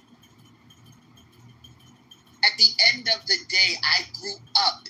I learned a lot of the bad words in Arabic, but I grew up around Yemenites and people from Saudi Arabia and people from Syria and Iraq, some Jews, some not. But doesn't it seem, I'm hoping people are getting this, doesn't it seem like there was a virus inserted into some of these communities and certain these spaces so that people who look just like Palestinians now hate themselves and anyone who looks like them? That deep? I can't, when I was in Israel, if there was a Palestinian standing next to an Israeli, an old Sabra Israeli, I couldn't tell the difference until they opened their mouths, because Arabic is a little bit more guttural, right, than Hebrew. Your hat is really a hat. At the end of the day, though, how do individuals of the same family, the descendants of Ibrahim and the descendants of Abraham, now hate each other because of individuals who don't even circumcise their own flesh, much less that of their sons. How is it that people who look like you and me are somehow now at each other's throats because of people who had to look in graveyards to verify their quote-unquote Jewish identity? How is that possible? They can't even claim 3 generations of Torah observance, but you can. Why? Because most individuals who know the Quran know that many of the same laws apply. How did that happen to us? That's the $1 million question. That right there is the $1 million question. How did European ideology influence and infiltrate Muslim and Jewish spaces to the degree where, what was it we saw in those stats? 50% of Israel today is secular and non-Torah observant. You know why these European Jews get nervous and triggered when I speak? Because they know it's the truth. They know that they weren't in. But these European Jews, the survivor of the Holocaust or the grandson of the survivor of Holocaust, Frankenstein, he is like grandson of survivor, like a son of survivors of Holocaust, and he is European, and he say the truth because he suffered from Nazis, like his parents, not him. So he know what happened in Israel. It's a Nazism. So they know. And before I know only Frankenstein, like years before. Now I see many like survivors of Holocaust in France, like in many places. They really like speak, like they say we are against Zionists. And what is the argument of the Zionists? What, self-hated Jews, crazy survivors of the Shoah? What they will say? Really, like what they will say? Nothing. Honestly, I think, and you see this more and more and more, that individuals who are true descendants of the Shoah, not just people who talk about it, they are anti-Zionist in every way. They do not believe in racial or religious superiority at all. They know what it costs them and their families. Imagine telling someone who lost 10, 15, 20, 30 family members in Warsaw that Gaza is okay. Yeah, you can kill 30,000, 40,000, 50,000 people with impunity. You can do that. Imagine that person who stands and says Kaddish. Kaddish is the prayer that we say over the dead. Imagine that person saying, I lost 6 million. It's okay for you to lose even 6,000, much less 60,000. It's incongruent. It doesn't make any sense unless those who were charged with the responsibility to never forget have developed really convenient memories. A woman who's been raped cannot, under any circumstance, stand by and watch other women raped. She can't do it. Something inside her is going to recoil just at the memory of her own trauma, much less at the idea of her standing idly by while someone else is traumatized in the same way. It's going to sound horrible to say, and I don't even care because it's my truth. We need to remove non-Torah observers from places of decision making in our religious spaces. Maybe we need to do the same thing in terms of Islam. Any Muslim who's compromised by money and power needs to go. Let it be that the persons who are in leadership and powerful positions, let them be true servants of Allah. Best believe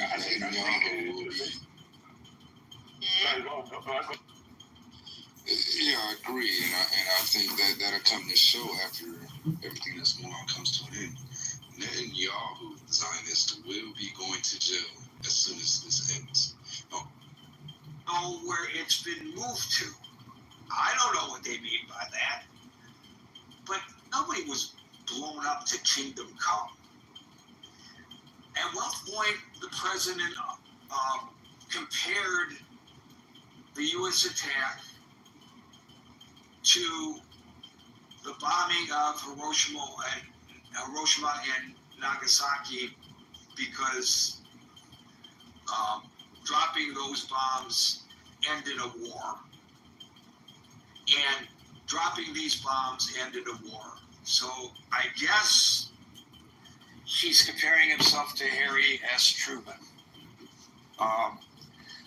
But the impact of this attack, and I think it's something that the United States should be actually proud of, was completely different, because it wasn't civilian populations that were obliterated.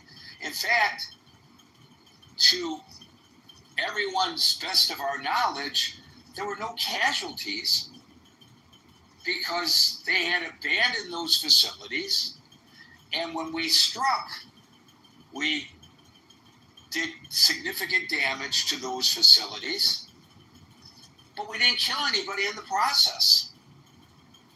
So, if you want to brag about something, and I think he mentioned that, in fairness, that's something to brag about. But blown to kingdom come, there is a fourth facility that's even more fortified beneath a larger mountain in Iran that may or may not be part of the nuclear weapons program. But it's suspicious enough in nature, because apparently there are things that they're doing under that mountain, that when the IAEA asks what's going on down there, the response from Tehran was, it's none of your business. Okay, if the IAEA suspects that there is nuclear development, Iran is supposed to give them unfettered access, not say it's none of your business. Although, yesterday, Iran announced that it will no longer cooperate with the IAEA. But there are a lot of questions. And when you have the president saying that it's been blown to kingdom come, either he's delusional, because I will tell you the latest Israeli assessment is 3 years. That they knocked it back 3 years. Now, again, we're still talking about initial assessments, which would be a major victory to knock them back 3 years. And you can always monitor what they're doing and take whatever remedial action you think is necessary if they try to rebuild it. But whatever imminent threat there may have been no longer exists. So that in itself is a success, presuming the Israeli assessment is accurate, of course, which is subject to change because it's still an initial assessment. So one of two things is occurring here. Either the president is delusional or he's lying. Is there a third option here? I don't know. And does it matter? I'm kind of old-fashioned. I kind of think it does matter that when the president addresses the nation and says that those facilities are obliterated, is that an honest assessment when the next day the chairman of the Joint Chiefs of Staff says, well, that's not an accurate assessment, and then the Defense Intelligence Agency later says that's not an accurate assessment. And then he lines up all these people, Hegseth, Rubio, and Gabbard, to say, yes, Mr. President, your assessment is accurate. The intelligence agency's assessments are not. So it's either delusional on his part, or he's just outright lying. It's, to my mind, unless I'm missing a third option, it's got to be one or the other. What do you think? I will call people in the order in which I see them, and today that order begins with... Gary, thank you for dishing me the ball. Nice to see everybody. Many of my friends, comrades, countrymen, interlocutors. Always great to talk with you all. Yeah, so I mean, I think great question. I think, look, I mean, obviously, I think things are still murky as far as what exactly was destroyed.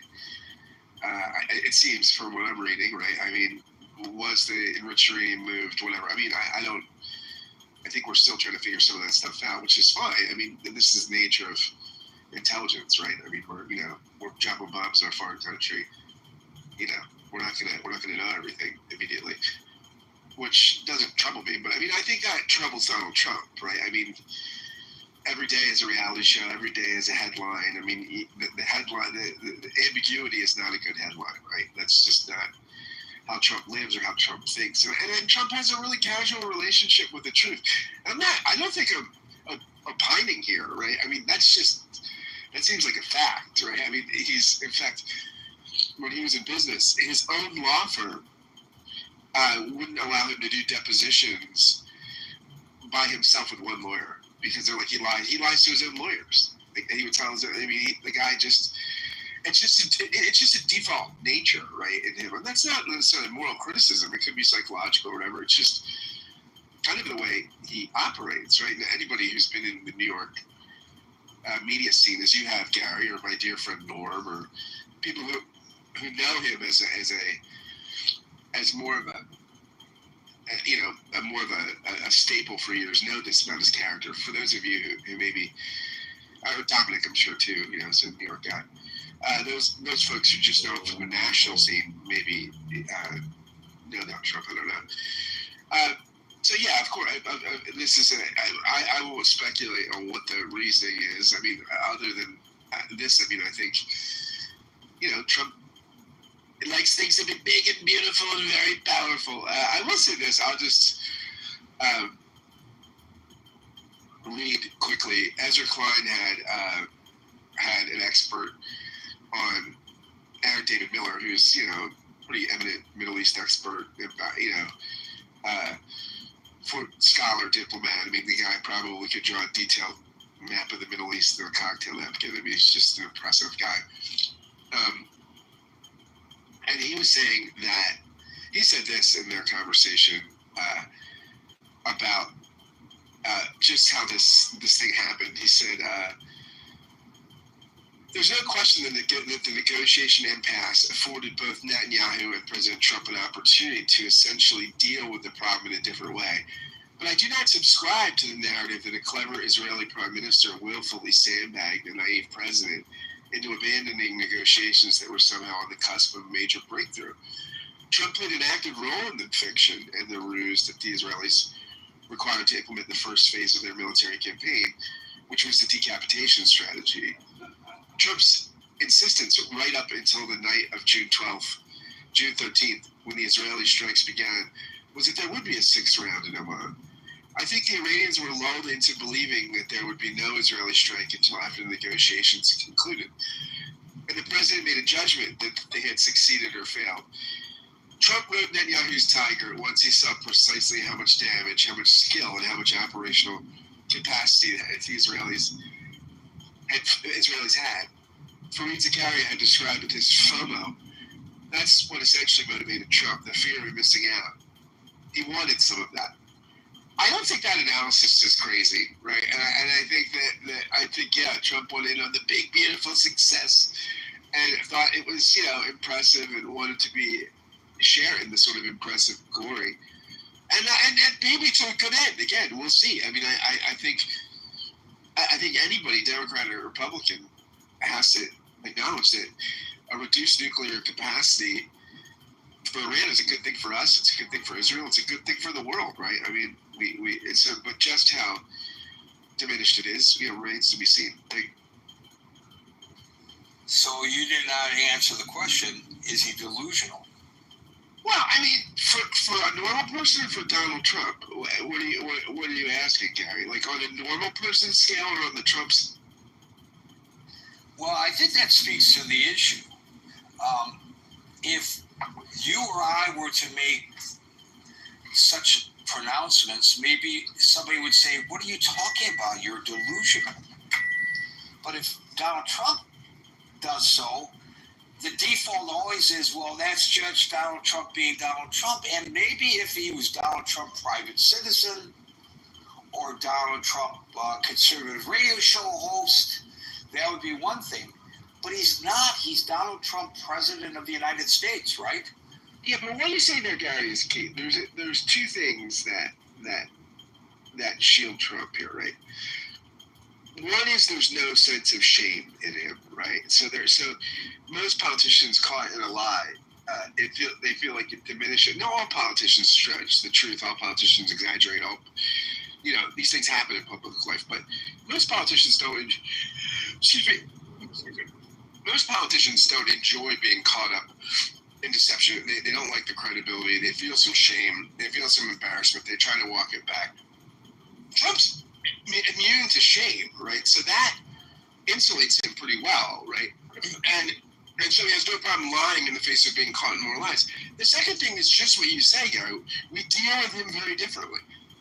We just there's when you just overwhelm public life with so much prevarication, you just can't handle it, and we're numb to it, right? So we do treat him very differently than any other politician, and that's just in the reality of the game. You can say it's a good thing, a bad thing, whatever, but he just gets a pass for in a way that no other president or most politicians just wouldn't get. I mean, so he has the capacity to say delusional things, to utter falsehoods, massive exaggerations. It doesn't pay the penalty that a normal politician.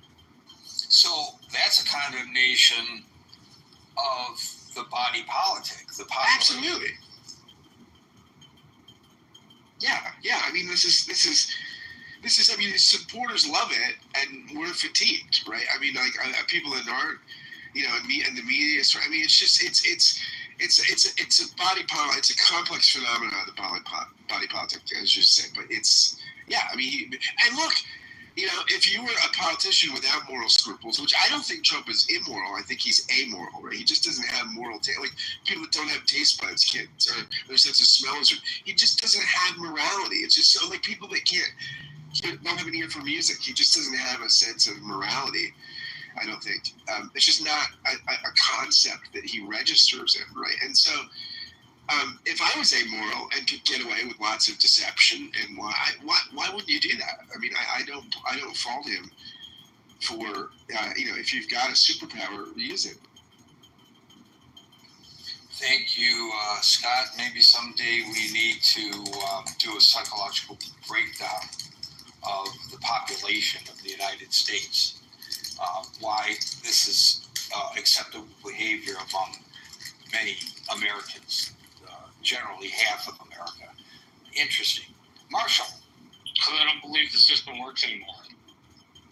They're frustrated with the lack of, partially with the lack of change, or the pace of change.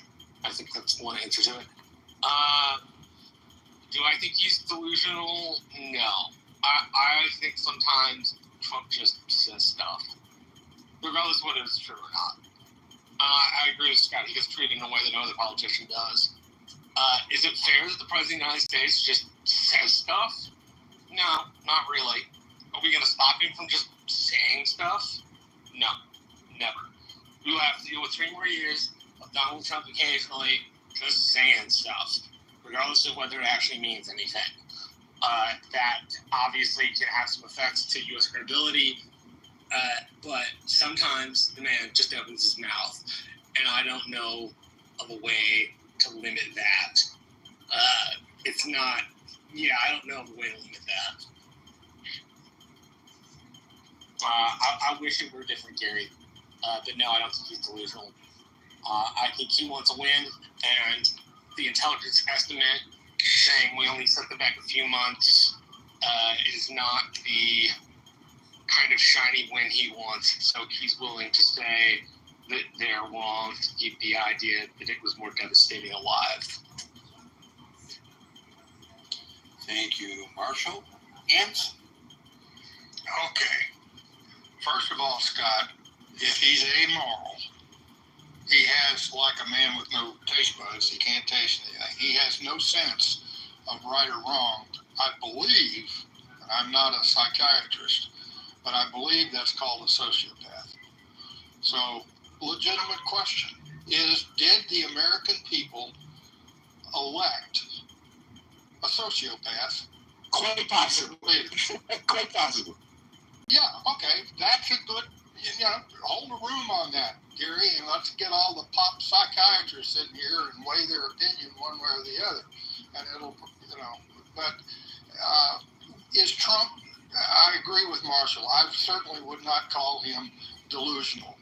Bombastic, stupid sometimes, just flat out fucking stupid in using his big fat fucking mouth to say things that no president should ever say, absolutely. But I also agree with Marshall that we're going to have to put up with that shit unless we impeach him for the next 3.5 years, because he's not going to stop doing it. Now, I sent Gary an email that just about an hour ago. I am so tired of the negativity, and I'm not pointing just at this room, but the negativity of anything that Trump might think, talk about, much less do, is just heaped with negativity. Except if you get beyond that one DIA report, Defense Intelligence Agency, read a series of articles in today's Washington Post. The Secretary General of NATO, and I'm not going to, he called him courageous and one other adjective that I've forgotten, but it was a very positive one. And he thanked him for taking the action that he did. Earlier, before the strike, the German Chancellor was thanking Israel for doing the dirty work for Europe. The general tone, I didn't hear anything coming out of NATO or his trip to Europe where they took him on, and they sounded like the American people that want to just love nothing better than to take him on. I don't like Trump, and I never voted for him. And but he gets some things right. In this case, he ordered a military operation which was brilliantly executed. I think I'm the only one in this room that has made that comment over the last several days. But it was brilliantly executed. And is the war still going on? No. There's a ceasefire. Is the ceasefire going to hold? I don't have any idea, and neither does anybody else in this room. But there's going to be a ton of people that are going to say, the ceasefire won't hold, the ceasefire won't hold. Trump's delusional. He didn't do anything. All he did was set him back for 3 months. Blah, blah, blah, blah, blah, blah. I'm trying to sound like Scott mimicking Trump, which disturbs me from time to time, but I'm not going to take Scott on about that one. I feel like I do a decent Trump answer. I mean, it's not terrible. Well, but you use that accent tone. You use it just about every day, and I get a little tired of it. But that's not my. I mean, think of what most of the country feels like when they listen to him answer. My point is, where am I? I lost it. I had it on my phone, and I can't read it. The director of the CIA has just come out and said the CIA's preliminary analysis is that the strikes set back the uranium enrichment program for years, based on preliminary determinations. Tulsi Gabbard, which you can make fun of her, but she's in the Washington Post and on Fox News saying now that the strike set back the uranium program for years. Remember, the strike was not to eliminate the nuclear program in its entirety, though Trump, you could take his words that that's what it was. But listen to the vice president. The strike was to eliminate the ability of Iran to enrich uranium.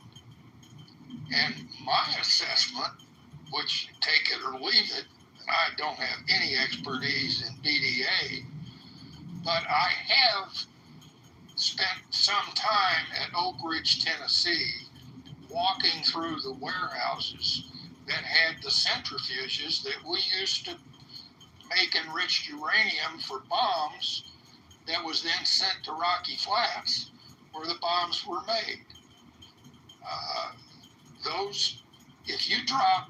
If you shake those centrifuges very hard, it's going to take a hell of a long time to put them back together again.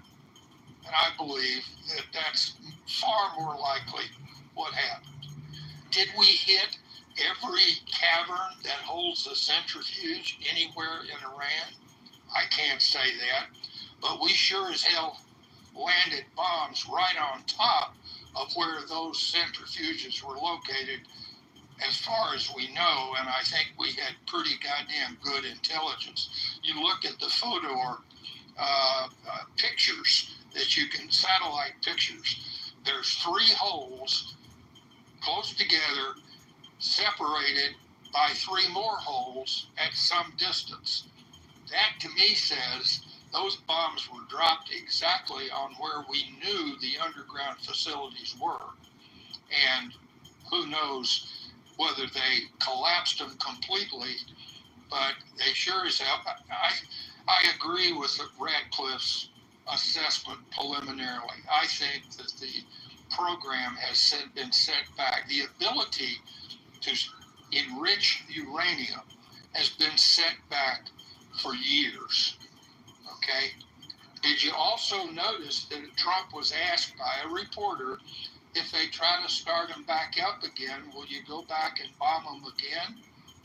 Did you read what his answer was? Sure. Okay, is that delusional? Does that scare the shit out of everybody? I kind of laughed at it because, who knows? 2 years from now, if there is sufficient evidence that there is massive uranium enrichment going on in Iran again, will Israel go back in and the United States? But that's years in advance. I believe my faulty judgment, and it's not because I love Trump, it's not because I love the GOP. I do love the United States of America for all its warts and everything. And I say thank you, Mr. President. It was the right decision, a bold decision, and we can all keep our fingers crossed that we can carry through and sustain the conditions of no war between Israel and Iran and no ability to enrich uranium, therefore no ability to build a bomb for the foreseeable future. And that also goes to your question, Gary, of where is the 900 pounds of uranium, 60% enriched uranium? Okay, we can argue about that. Nobody really knows except some Iranians, and they're not going to tell us. But if they have 900 pounds of enriched uranium, they have no way in hell right now of enriching it to bomb-grade material. And that is a victory as well. So thank you to the airmen that conducted the strike and also the submariners. I would point out that as far as I know, in the history of the United States military, this is the first time that the B-2 strategic bomber system that's been around for about 35 years and the Triton strategic missile system have been used in a massive, coordinated, conventional strike. And if you think that's not hard to pull off, then I have to give you a classified briefing as to how hard to do that. So there's a skipper. There is some skipper, a commander or a captain in the United States Navy, along with his lieutenant commander weapons officer, and probably a few chief petty officers, that are going to have some medals pinned on their chests by some four-star admiral for a job well done. And I say to those bomber, and also in the Post, Trump spoke with some of the airmen that flew those missions. And at least the Post says they said they were really pissed off because some people in the country are claiming they didn't do their jobs. How do you think those men and their wives, men and women, there could have been a female pilot on one of those B-52s, I don't know. But how do you think those men and women feel when somebody says, no, you didn't do your job, you missed the target, you didn't do it, you don't get sent back 3 months, you guys wasted your time, go do something more important. Bullshit. I'm tired of the negative. So it's not a question. It's not a question of negativity, and there was no presupposition that this should not have been done, nor is there any presupposition that they didn't do their job. The question has nothing to do with that. The question has to do with whether the president's assessment, which he announced to the nation and to the world, is accurate, and if it's not accurate, is he lying or is he delusional? That's the question. And so I understand that you may feel, maybe because of your military service, that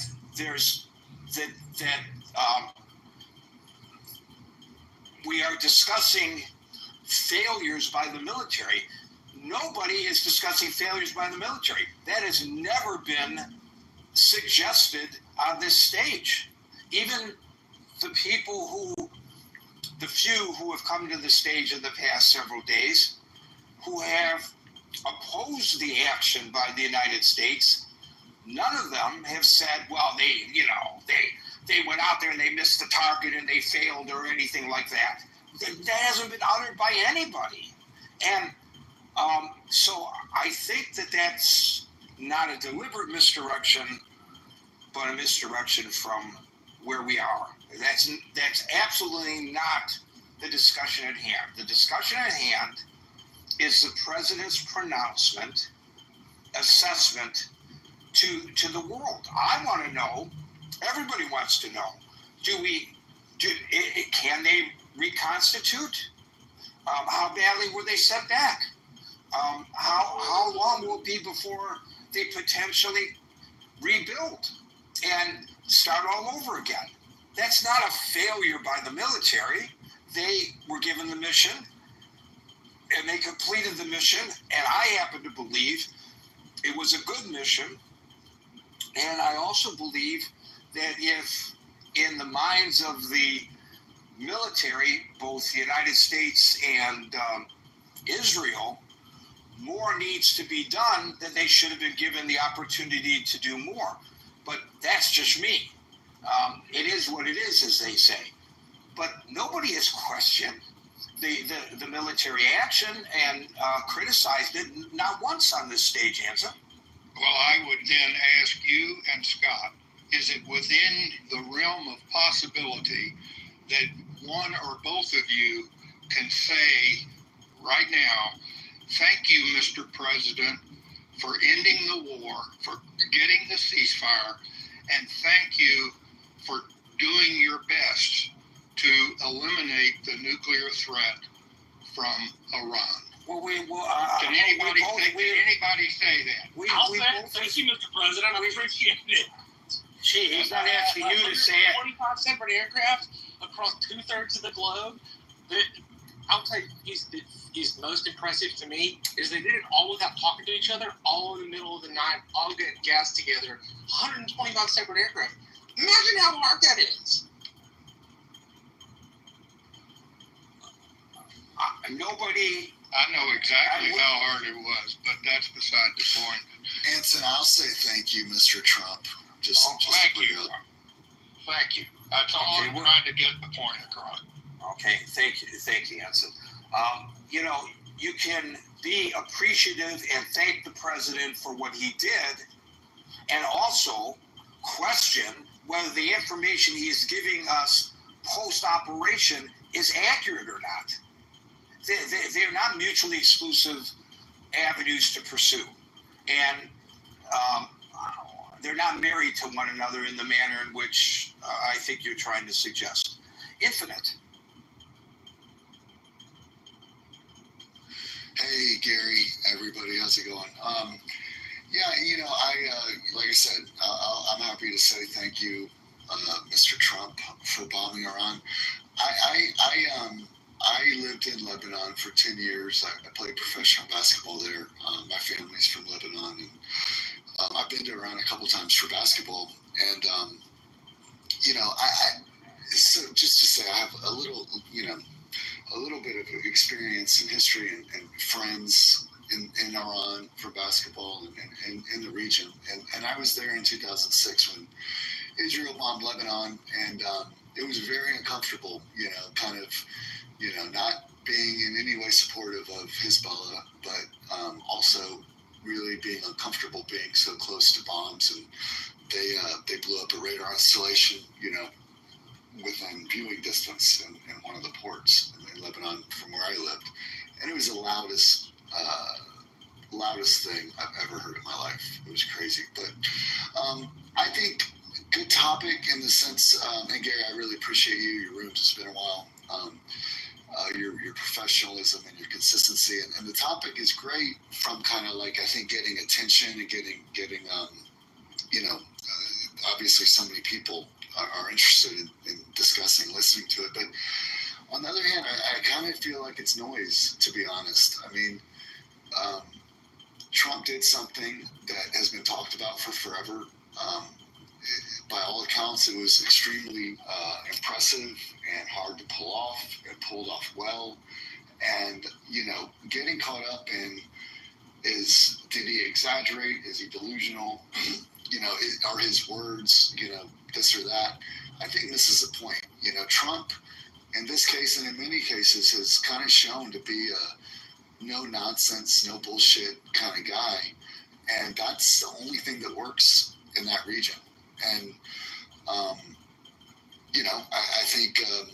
I think that the focus should be on, and that CIA report's interesting. I think the focus should be on, like, he did something that very few people would have done, that was very hard to do, and many people and groups might not have been able to pull it off.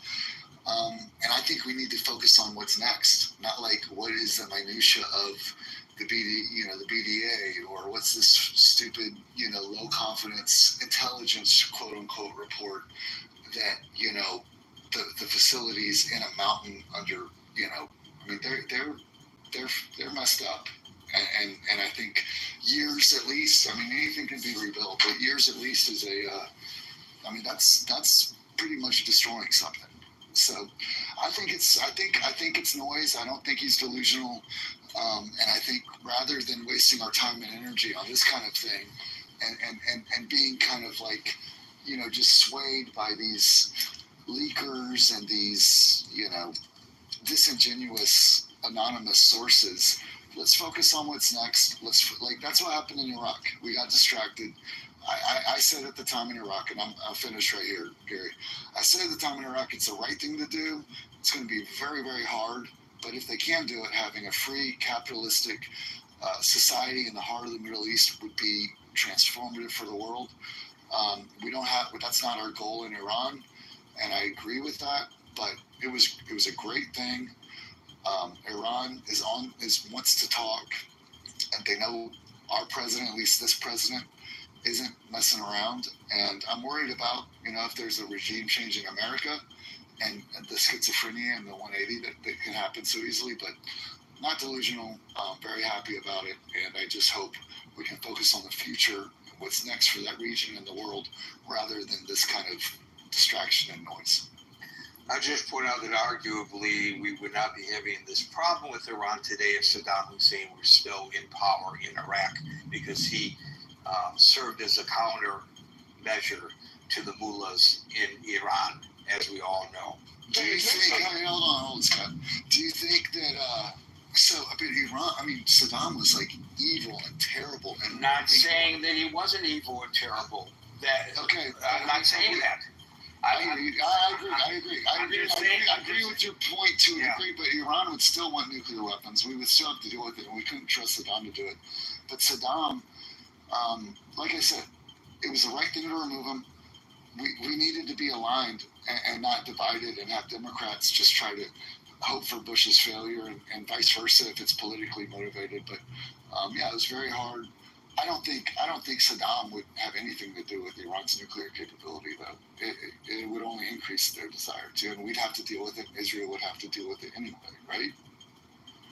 I would just add, because apparently some people think that the question is being raised because of some kind of predetermined distaste for the president. No, I can't speak to other people's positions, but personally, I am just, as I've always been, seeking the truth. And I know, as Jack Nicholson pointed out in A Few Good Men, you want the truth, you can't handle the truth. And maybe, in some cases, the government doesn't tell us the truth because you and I can't handle the truth, but I'm always seeking the truth. And I would ask the same question of the people who got us into the war in Iraq. Since you brought it up, it has nothing to do with Trump specifically, except it does given the current circumstances. But I would ask, if we were having this discussion here on Clubhouse, if it existed back then, whether they were delusional or were they lying, because there were no weapons of mass destruction, and we all know that. Yeah. And Iraq had nothing to do with the 9/11 attacks. So were they lying or were they delusional? I don't know. So I would ask the same question then if I had the forum to do so as I'm asking now. It's not that I say, here's a chance to get Trump. All I want to do is get Trump. I can't give Trump anything. That's not the point. The point is, they lie. I had a conversation with my son today, and he says, I can't even listen to anybody in government anymore. I just can't listen to it any longer because I'm tired of them lying to us. Because I asked him the question today, Daniel, here's our discussion today. And I said, are they, is the president delusional or is he lying when he says he knows for sure the assessment? And he says he's lying. He's not delusional. They all lie. Don't trust anything any of them say. And you think that, I'd be wiser than him, but perhaps he's wiser than me. Yeah. I agree with Daniel, Gary. Can I just ask you? I mean, are you saying it's noise and a distraction to ask whether and expect the citizenry to ask and expect that the president be truthful about an assessment of a military attack? I mean, is that what's noise? Or what's the noise and the distraction? No, I'm saying that we all know, and we've all learned that's paying attention to this. That BDAs take a while. So the focus on exactly what happened, is like it's disingenuous and it's politically motivated, and so that's what I feel about it. What was exactly your question, Scott? Yeah, but I mean, wouldn't we be in a different position if Trump wasn't making claims that? The position we're in, that's irrelevant right now. Let's wait. Right now, it's irrelevant. It would be irrelevant if Trump had said we're waiting for further. Yeah, we'll give further assessment. Like if Trump was honest, it would be relevant. This is what I'm talking about. This is what's a distraction. Like, let's wait. Yes, I think Trump's dishonesty is a distraction. It's delusion. Yes, you're right. It's distraction. You're right. Yeah, I couldn't agree. Scott, yeah, we can argue about semantics now and later. There will always be semantics. Sorry, what did totally destroyed me? Did it mean 3 years? Did it mean forever? Nothing's forever, so nothing can be totally destroyed. So he's full of shit. Like, it's all semantics that we want to argue about. And certain people, I think you, me, Gary, and most people here are good faith. But I think we get kind of caught up and we get hoodwinked by people that are good faith to be arguing about this right now. Like, it was clear, Scott, yes or no? Did we, and I guess you can't know for sure. We can't know for sure. That's the point. But, I mean, it's pretty clear we pulled off an unprecedented strike of immense difficulty and immense proportion. Now, what that proportion ended up being, actually, we'll see.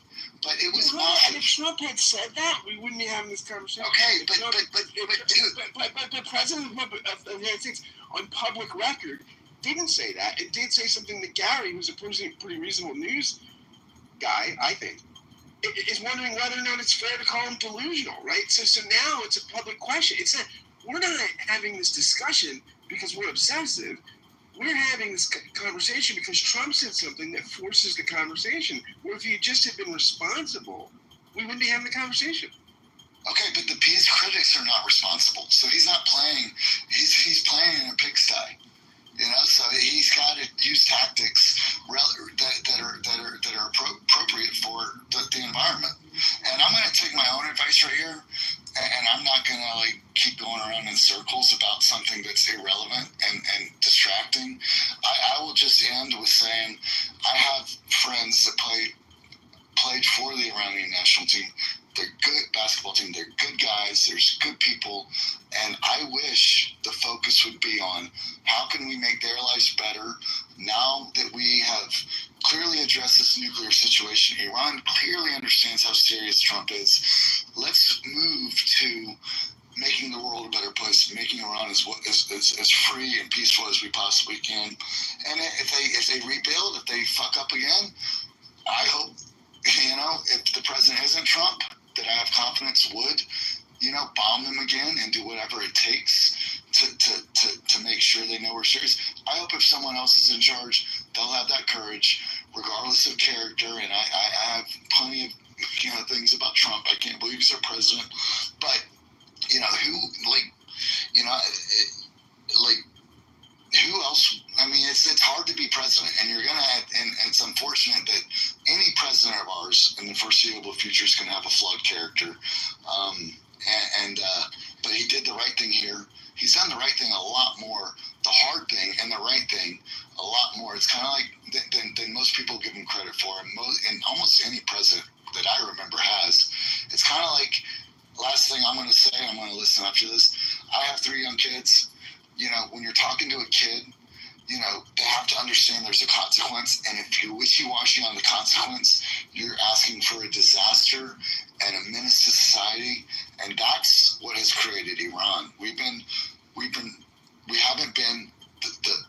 not. They've been getting a pass for decades. Exactly.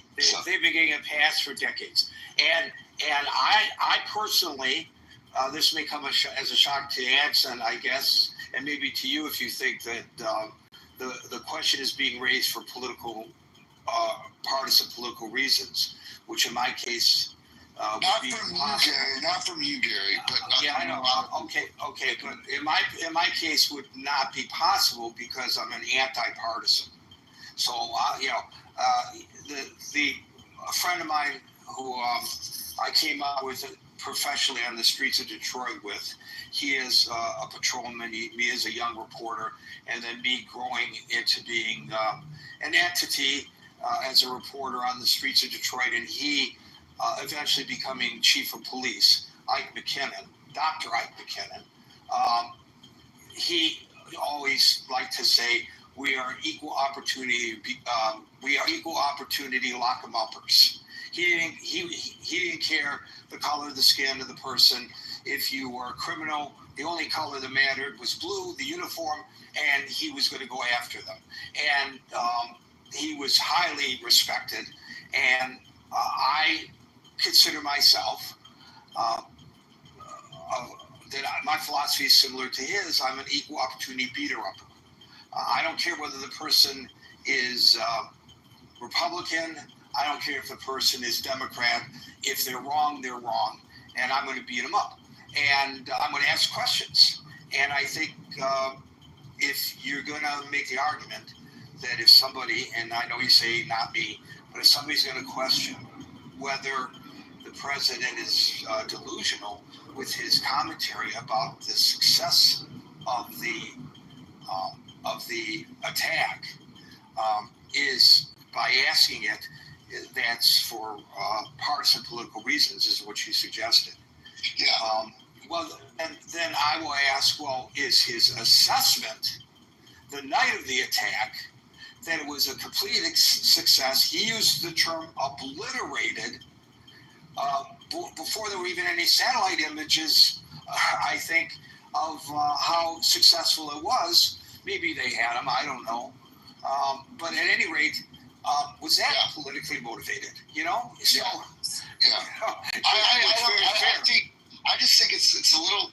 Again, I think it's just missing the point just a little bit. It's kind of like I was watching The Last Dance, Michael Jordan 10-part series, and to make a basketball analogy, they were playing Utah in this 6th championship.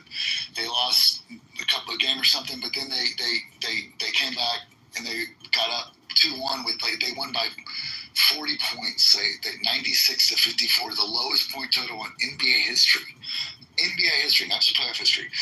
And it's kind of like if Phil Jackson said, oh, we've totally demolished them. Like, and they're like, well, they can still win the series, But, okay, yes. But that game, they got fucking destroyed. And they ended up coming back. They won the next game, and then the Bulls won in Game 6. So, but it's kind of like Trump, we fucking demolished them. We won by 40. We blew them the fuck out. They didn't even get a shot off. They didn't even take a plane. A plane didn't even land. Like, what happens in Game 2? And we'll see.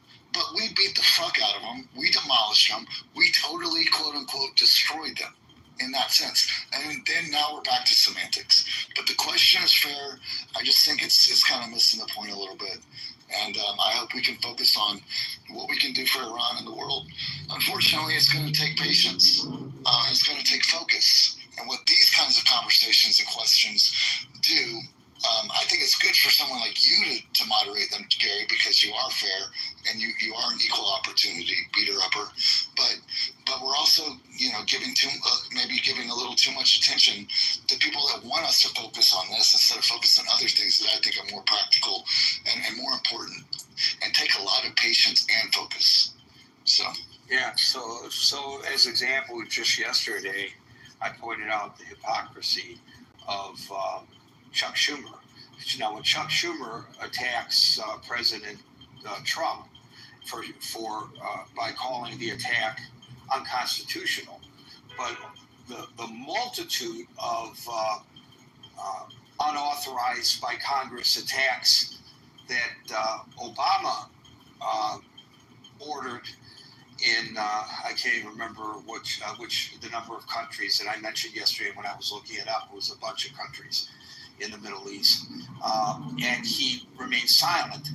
That's politically motivated, for sure. And I called him out on it yesterday. We're now already at 5:57, which means we will no longer be inviting people up onto the stage. But for those who are on the stage, we are now going into extra time. For those who are patiently waiting an invitation on the stage that they will not get because of the time constraints, please feel free to click on the link above and join the very vibrant chat that continues during, before, and after our sessions here on Clubhouse at the Critical Thinking Forum Facebook Messenger chat site. We have two Allens on the stage. We are going now to Alan Yohe. Thank you, Gary. Thank you for having me on. So I think I'm in the minority here, but I think that his assessment was delusional.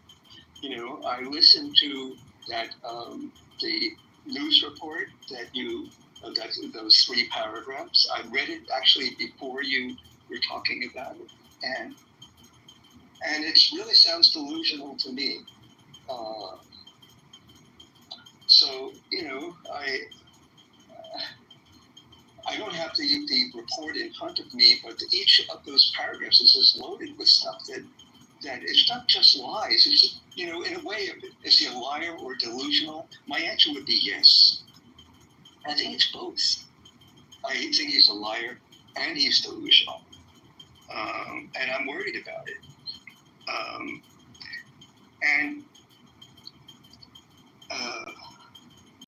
One second here. I'm having trouble. Oh, okay.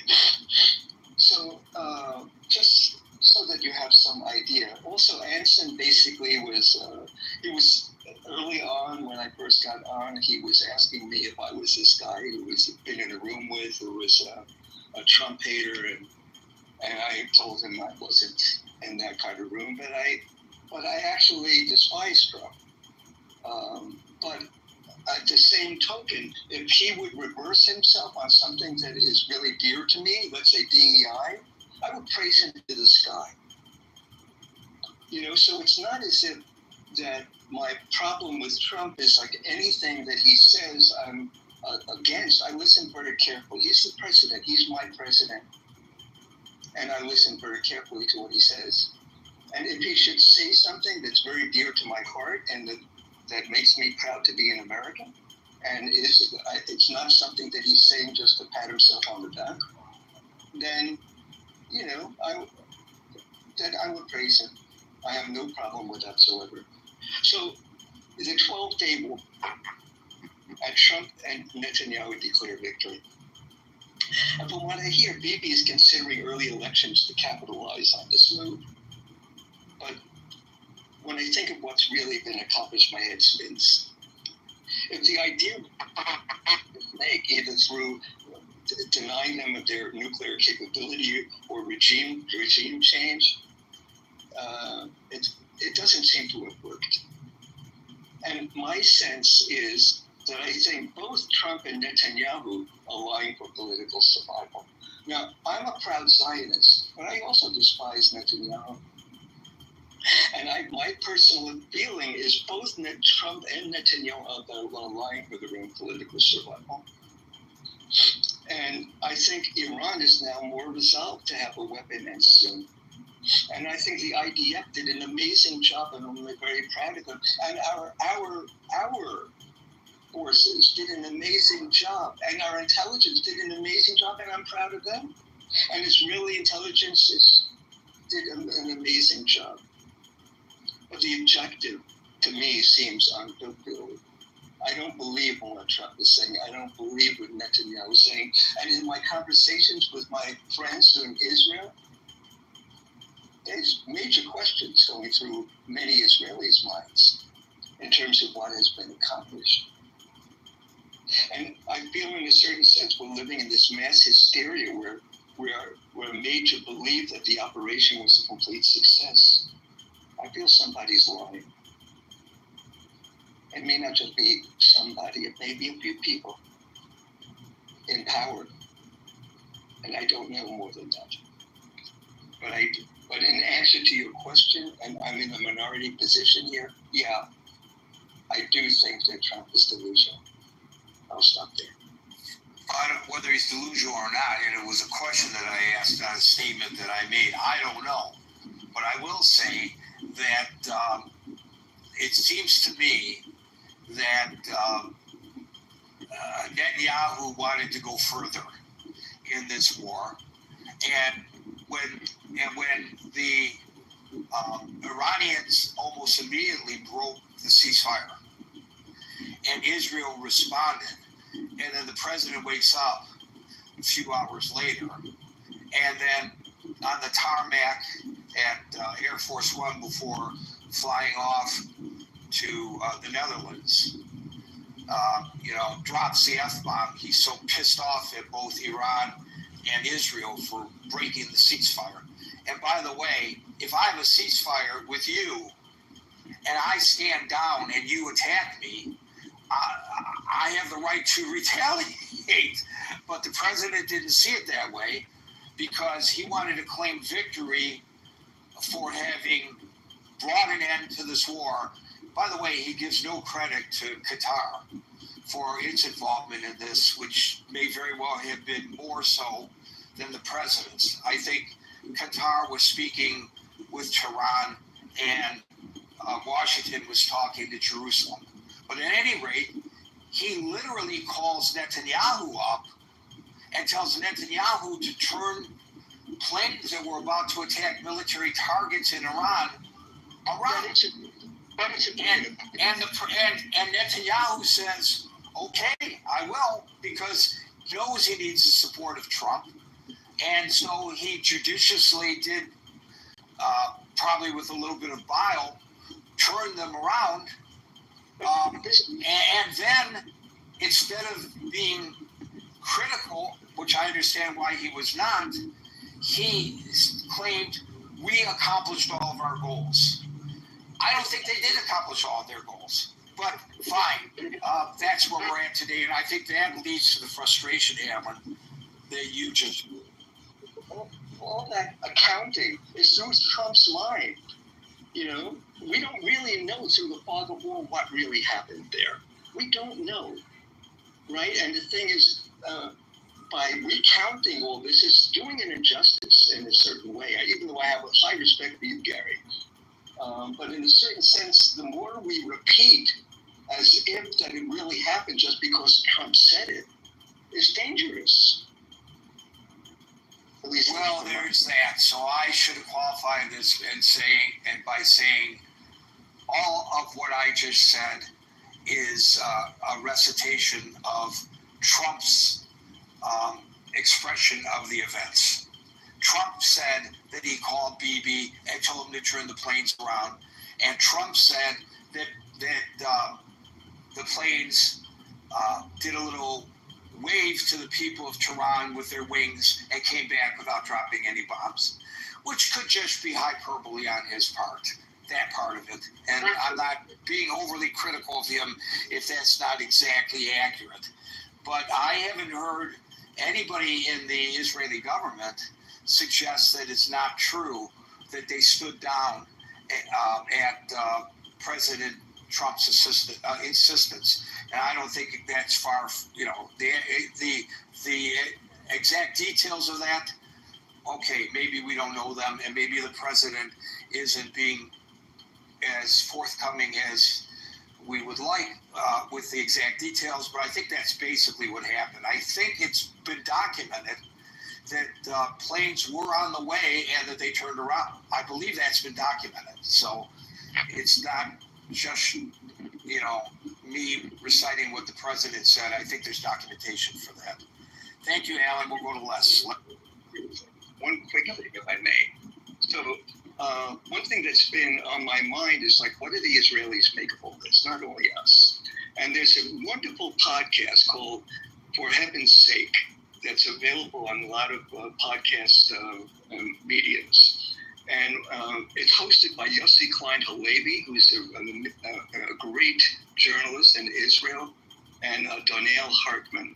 And these are two very, very thoughtful Israelis who are trying to make sense of what's happening in Israel. And it's an idea, it's an opportunity to really get a sense of what do Israelis make of all this, which is us who are interested in getting a balanced view of this, that might be helpful. So it's called For Heaven's Sake, and it's a podcast, and it's available on many different platforms. And since you seem to have at least as much or maybe more understanding of the Israeli mindset, I will just remind you that even before the current situation in Israel, which is not dissimilar from the political situation in the United States, a house divided with Netanyahu, the lightning rod, the same as Trump is the lightning rod here.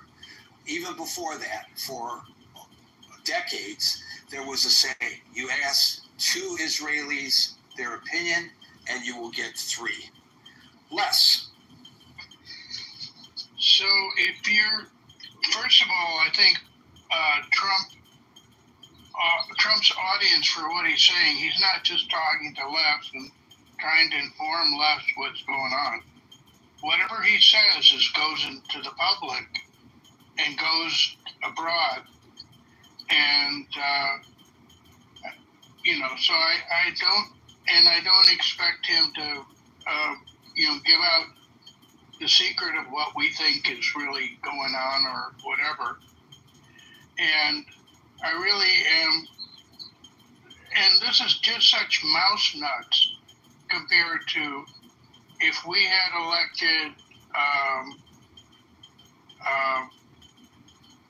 a Democrat. God knows I voted for one, but if we had elected a Democrat, we would be facing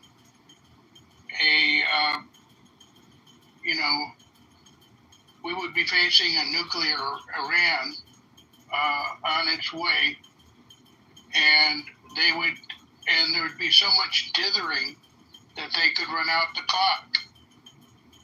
And and you still have these Democrats that are saying, oh, we shouldn't have done that, blah, blah, blah. But, you're going to have to confront these guys sooner or later.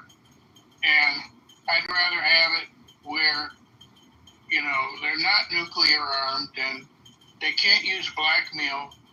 So otherwise they'll just take these proxies and have them do all this crap. And Israel has to be concerned that they've got the nukes. In terms of, at first I was thinking, well, we should get rid of the Iranian regime, but we don't know what's going to come after it. Maybe it's just the best that it be, weakened. We'd like to help out the people there. God knows how many people have been killed, that are not the right kind of Muslim, or, all sorts of folks got killed, and, now all of a sudden, everybody who is a dissident that they can identify as an Israeli spy, and they get about a 5-minute trial, and they're sentenced to death. That's what's going on right now in Iran. And of course, there over the years there have been a ton of people that have been killed. I had a friend that was a spy, and she was explaining what was happening with them, and then the Zoroastrians, right? And there are all sorts of minority groups. It's a mishmash, 60% Persian, and then other ethnic groups just kind of put together. The actual boundaries just set up by France and England after the war, without really seeing anything other than just a map. And, but, you know, you just can't, you know, we tried that with Iraq, you know, where we kind of got rid of Saddam, and then we ended up with Iran controlling much of Iraq, and we're not better off. And just to get back, and I'm repeating myself here, President Trump's audience for what he's saying is not just less, but for these kind of statements, they're for the world's consumption. And, you know, if Iran can make people believe that they have the you know, weapons of mass destruction, or you know, we have to worry about that, then they can hold us over a barrel. And that's what Mr. Saddam was doing too, right? He misled people to think that he had, you know, these horrible chemical weapons or whatever, because he was like the old old lion that had lost his teeth, and he still he was afraid that he would now be vulnerable. Thank you.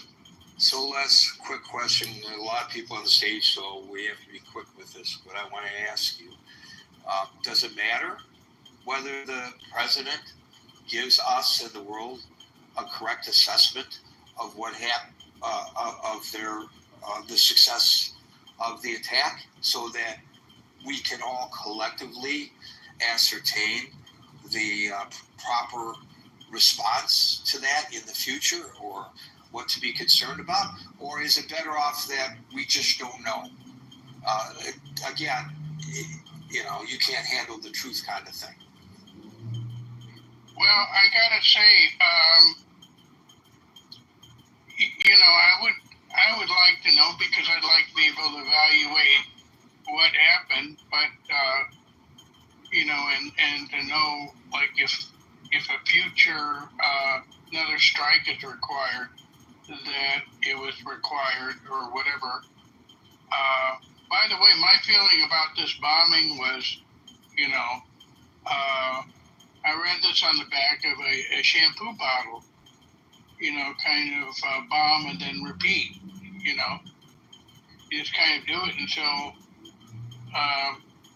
either your hair is clean or you know, the desert's clean of the ability to make bombs like that. Thank you. Thank you, Les. No, but I think you're thinking about it, so that's a good thing. All right, we'll go to. Hey, Gary. If you will grant me 15 seconds of latitude. Yesterday, when you were going back and forth with Dominic made the statement that, you know, the CIA had said something about Trump being a Russian asset. And I don't think that's actually true, and Dominic's down on the stage, and maybe he can correct me later. What the CIA did conclude was that Russia did try to interfere with the election, but I can't find anything anywhere that said the CIA accused Donald Trump of being a Russian asset or anything like that. Now, on the briefings, right? So, what do we know? We know from the previous administration, and even Politico did a report back in March, right? Donald Trump does not read the president's daily briefing. In fact, you know, it's reported that Tulsi Gabbard wanted to change the format of the president's daily briefing because he likes things delivered to him in a certain way, right? She even, you know, they joke that she even said, hey, maybe we should do the president's daily briefing as some type of Fox News report, because people in this administration, I think Pompeo said it, I think McMaster said it, I don't remember the other guy, but they said he does not like to read. So the question becomes, when he made the statement, the options to your question are, is he lying? Is he delusional? But maybe a third option, is he just misinformed because he's not actually reading the information that's being prepared for him daily by the collective intelligence agencies? Well, he rejected the twice now the various intelligence agencies' assessments both before and after the attack. He rejected it. He said to the American people that the intelligence agencies were wrong. So how does he know that? I don't know. It's his intelligence agencies. Maybe he willed it to be wrong, or maybe he intuitively knew that they were wrong. I don't know. But again, it leads to the question again of, is this something that's delusional, or is he just lying to the American people for whatever political reasons he might want to lie? And so I think it takes us right back to the question of the room, and I think it's a fair question to ask, Frank. Yeah, and keep in mind, he's always said publicly that he lives and he's governed his life by his instincts.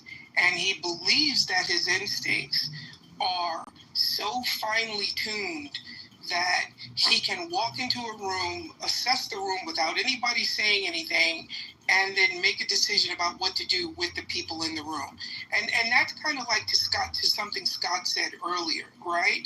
He really, his moral compass is different, but because he believes he's superior. I have a really good friend. I'm only going to say her first name is Lisa. She worked directly for him at Trump Tower for 17 years. And Lisa will always tell you that no matter who is in the room with him, he believes himself to be the smartest person in the room. And even if someone in the room is, like, let's say, more educated than he is, he still believes that he's more, like, savvy, or he's more street smart, or he's just sharper in some way. A lot of this really is about his ego. And to something that, Anson said earlier, right? Two things can be true at once, right? We don't have to live in this way or that way world. Trump can do a good thing and do a bad thing simultaneously, as long as these two things don't conflict with one another.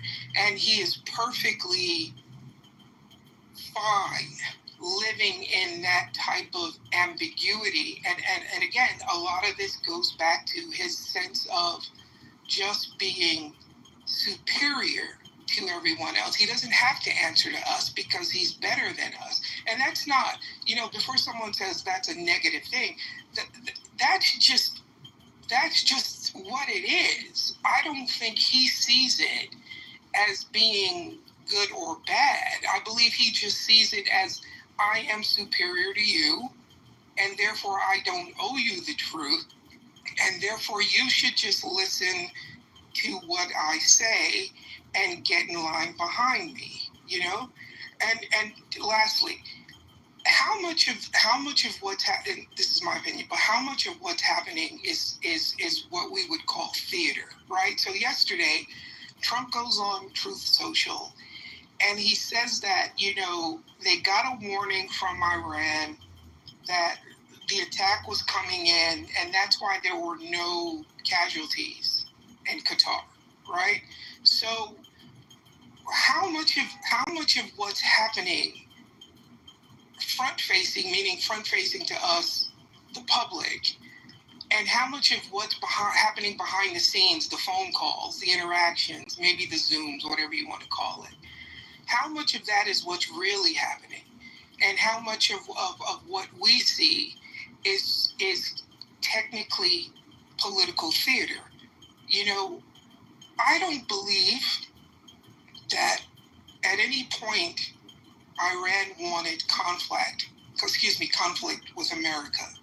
You know, Iran, the largest opponent to Iran in the Middle East is not Israel. It's actually Saudi Arabia, right? So Saudi Arabia, Jordan, Oman, they've all designated Iran as an enemy of their states. But what are the carve-outs that they've given Iran? Like agriculture. They still, Iran is the farmer's market of that part of the world. And we have to be able to kind of say what is being said to us and what might actually be happening behind the scenes. You know, the idea about the enriched uranium, right? So those are the buzzwords. But Iran has had a nuclear program for quite some time. Now it's, well, they're enriching to like 60%, which could possibly be weapons grade. But the idea that Iran does not have nuclear capabilities in some way it's false. You know, they do a lot. I think they use 20% enriched uranium in their medical studies. Iran actually uses nuclear power for electricity, all of these things, but the way the message is being taught is that we don't want Iran to have nuclear power in any capacity. I don't think that's accurate. I think it's been clearly delineated, even by the Israelis, that the peaceful use of nuclear energy ought not to be impeded. They did not attack those facilities at all during their raids, purposely. But what's the buzzwords about enriched uranium about that? Weapons grade. It's always weapons grade. It's always weapons grade. Yes. Do you think, I guess my question, if I can just engage with you for a sec, do you think the average person distinguishes between weapons grade uranium? Yeah, I think people understand that nuance, yes. You have more faith in people than I do, Gary. Well, it's been presented. You said it hasn't been presented properly, and it has been properly presented. If people have trouble delineating the difference, well, that's, yes, I know we shortcut on everything these days. Ever since Twitter, it's 140 characters. Now we know everything. Sort of like the president's briefing, intelligence briefing. Yeah, and I go back to that. Is he actually reading the briefings? I doubt it. Because most of the people in his administrations have said he doesn't read them. They're trying to figure out new ways to deliver the information to him so that it is concise and it is delivered in a method in which he actually wants to engage. But for the most part, it seems like, at least with regards to the intelligence agencies, they're struggling to get him to get on board with the way the IAs communicate with the American population or the American public. And to something you said earlier, you said something to the effect of, is the indictment on the president or is the indictment on, the citizenry of America where we are now? And I think that's a good question, and I think that's something that needs to be discussed further. I agree. Thank you, Daryl. We have David's on the stage. We will go to David G. Well, Gary, great room, and obviously the title is asking us to get into the mind of the president and whatever is going on there from a standpoint of processing reality or his own delusion, as you alluded to, what he perceives as his grand victory here, which is obviously feeds his love of media attention, his love of being the center of attention. But this is not something to be diminished or looked at from the standpoint of this is an absolutely serious pronouncement that he's making with regard to the lives that are involved, the regime that's involved, and the people that want the regime gone. These really people who are on the receiving end of the volleys of missiles, as well as the soldiers and men and women who are risking their lives to go over there overtly and potentially being ratted out. Mossad agents, they're saying, are being found and potentially on trial to be executed.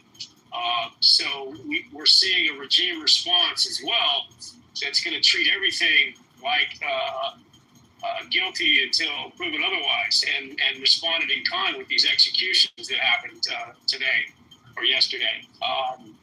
But there's a lot of what's interesting is that while the optics for the president are important, and obviously the leak that came out from his intelligence apparatus, while embarrassing, I think it was essential because he's not listening to the experts, Gary. He's not listening to the intelligence, and he doesn't want to message the intelligence in a way that makes it look like we have a lot more work. Well, he doesn't want to rely on the intelligence if it disagrees with his preconceptions. He will embrace it when it's aligned with his view of things.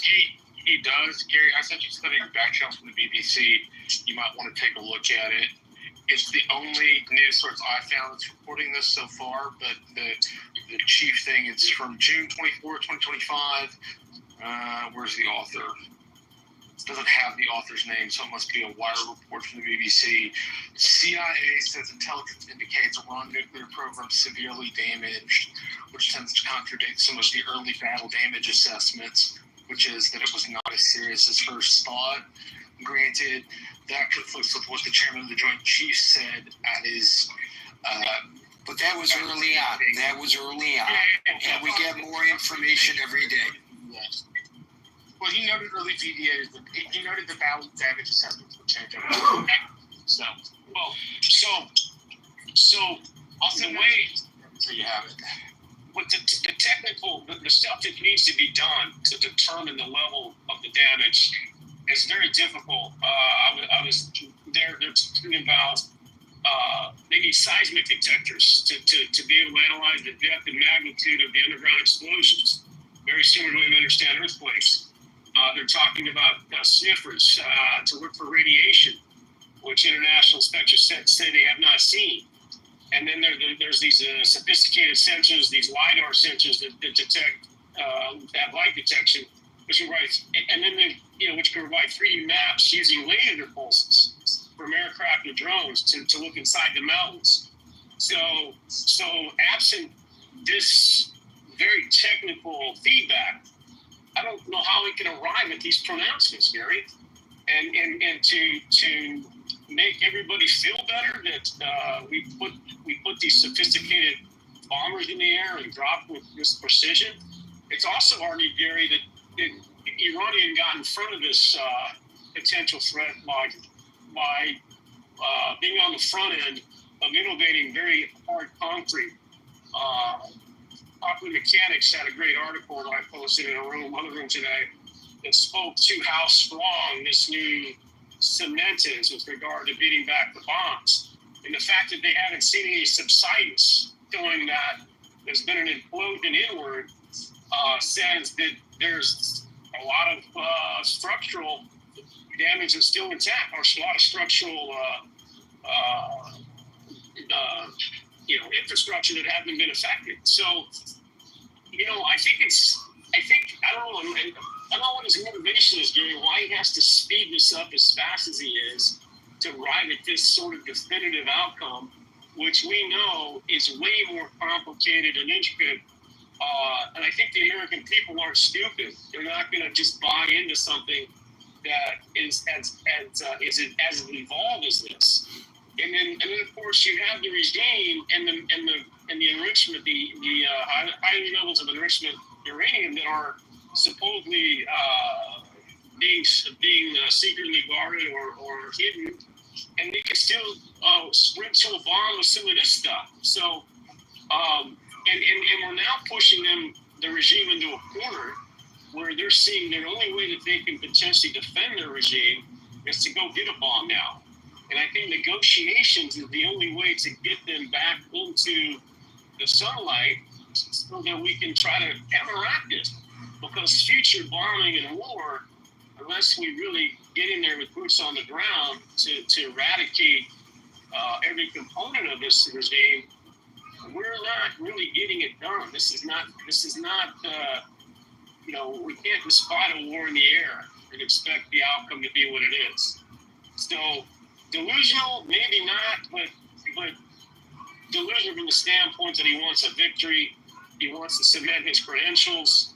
He would like nothing more than to appear before the Nobel Committee and receive that prize, which would, in his mind, not something money can buy, not something that crypto grifting can buy. And I think he wants to solidify his legacy with that ultimate hardware around his neck. But we'll see if that can be accomplished. And I'll end there. So I think it's interesting, thank you, David, to contrast his position and that of Netanyahu and the Israeli government. The Israeli government is saying, Netanyahu in particular, but in general, but Netanyahu in particular, that they have achieved their goals. This is a great victory for Israel. I do not believe that Netanyahu has said that the nuclear program in Iran has been obliterated and blown to kingdom come, which might not be terminology that he'd feel comfortable using. But at any rate, the point is, he is recognizing or claiming or maintaining, depending on one's perspective of it, that this was great.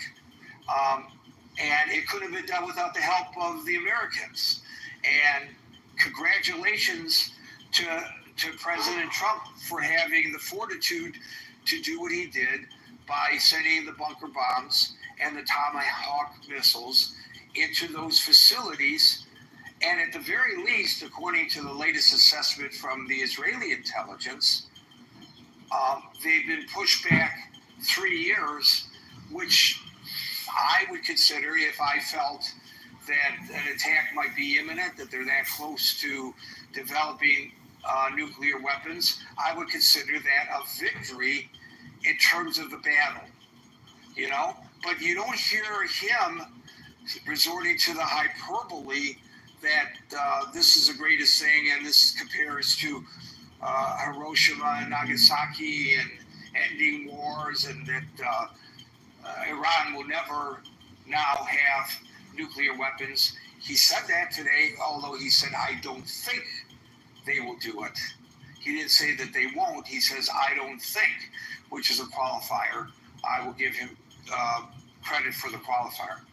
So that's the difference between President Obama, President Trump, and Prime Minister Netanyahu's response to all of this. We go from David to Dave, and this is Dave Lintz. Thank you very much. So, somebody say that maybe the American general public cannot take the too complex information. Middle East is very complex. I think most Western nations do not have the complexity of knowledge and deepness of history and religion to understand what is going on. And I disagree a lot with many statements made with the prior speaker. I think I start with Anson, which I think I agree in many sense because he's an expert, and as an expert for other area, when I recognize expert, I totally respect for the deepness of analysis. Just want to point out that I repeat yesterday what I say, I repeat what Anson has spoken. There are two clusters of attack on the nuclear side, right? 3 hole. When you see 3 hole, each hole 2 bomb, right? That means you have double guarantee, right? Each 2 bomb per each hole is sufficient to go down to 90 meters.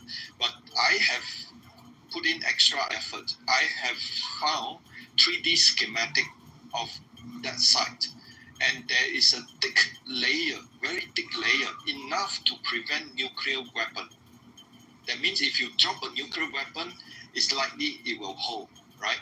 And therefore, I think the expert understand this, the military expert understand this. So they punch through the 90 meter, and then they put another hole, punch through another 90 meter, and then they put another hole, punch through the 90 meter, and all these three explode below all the thickness that is enough to prevent damage by nuclear weapon on top of it, right? So therefore, based on that kind of extra precaution, I would say that it's likely that whatever below is totally damaged, yeah? Just based on that. That means the extra effort, not just one hole with two bombs, it's three holes close to each other. It's not like far away. They are very close. They are like maybe like 50 meters next to each other.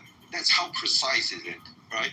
And they understand how the mechanic, the explosion, whatever, but it's double guarantee to make sure whatever below 90 meters is totally destroyed, right? And then it's not just one side, but two sides, and anybody have the schematic of the place, know exactly where to pinpoint the two cluster of three holes, right? So I'm quite confident that what downstairs is really destroyed, and if that two cluster are deciding how to get into downstairs, that means now you have no chance to get downstairs. So this is my assumption, but I hope this is the case. And the other thing I want to get to is like, look, there are people come here and try to listen from Middle East, come here to listen.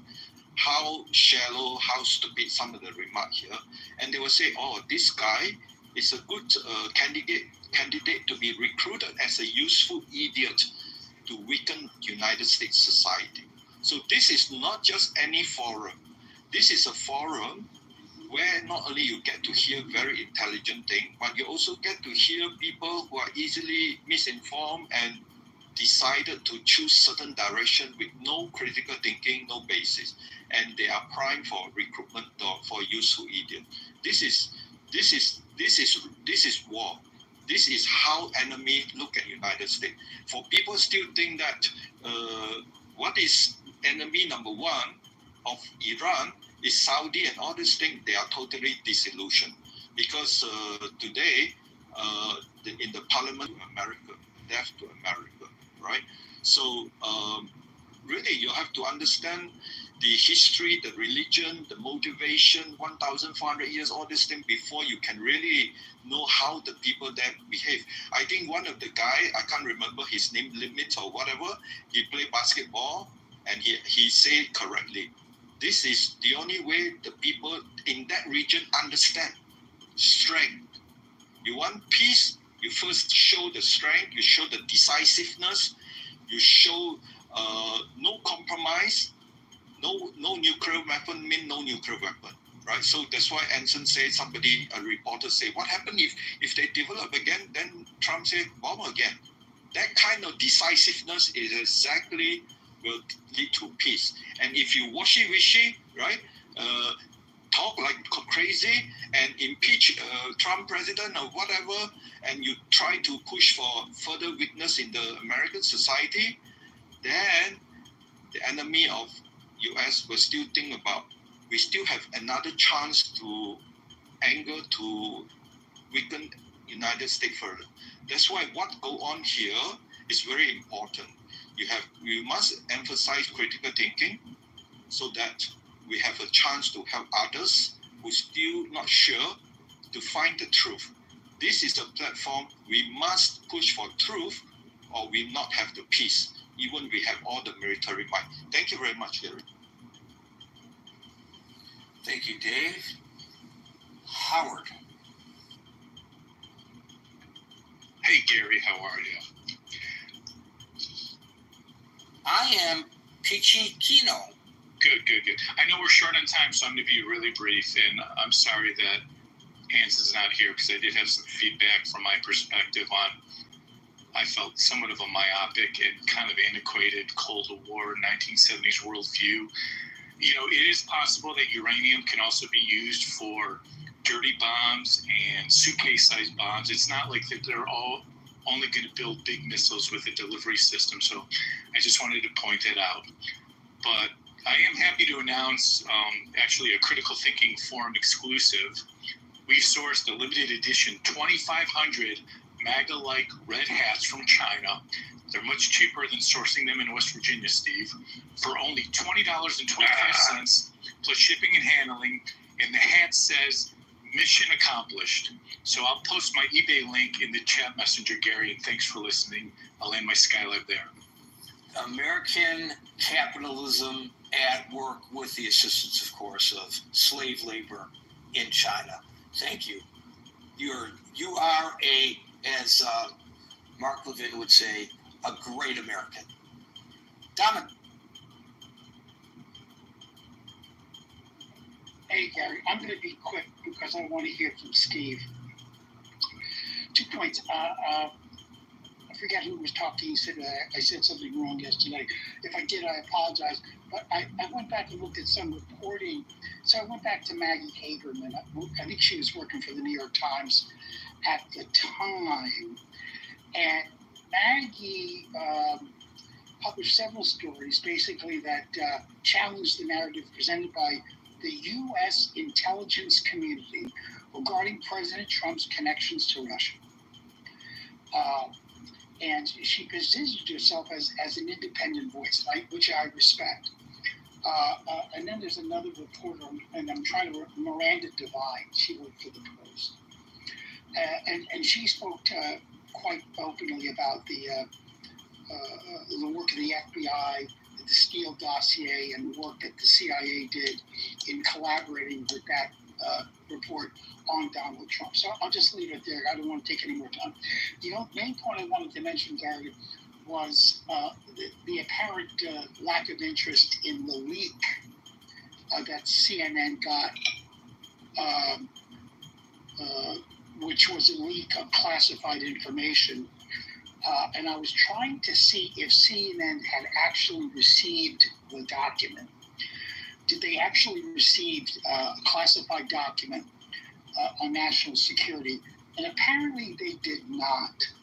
What they reported is that they had reviewed the document, but not had actually received it.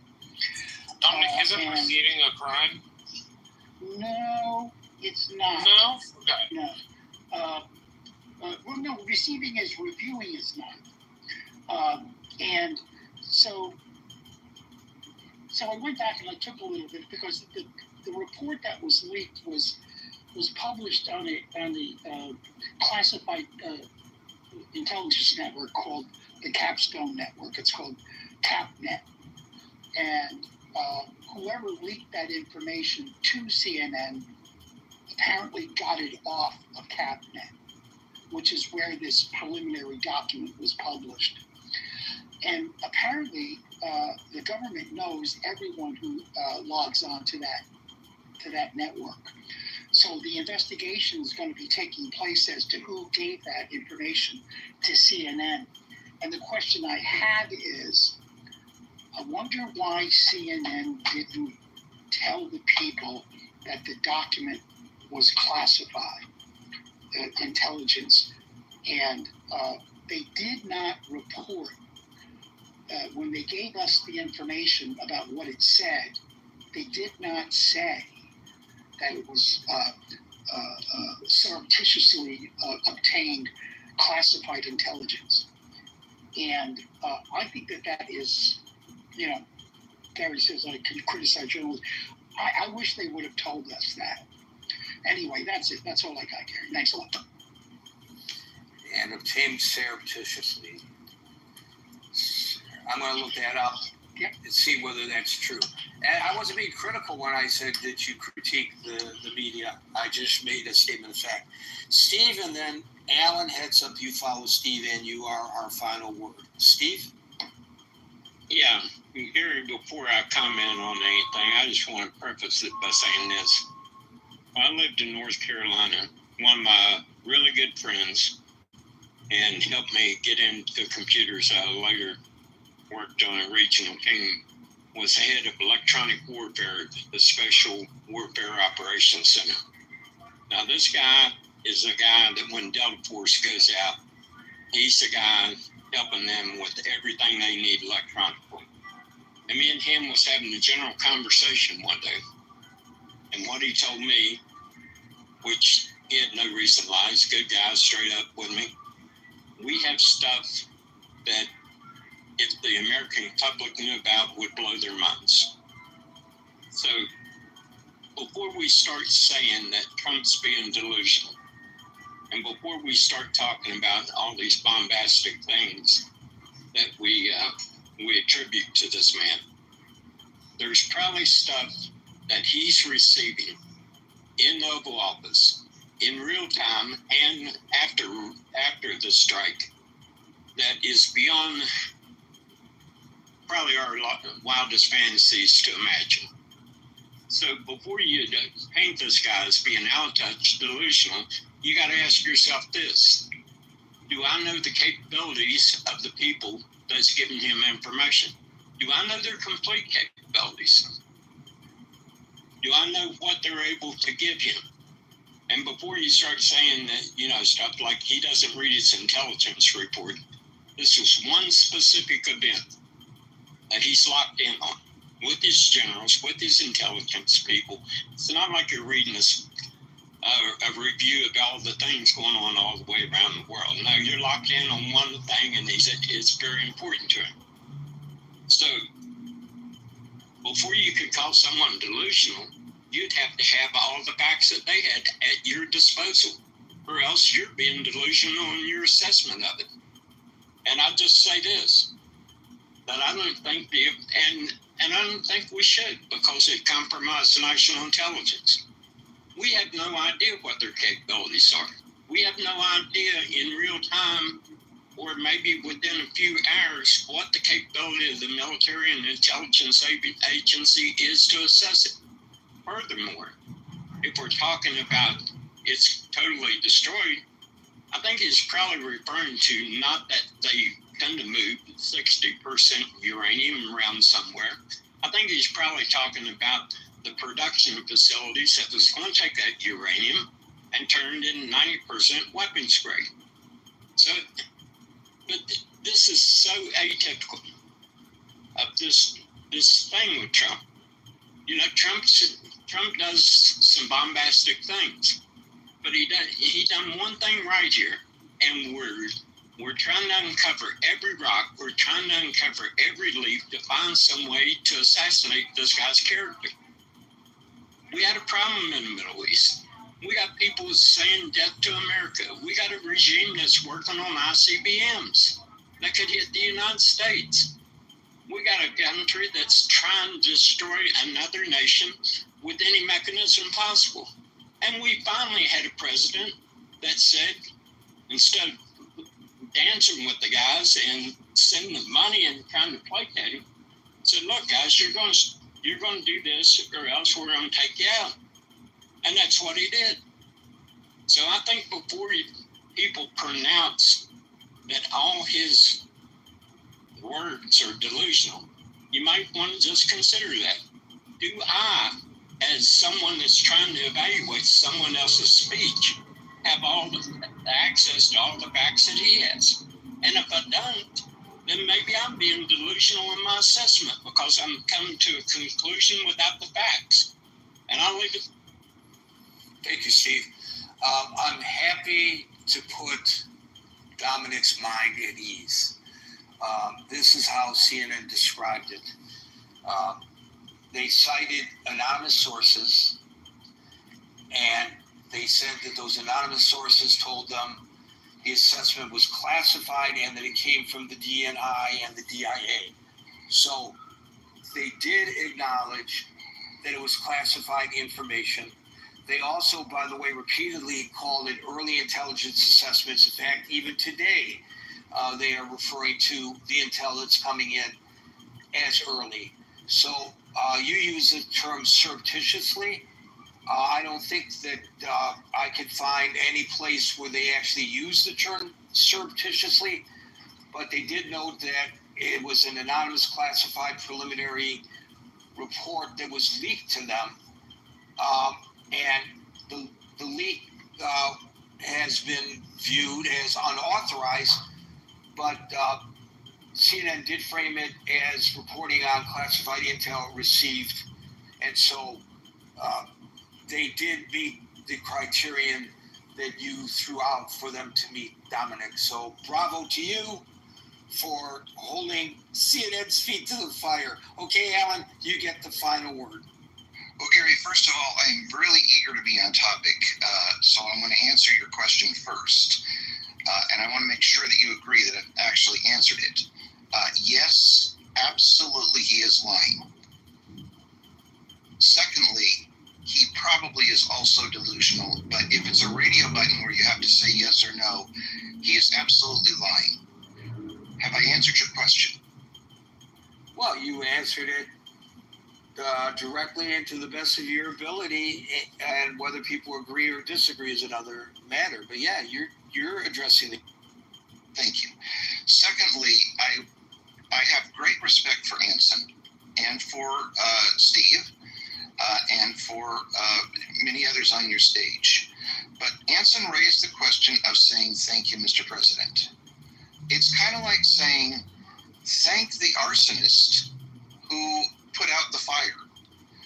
We had a nuclear agreement which allowed us to monitor the Iranians, and Trump tore it up because he wanted to be the star of the show. That's a huge problem. And so I say, I'm not going to say thank you to the arsonist. Finally, I want to get to something that Scott said both yesterday and today. I think it's true to some extent that all presidents lie. But there is no doubt that this president has brought lying to such an extent that Scott says he's amoral, which I agree with, and that everybody knows he's lying. We have never had a president who everybody knows he's lying.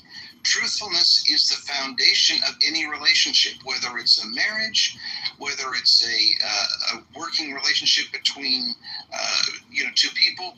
I don't know how you can have any kind of a useful relationship when there isn't some level of trust. So to me, this is really why I believe that Trump has brought us to a new low level that just can't even, I never even imagined we would see. Thank you. So as you were speaking, and yesterday I addressed this, I said some people felt that the JCPOA, the Joint Comprehensive Plan of Action, that the current president, withdrew from in 2018.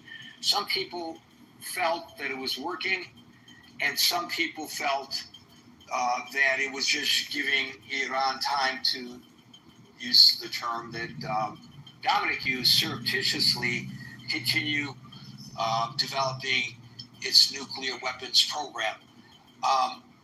Since I made that comment, I decided to do a little bit of research. And I wasn't going to mention it, but since you brought it up, I just want to point out that not only independent experts and U.S. intelligence agencies, but even the Trump administration's own assessments at the time found that the JCPOA was effective in restricting Iran's nuclear program when the president withdrew from it. Now, I'm not arguing in favor of his decision or in opposition of his decision, but I was pretty ambivalent about it yesterday, and maybe I'm still ambivalent about it today, but I thought it was, for my own edification, I would do a little research, and that's my little synopsis of the research that I did yesterday, that even his own administration agreed with you, in spite of the fact, I guess people in the administration agreed with that. And we know that that administration was different than this administration. There was dissent within the administration that is not being tolerated this second go around. I get it.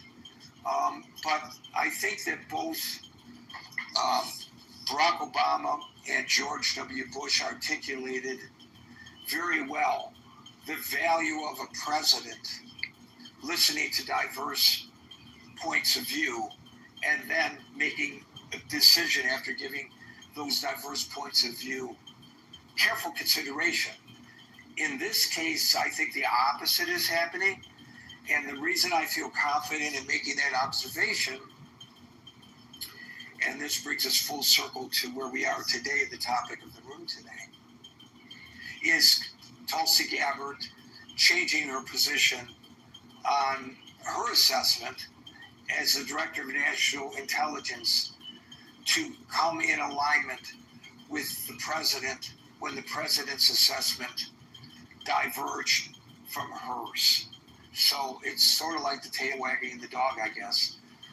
Or maybe that's not a good analogy because it's the president and the president isn't the tail. But you get my point. Thank you, Alan. I get your point. I thank you. And I do want to say one last thing.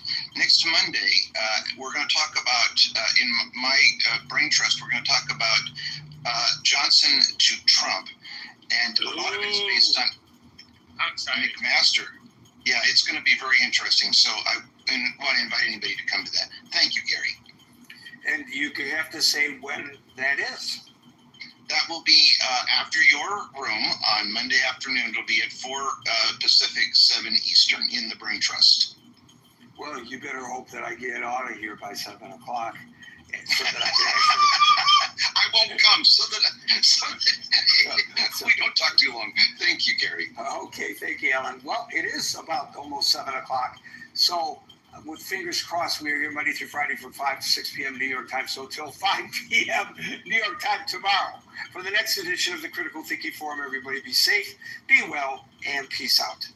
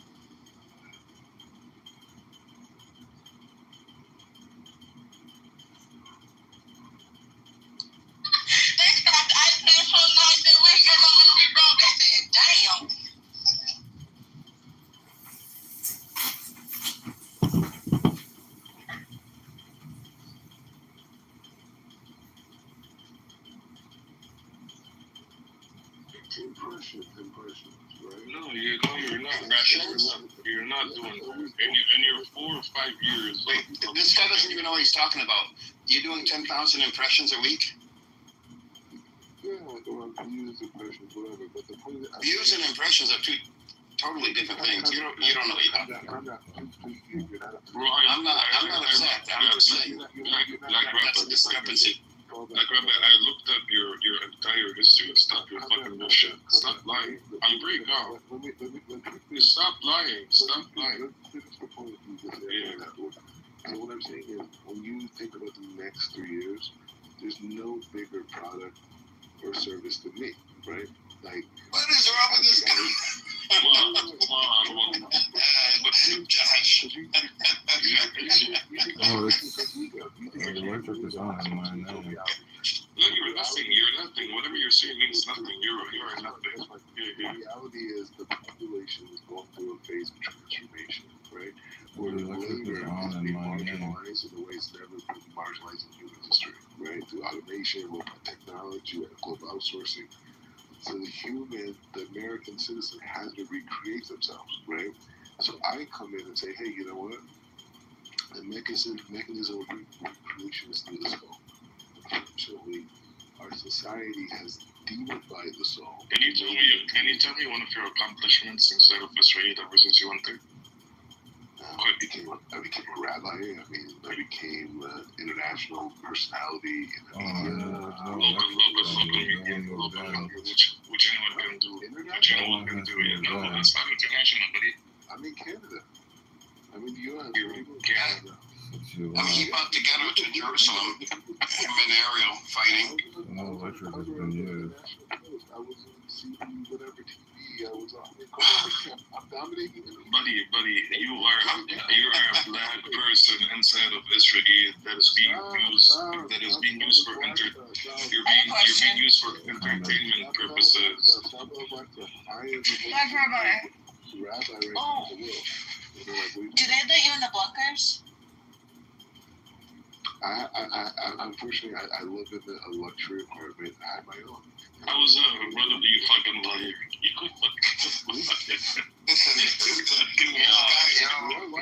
I'm serious when I say he's not in the same reality as the rest of the world. Rabbi, what's your most viewed video today? Building shortly after you left. That's a good question. I think I did a video with Dr. Abramson, who's the dean of Touro College. I think we did something. I think we did like 150,000 views or something. So it's on YouTube. Yeah, I would call. And I did another video recently, like a few weeks ago, in the Temple Mount here in Jerusalem. I think we did like 60,000 views. But I'm not a rapper. I'm a rabbi. I'm a teacher of Torah. I'm getting these types of No. I'm just going based on. You said you get a lot of views and impressions. That's one. That's it. That's all. I never said you were a rapper. Yeah. So no, but I'm just saying like no rappers getting these type of numbers. I'm doing podcasts. Or even preachers, unless they have mega churches, right? Is it Dr. John Abramson, by the way? Dr. Henry Abramson. Henry. Yeah. And I think the title is Black Jews and Their Place in History. But it's like a historical document. I mean, he's a historian, But I've done that. But I'm doing like podcasts, like 3 podcasts every week. That's what I'm doing, like 10,000 views a week. Impressions and views. Don't give advice. That works. Don't give advice. Oh, this other guy that's in the video, I've seen him rap. This other Jewish black guy, I've seen him rap. How many views does that one have? 150,000, but it was 4 years ago. I thought it was more recent, which is fine. 150. Yeah, it's 150. I have another one. I did one like a couple weeks ago. I was saying on the Temple Mount. Let him give you his YouTube channel. Yeah, my YouTube channel got classes on it. Give it to him. Yeah, give the YouTube channel. Yeah, I do like 2 or 3 classes a day. You can see it on my lives. Okay, what is it? I'm on YouTube now. Just type in my name, Capra. Nah, bro, I just type in that Rabbi Mordecai Yosef. Baby, see it. See it! And then you gotta realize he's pumped right now.